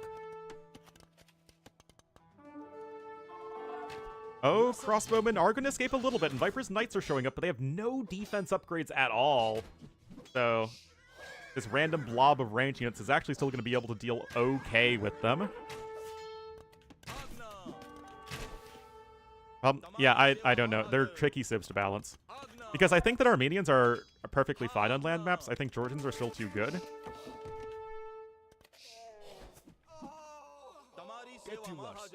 But again, Georgians need to be nerfed in the context of a bunch of other civs getting nerfed, and I don't know if that's happening.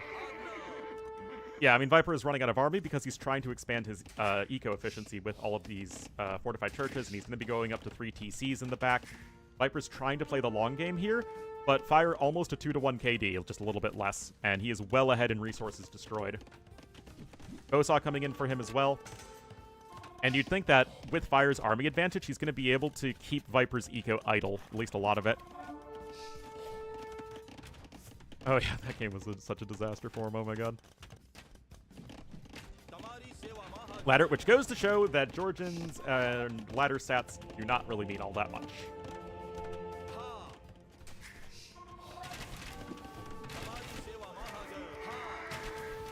Because Georgians are picked all the time in tournaments. Super Camel Chakram? I still think Spawn Towers, Monospa, and Halbs are probably your best bet. But yeah, obviously your Jars are still fundamentally a Camel Civ versus a Cav Civ.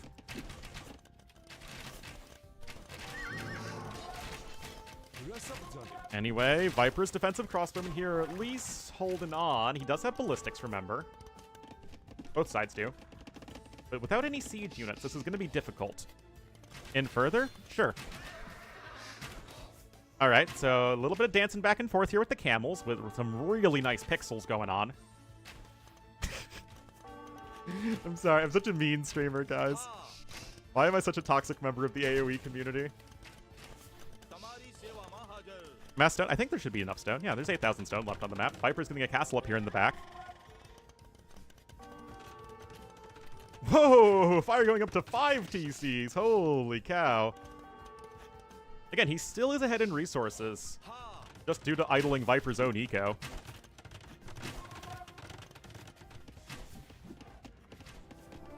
Each workshop is going to be here soon as well. But Fire can come in with his own castle in the relatively distant, not too distant future, rather. And somewhere over here feels like it could be very difficult for Viper to deal with because I don't think there's gold on the outside of this map, just some food and wood, if I recall correctly. Yeah, all the gold is on the low ground, so some castles here would be very, very strong. Bill count is even, though, and Viper, with the fortified churches that he's spamming everywhere, is going to be able to get back up in the res collected very shortly, because, yeah, Georgian eco in late game is ridiculous. Anyway, Viper's going to launch his own counterattack, although the TC placement from Fire is such that there are very few exposed vills. I love the outposts, too. I mean, it's not like Viper's potatoing this game, it's just Fire's playing very well. For this particular Midweek Madness, it is only newer maps and non-AOC civs. So, no maps or civilizations that were in AOC. So the opposite of last week, which was only maps and civs in AOC. So fun little twist for a weekly tournament. Mix up the settings.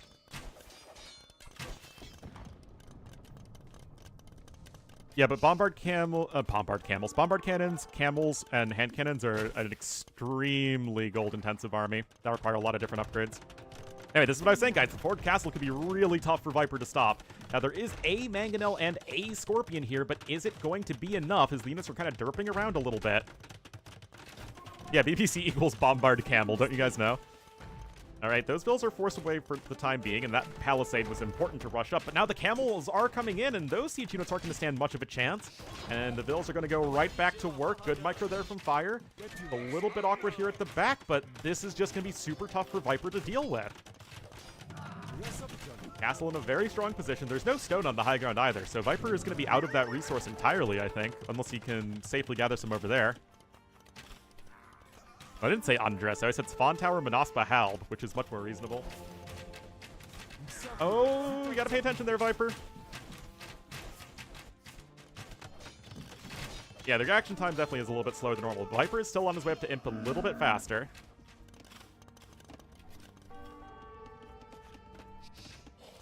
I mean, Fire's about to click up, but, like, Viper doesn't have an army. You do need one of those army things, guys. They're pretty good. So we're only looking at, like, a 30-ish second difference in imp timing, which I don't think should be too big of a deal.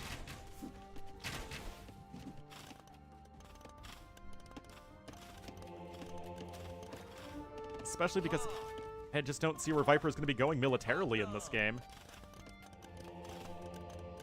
Fortified Church is going to go down fast.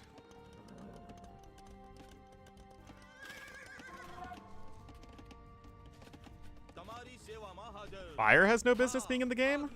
I was like, I don't know what you're talking about, Northern, but Fire played Feudal Age very well. Yeah, Fire definitely could have put on more pressure than he did. Really was looking to, okay, I got in a bit of an early lead, now we're going to try and expand that lead a bit more.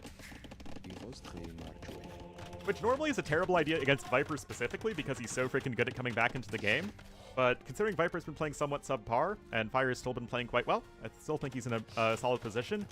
And if you don't want to go super aggressive against Georgians in early Castle Age, who are one of the best civs at defending with the fortified churches and whatnot, I can't really blame you.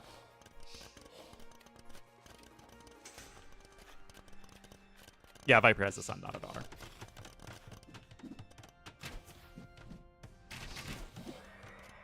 All right, another castle coming in here from Viper, but look at that, 500 stone had to be bought.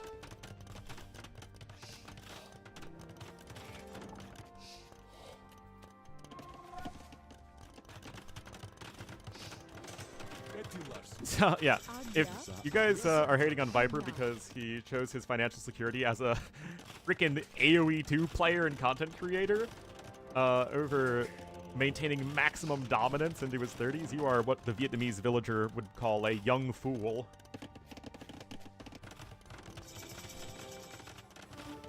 All right, Imp is in. Kshatriyas is going to be out here in a moment as well, but Fire, he's making his camel switch here. He chats on YouTube. I do read chat on YouTube, so long as it's not bugging out. But YouTube chat seems to be constantly bugging out, so, yeah. Murder Hole's even coming in for Viper.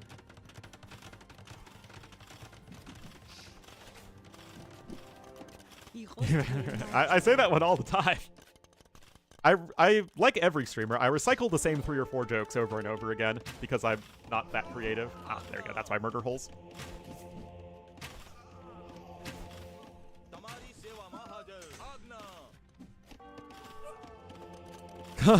Is that young fool in Vietnamese?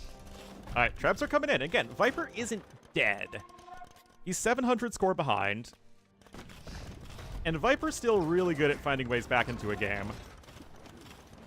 Them too? Oh yeah, that's always an important one. I mean, Conscription's gonna come in, and it's Cav Archers, my favorite Georgians unit.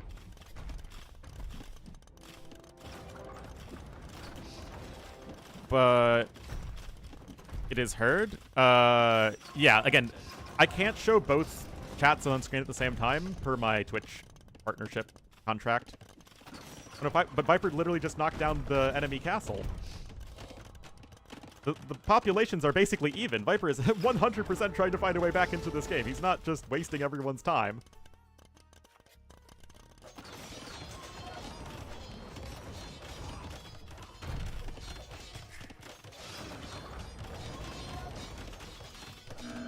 Oh, gotta be careful. Oh, that was almost really bad if you lost the Treb for free. Manaspa are going to try and charge forward to snipe the Trebs, but there's still a lot of Gurjara camels on the map, guys. Yeah, Fire does not want to let Viper regain some gold control. Doing a good job of defending the Trebs. Not enough. One goes down there. Remember, Fire's only on 1 castle at this point. Yes, of course, Gurjaras are a bombard cannon civ, but this, again, could be Viper's route back into the game.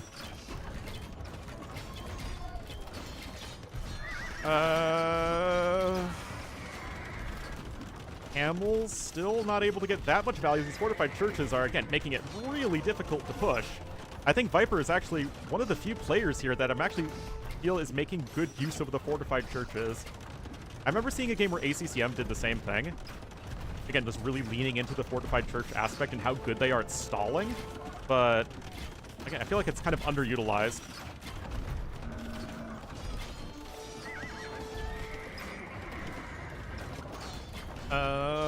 That Treb is going to go down, though.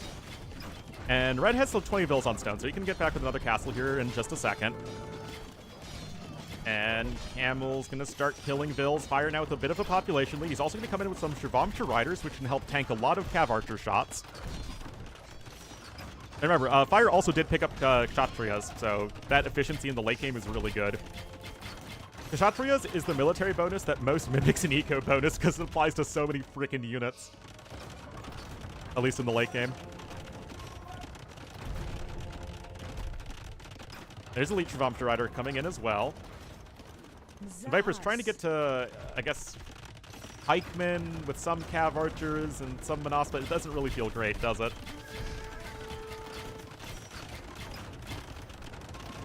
Camel's charging forward. Gonna need to maybe get some TheViper rider help. More Camels raiding to the sides as well. Remember, Viper's got gold here, though. This fortified church has already taken almost 12,000 damage. Holy cow. CA trying to do what they can.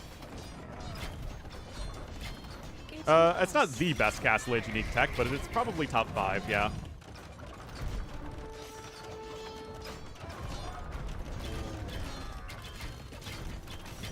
So that castle's still going to go down, and I mean, you're still kind of getting into this late game situation where Fire doesn't have the best defensive setup in the world, and Viper is still not dead. The scores are still very, very close. It does almost feel like Fire is starting to let this one slide a little bit as Viper is starting to take more and more efficient fights, but he loses his last trebuchet. Again, Viper is still one of the hardest players to actually kill. And it takes someone like Hera, who is so good at maintaining a lead that exists, to not let this game slide. Yeah, I still don't see anything here that kills Held, although we do have some more archery ranges coming in. Yeah, Viper should absolutely not be mining gold over here. But he is. Hardest to kill in rankings? What? All the poor Cav Archers. But, I mean, yeah, Camel's obviously not very good against pikemen. Well, it's too late and too few castles to do a Chakram switch. Al gonna be here as well. Viper is still not too far behind in resources, all things considered. The LACCM and Yo.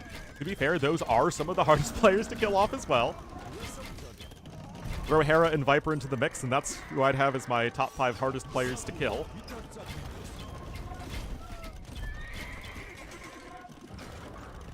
Anyway, hand cannons are coming in here for Vipers. Well, not too sure on the hand cannons. It's not like you're going to see any infantry here. Hand cannons make way more sense for Fire. What? ACCM is literally one of the best comeback players. Yeah, Fire still has all the stone. He still has a lot of the gold. Viper has got picked up 3 relics, though. And that's always something Viper's been very diligent about, is making sure that you have that late-game win condition.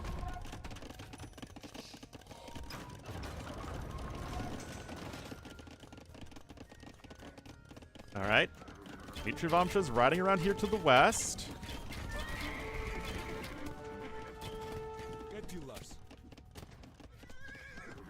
Okay, there's Frontier Guards coming in, so that's going to be huge for the Camels.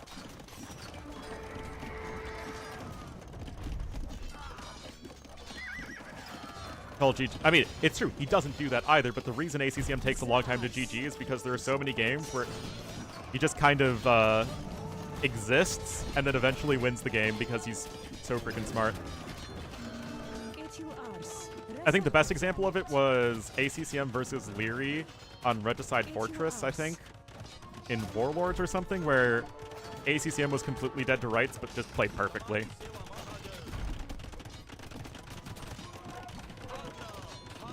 Anyway, Viper's still just trying to fling all units he can to the front line. Fire's at 157 vills, but he just keeps on losing castles at this rate. That said, the TheViper riders are starting to pick up a lot in terms of kills here.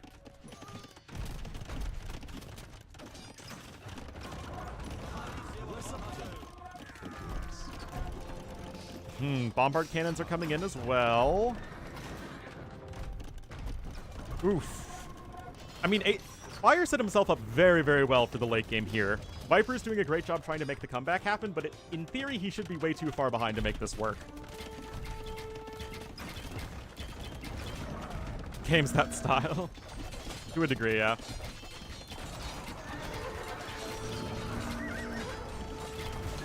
I'd actually say ACCM's comeback rate is probably higher than MBL's comeback rate.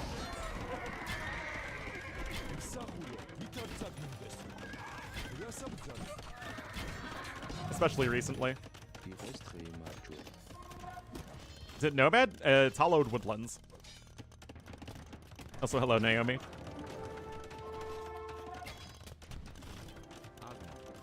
Hi, the Hussar Halb. I mean, right now we're looking at Lycav and Skirmishers that do have that nice discount.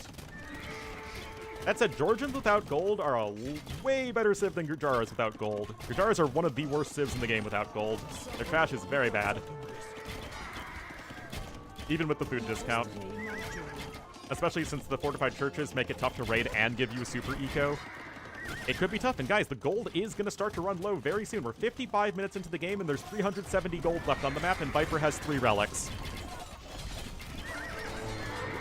Worse than Turks? I would say no, but not by much. Anyway, the Halbs are in, guys. Uh-oh. Fire could be running into a brick wall here. He still has stone, but he just has lost so many castles. Viper still has the high ground here. And he is just doing everything he can to stay afloat.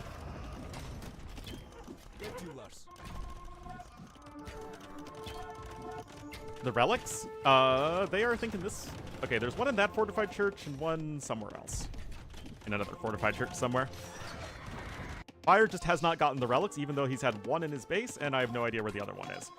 Anyway, Manas's trying to do a little bit of raiding over here.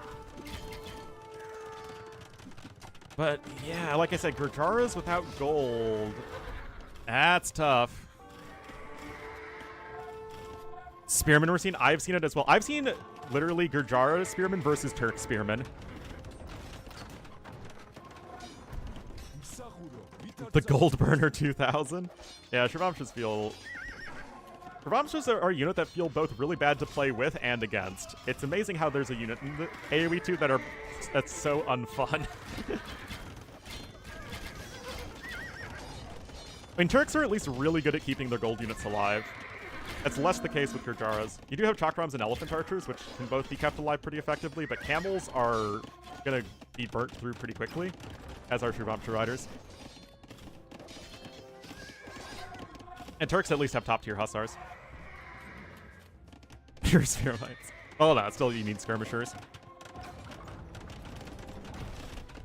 Anyway, that castle still is on its way to going down. Yeah, Viper basically only has the high ground except for this little outpost over here, but it feels like it's still totally fine for him. As again, we are almost 1 hour into this pretty wild game number 1, honestly. And perhaps Fire has been just a little bit too passive, a little too lackadaisical trying to push Viper off of important resources, and Viper has been really trying to grind things down in efficiency. Again, he's still not the one who's max pop. Fire's still the one with the more map control, and yet Viper still keeps on doing these things that would at least in theory get him back into the game. The Halbs at this point are almost fully upgraded, just missing Blast Furnace.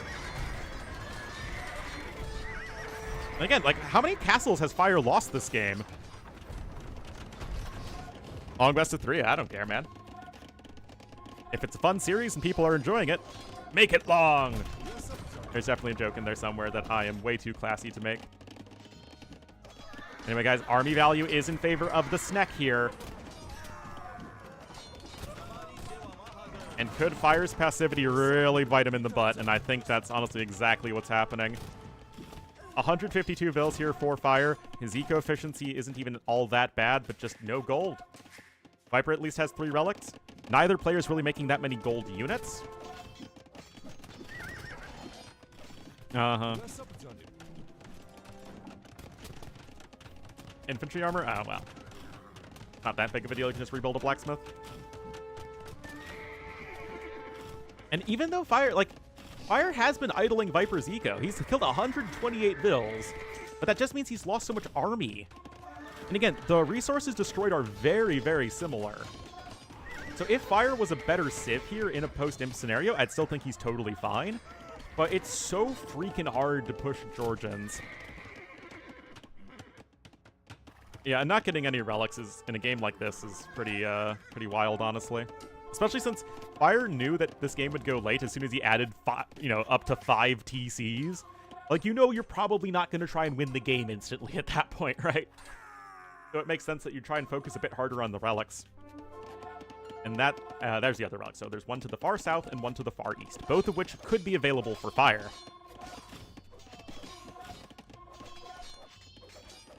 Anyway, Hussars are still raiding, so Fire is being active, right? And that is, doing the correct thing, but he's also pretty much out of siege. Viper has 3 castles to 2. Stone should also basically be out. Yeah, there's 138 total stone left on the map.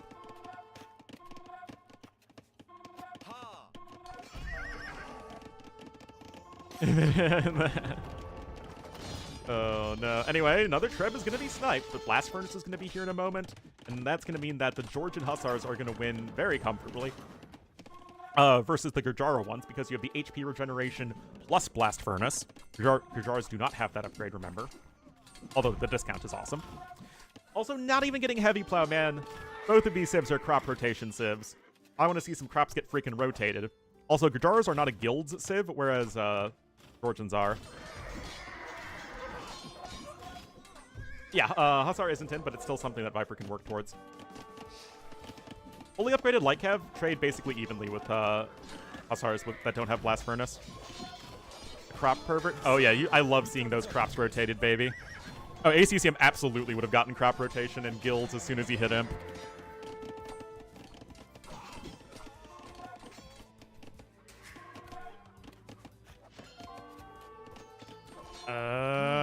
Viper now going to start his own raiding, though. And although way fewer villagers have died for Fire, it's still only a 22 vil lead.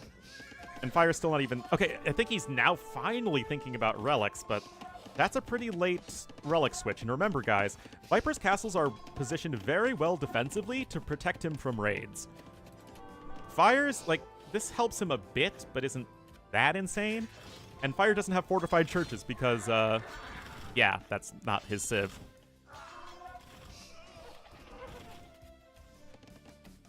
And Viper continuing to push back. Population's basically even. Fire with a lot of idols, and Viper is adding in more and more stables. There's guilds coming in for Viper. Again, Gurjaras do not have that upgrade. I don't think Viper ever got Isnori Cavalry, though. He did not. It's what, 300 gold, I think? 700, or 750, 250, my bad. I thought it was 700, 300. Woo! Yeah! Viper knows how to AoE too, guys. Look at its guilds and crop rotation. Yeah, Gurjaras have gunpowder. That's how you know that Viper is a classy AoE 2 player.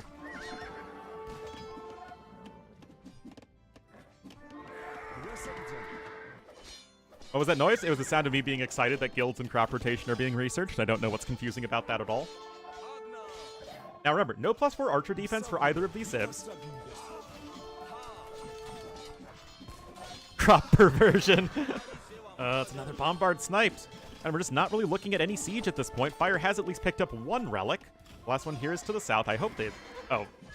Fire never scouted it. Did Viper scout it? Yes, he did. Oh boy, more units streaming across the middle here. Now remember that the army value of Fire is deflated by Kshatriyas. So basically, 25% cheaper food cost on your units makes them 25% food less valuable. So take this value with a grain of salt.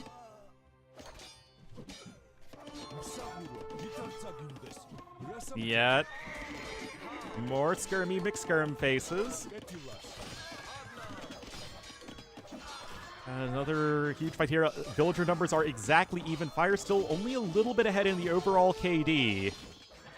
He's still actually ahead in resources destroyed, and he's ahead in resources collected. He gets trapperted? That's exactly how I am, Wise Turtle. Unless it's Blackpink. If I met them, I would absolutely have the same reaction as crop rotation. All right, as Nori Cavalry and Masonry now coming in for Viper. Again, this is somebody who really thinks about, okay, what are all the things I need to do to win a long game? That's certainly not something that has been deteriorating with his age and lack of focus. Kappa.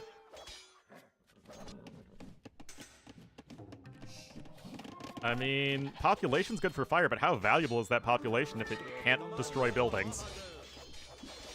Oh, did Viper get the relic? Oh, he did. Nicely done.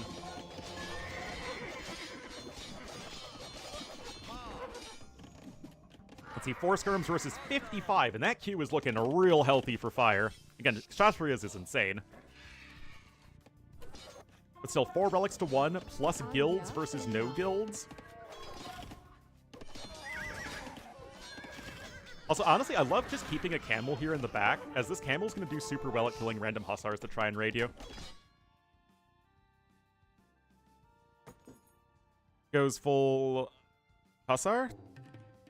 Well, one, Viper hasn't had full hussar upgrades until right now, as he's been having to prioritize other units.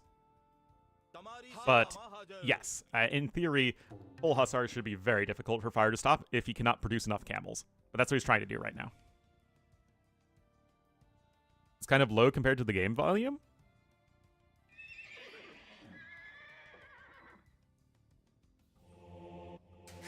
Oh, you're talking about in the AOC playthrough? I literally talk about that every single time. It's an audio bug. Either the game audio is too quiet and you can't hear any of the voiceovers, or it's too loud and it's slightly too loud, and then, well, my voice isn't properly balanced, but that's a sacrifice I am willing to make. Chakram, well, Fire never had the castles to make chakrams, right? Because Viper kept on destroying all the castles.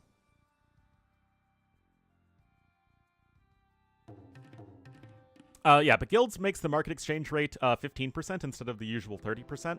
So the markets bottom out at 17 food and wood per 100 gold. Or 17 gold for 100 food or wood instead of 14.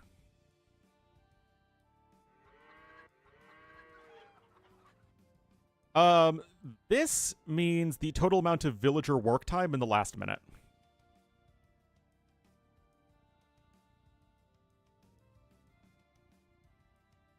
It's basically just how much of your eco is working.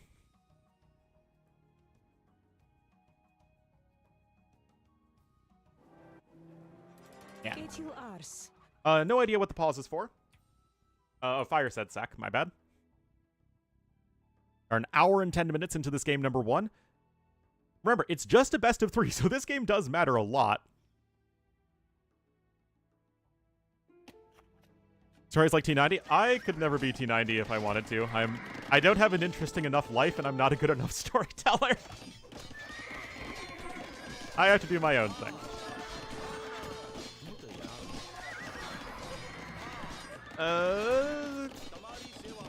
Nor would I want to copy someone else.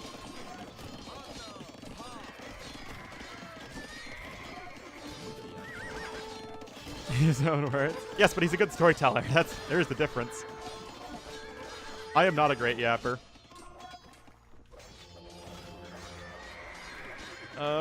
Still able to deal with some units there, but guys, Fire's eco numbers are dropping. Huh. Dropping like a rock, man.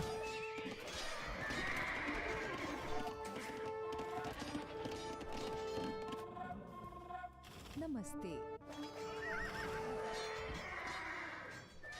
Called it before it was cool. Called what? The Viper comeback? I mean, right now, guys, Fire is going to have a very difficult time replenishing his lost units. And now Hussar Halb should be basically impossible to stop. Fire would throw. I don't think there was one... There wasn't a single instance of Fire throwing this game. I think that Fire thought he had enough of a lead that he could sort of play passively and sort of ensure he gets the win in the long run. I think what Fire didn't anticipate was just that Viper would play so freaking well in post-imp in terms of trying to find ways to come back into the game. And I think he also just didn't respect how much better Georgians are in a post-imp scenario than are the Gujaras. Like, that was bad, but I don't think that... Like, to me, a throw feels like there's at least one or maybe two single instances of you just, like, completely flubbing something that you would never do in any other situation. Yeah, not denying that gold mine was certainly a huge mistake and was the way that Viper got back into the game.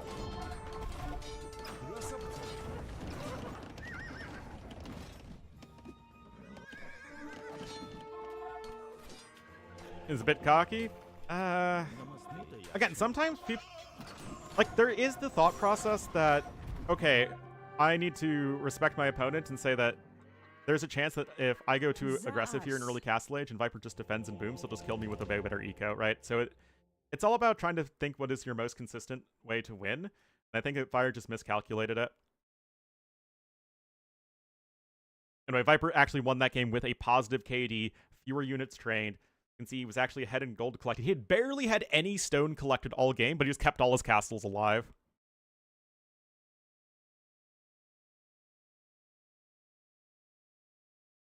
Also, I assume Fire just called GG. Yeah, Fire just called GG after he resigned. Still, that was a very good game, and I think it's a great example of if you are behind,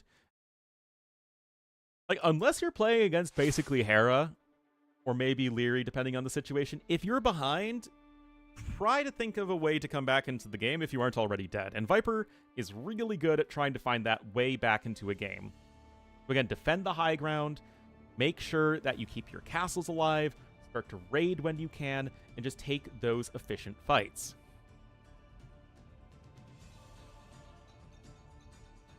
Anyway, that was Georgians over Gujaras. You know, it's all about recognizing your potential win conditions. And you only should resign, especially in a tournament game, if you believe you have no reasonable win condition. Getting to post-imp versus Gujaras, and Viper did such a good job of stalling, right? Again, if you want to say Fire through this game, sure, okay. We'll just have slightly different opinions of what a throw is. But it took Viper having an insane defense with the Fortified Church just to sort of claw his way back into things. And again, there are very few players who actually win that game in that situation. Probably no fewer than, like, 4 or 5, and no more than 10. So that was just a great game. Also means Northern Islands is likely the next map, which should probably be the Bengalis versus Armenians, I think.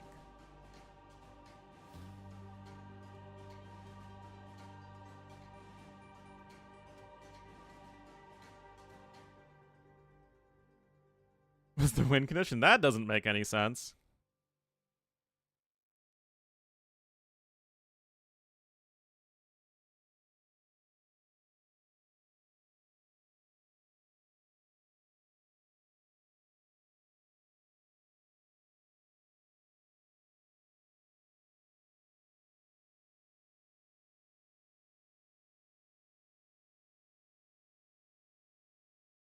Chatting in? Well, hello there, Behelito.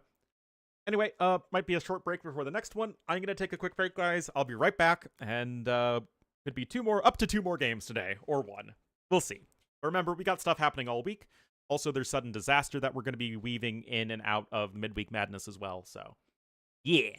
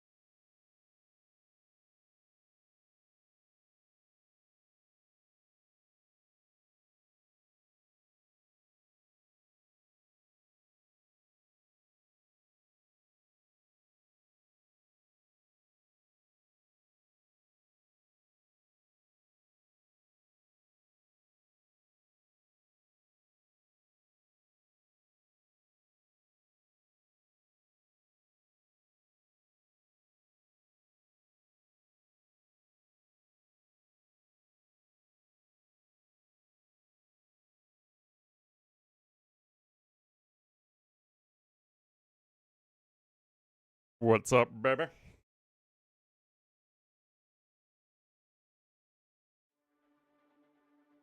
Still lies away. Apparently you can't do that anymore. Apparently Poop Lord literally forced a change in Oasis where you can't, there's like shallows in the middle now, so you can't just camp with cannon galleons.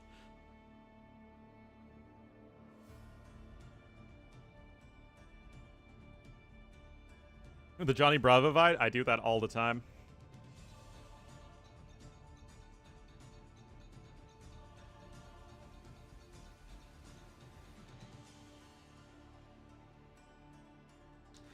Today, how'd that go?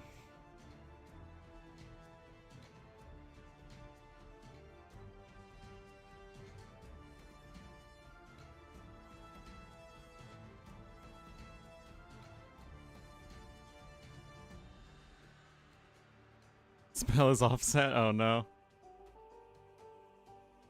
Woke or not woke? I don't know.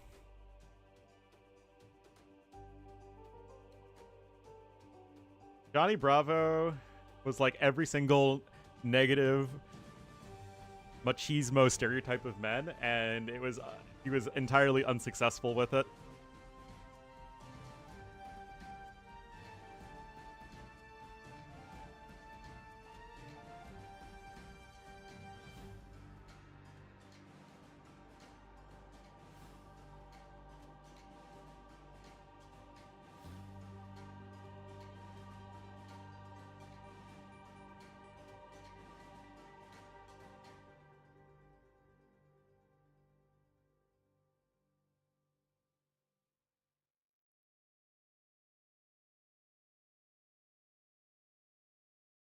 Oh my goodness, guys.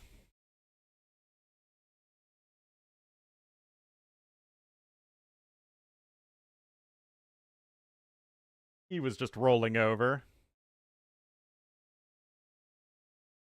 Yes, he was.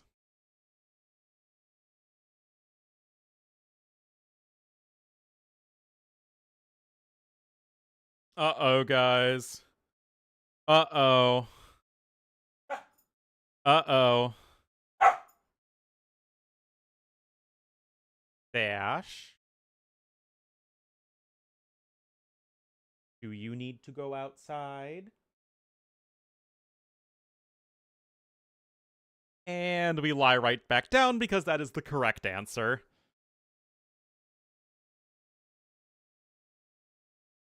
The main streamer's back. Awakened the beast.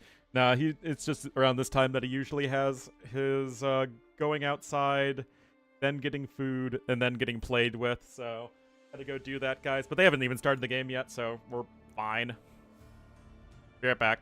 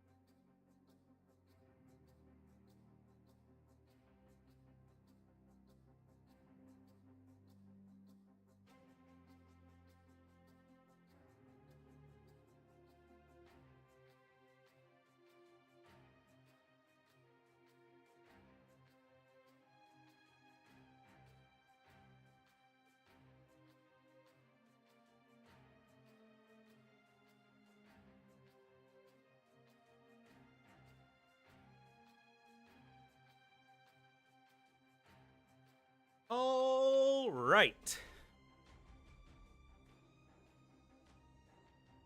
We have missed nothing. Okay, and they're actually going to Acclivity next. The Corgi has been taken out. He has been fed. There is a fairly reasonable chance he's going to come up here and bark at me to play. Because that's what happens after he gets fed, is he wants to play.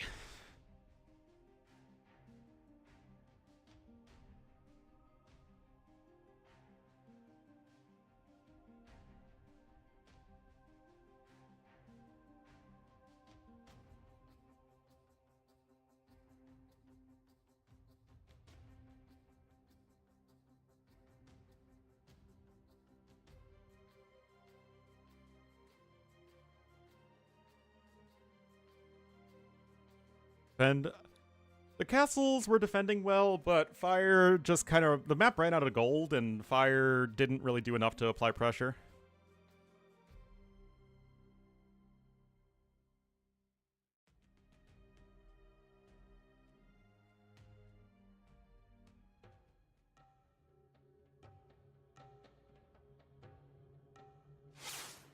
All right, guys, could be the final game of the day. Remember, we are right back here at 14 GMT tomorrow.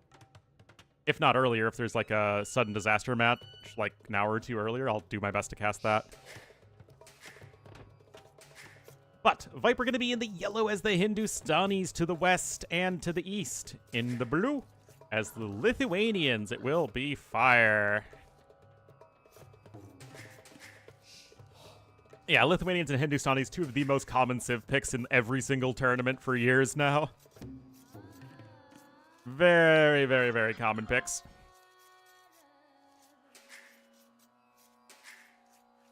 Both sort of good generalist Civs. And it's Acclivity. Probably see some Feudal Age play. Thing with Hindustanis and Lithuanians is that they both can kind of play towards Castle Age and are probably a bit happier doing so. Then it's like Gurjaras especially like playing Feudal Age extensively, much more than Hindustanis do. I mean, Georgians can play any land map and be happy about it.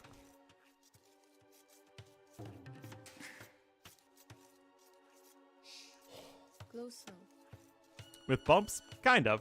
It's a slightly different version of Arabia that's totally okay because it means that it's not, let's just change Arabia and make it slightly, let's change Arabia. It's just another land map, which is fine. So both of these civs can basically open with whatever they want. They both have early food bonuses. Yeah, we did see Tatars in one of the previous... Something... That was kind of weird.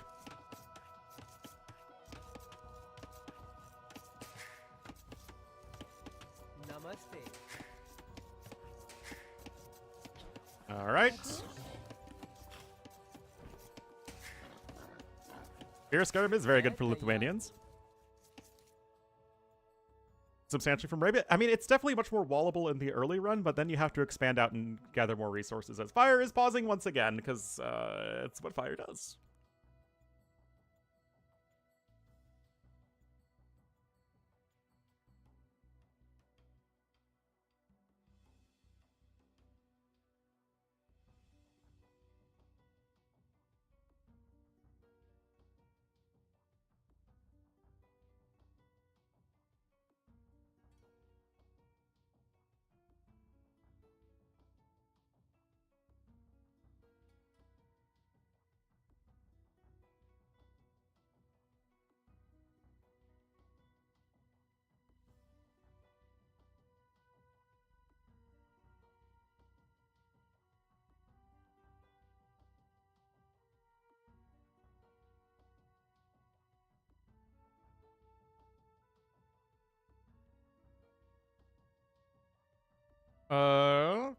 Just with a Prussians? Yeah, don't know what's going on here. Uh-oh. Yes? Do you play?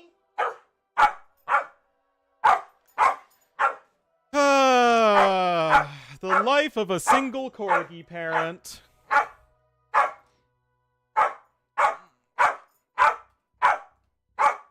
Dash. The toy.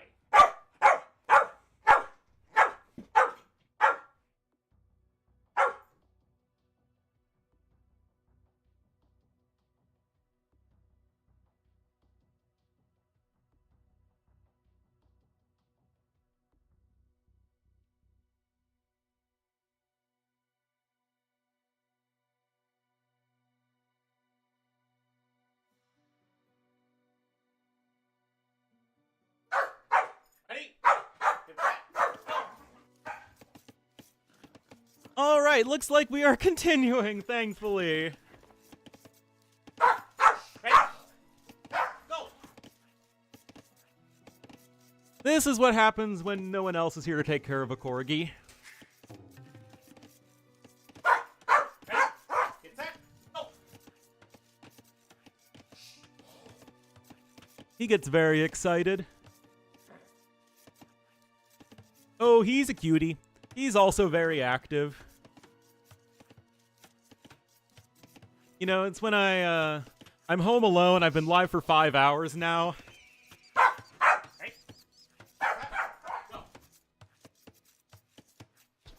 Dash kind of needs more attention than, you know, once every 7 hours like some older dogs do.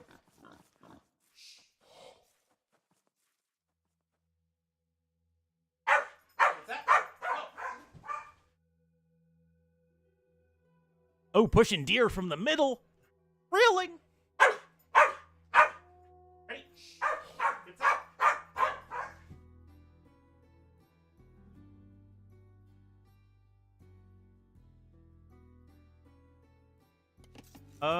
That isn't okay. So there's a rush. Right? Go. Dude, I wanted to, yeah, he absolutely rules this house. Okay, so that's why we're seeing Lithuanians here, is for the drush potential. Ready? Get set.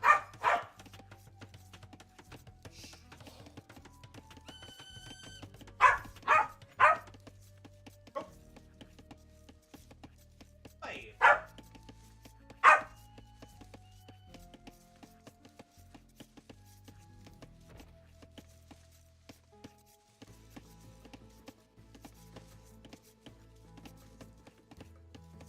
Oh. Casting new workout unlocked? Absolutely. Dash is very demanding.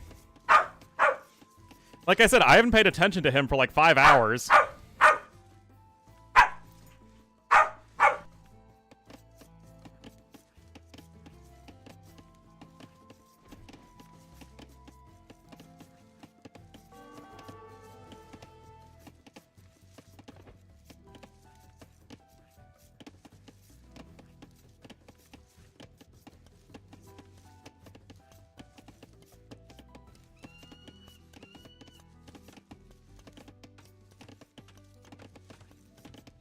Alright, so, where are those Milita?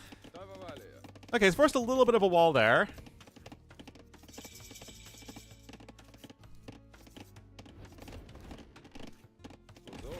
First, oh wait, that's just the barracks is on the way. Was it, Viper got a kill on the scout cav though by the looks of things. Yeah, 3 HP on that guy.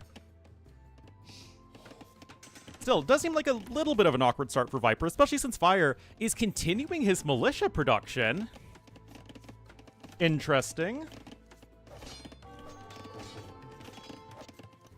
Alright, so he is taking this very aggressive. Viper is coming in with his own archery range, but he doesn't even have Loom yet. Viper's gonna run out of food very soon, though. He's only got a couple of geese left. Yeah, I guess he's getting horse collar.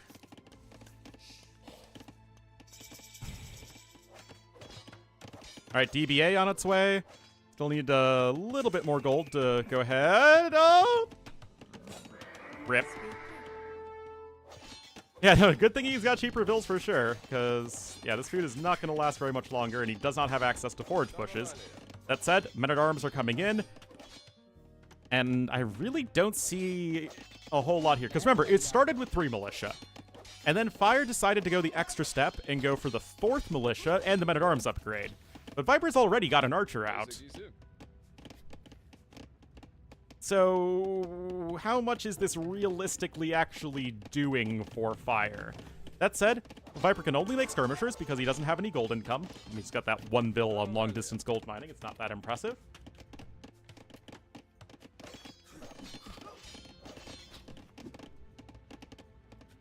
Fire is a little bit ahead. Does he not have Loom himself? He does. And he's got idle time, and Viper doesn't. How is he like half a bill ahead? No idea. I guess Viper got Town Watch. Still, Viper is going to have more ranged units, and these 4 men-at-arms are the next best thing to useless at this point. So I am a little curious as to, after seeing Viper full walled, why Fire decided to go into the men-at-arm upgrade. And now range number 2 is going to be coming in as well. Viper able to still work with his double lumber camps and get his farms up and going with horse collar, so it was a very tight squeeze economically, especially since he didn't have any of his forage pushes, but Hindustani villager discount I'm sure does help quite a lot in that role. Double ranges here for Fire. He still has the men-at-arms alive, so they still represent a lot of anti-building damage, and yet still doesn't really feel that great for him at the moment. That said, Lithuanian faster-moving skirms are really freaking good, man. And no fletching here for Viper. Means that those units are not dealing a whole lot of damage, and the 1 archer does fall. And now Fire's army numbers are looking quite a bit better. And just interpose the men-at-arms between your skirms and their skirms. They can make things a lot more difficult to take engagements with. And now Fire looking to switch over into some archers. He's continuing his walls here, sort of. Getting his own blacksmith. Viper, I don't think, has a blacksmith of his own, as he has been focusing primarily on getting the farms down. He has 12. Fire only has 6. That said, Viper's own skirm production has been quite good. Men-at-arms going to try and get a little bit of value here. Yet Viper is still taking good fights. The power of the skirmisher. It's a good thing they got their train time nerfed.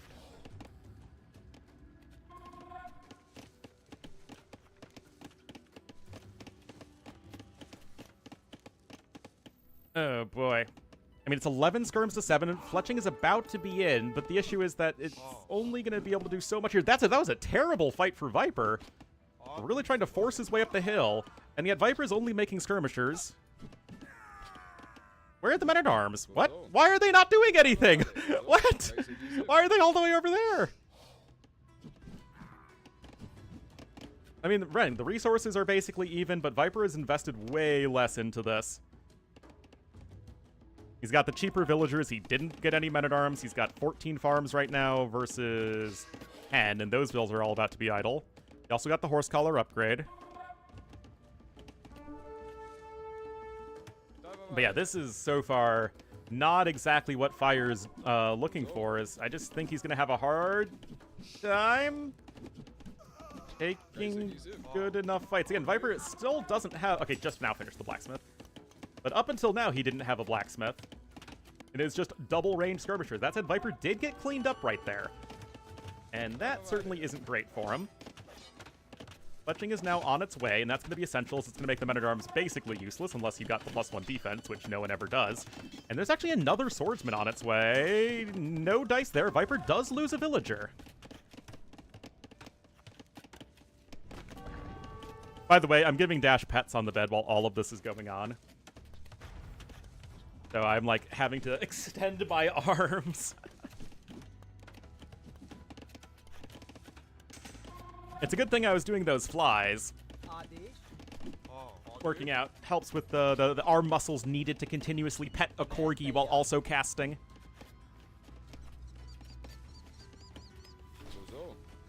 Yeah, the 1 archer there is a little bit annoying. I mean, we're still at 5 men-at-arms.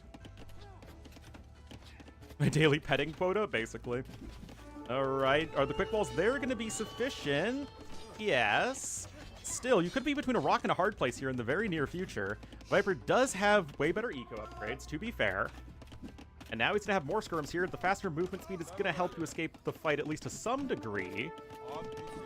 But Viper still gets a little bit of the better end of that. +1 defense for the skirms doesn't really matter, and I honestly don't know why it wouldn't just be for +1 defense on the infantry. Again, like, the skirm armor literally doesn't matter here at all. Unless it's villagers fighting the skirmishers, but especially with Lithuanians, you can micro yourself away from that. Now Viper is going to be taking better and better engagements. The men-at-arms, again, they're just going to be so underwhelming when they take 2 damage a hit to the skirmishers. And I feel like a part of the reason that people never like men-at-arms in extended feud blades is because they just don't ever get blacksmith upgrades for them, and then get annoyed when the ranged units that do have blacksmith upgrades are good against them, you know? Anyway, great micro here from Viper. And now Viper has double the skirmishers for maximum skirming. Okay, that is now Viper with a nicely positive KD. And his ranges are just working at maximum efficiency. It's just double range skirmisher all day, every day. Whereas I doubt fires are at 100%. Yeah, 81% efficiency and 55% efficiency in the last minute. And now you're just falling really far behind in the skirm numbers. And this is looking really, really rough. Heckin' love skirm mirrors, guys.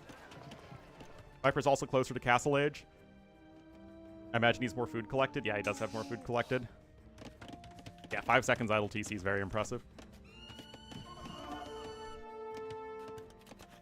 I mean, it was a rough start to the first game, but Viper looking way, way cleaner here in game number 2, and of course in the back half of game number 1. It's unfortunate that Lithuanians don't have a unit that's good against skirmishers other than their own skirmishers. Yeah, it's just all of these farms that Viper got down, and the fact that he was, you know, set from the start on going for the skirmishers. As Fire just never quite got that eco down after the heavy investment into the early men-at-arms upgrade, which they killed 1 Vil, but it was a lot later. That said, with the power of the market, Fire's on his way up. And Viper's going for... yeah, I guess he's still going to click up to Castle Age in a second. Yeah, that's fine.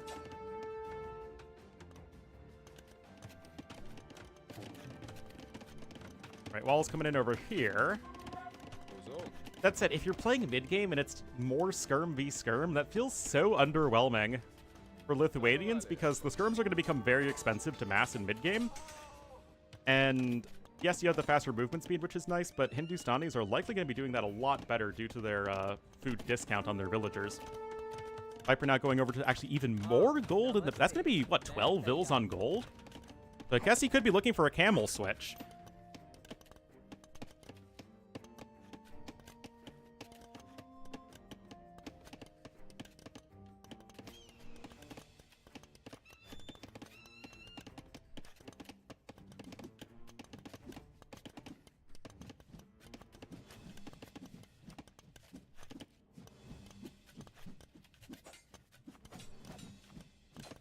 Viper narrating things to himself? Yeah.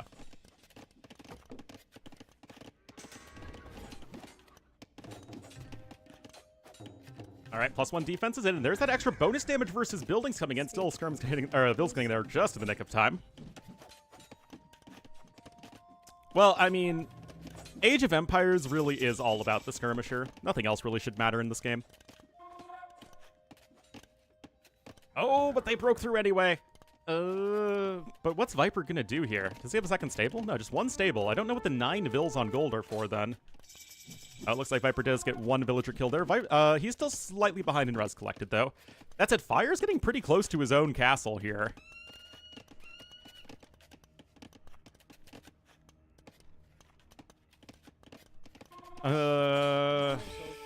Yeah, you just don't really have a whole lot to deal with the cavalry, though. Like, in all seriousness, this doesn't really feel great. Oh, okay, never mind. You're allowed to make 1 other unit in AoE, and that's a cav archer. I see 1 stable here.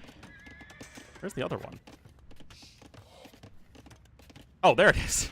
I'm freaking blind. All right, so it is double stable camel at this point, and, I mean, Fire's probably just dead. He's got nothing to kill any cavalry. Now Viper's going cav archers. Ah!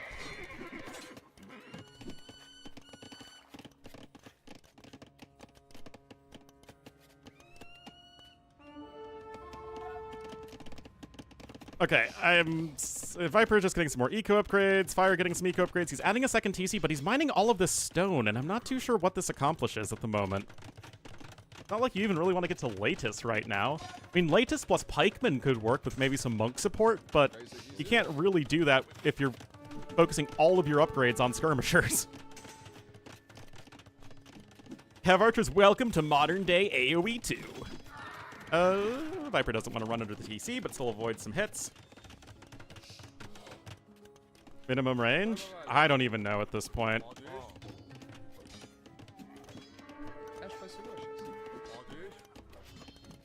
Maybe one more minimum range to make them even worse against melee units, but it just feels like with how good people are at kiting, it doesn't even matter unless you make skirms significantly slower than other melee units, but you can't do that without nerfing archers even more.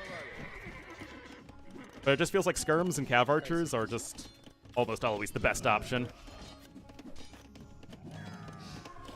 That said, Fire's taking some better trades here. Viper adds in his second TC himself, though, University coming in. And to be fair, Fire still does have a big skirm advantage. And this isn't gonna... it's actually still kind of scary because the cav does not have +2 defense. Melee armor's a base. Again, I don't know if that would be enough of a difference. It's possible. But I'm just not super confident on it these days. Wait, why isn't Fire continuing to pressure? Hotkeys don't work anymore. Okay, I guess the light calves are coming back. There's +2 defense. Again, I don't understand why Fire is mining so much stone and not going for a castle. I do find that a little confusing. Okay, Light Cav are going to find out those skirms anyway. Ballistics is still going to be here in a few moments, so Fire can still get some more value. But Viper should be, I guess, getting ahead in the res destroyed. But Viper's still way ahead in villagers killed. Now you're rushing up a lumber camp. I guess he might try and just go for a castle drop. Viper also already with 2 relics. That's pretty wild.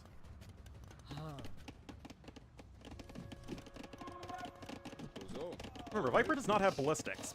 But still, like, any amount of light cav here should be not something you can deal with and should easily stop a castle drop. And if you place the castle defensively, it feels like you're going to get out ecoed really hard. So I'm really not sold on this at all. My homie here is just making skirmishers and hoping for the best. Yeah, like, this feels really obvious, guys. I'm not going to lie.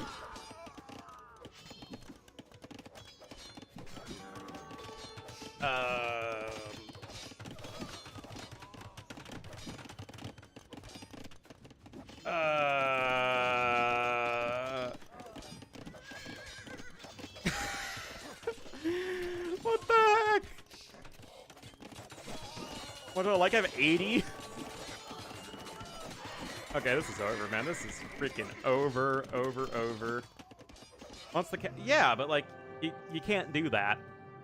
You know your opponent has light cav. You know the opponent has light cav upgrades from your skirm in the back. Once again, the skirm of skirmpires has ended. Skirms, light cav, CA. All you need in AoE 2. Yeah, Fire, I think, really miscalculated by mining all of that stone. Or if he was going to do that, he needed to not really invest it all into skirmishers. But he was still doing that.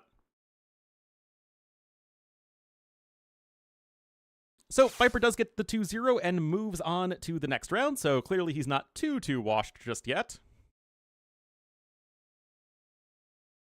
Yes, Dash. I know. He knows it's the end of the stream. He knows, guys. Oh my goodness. I will be back tomorrow, guys. At, 14 GMT. So, yeah, 9 a.m. tomorrow my time. Oh my god. Alright, see you guys. Thanks for watching. See you tomorrow.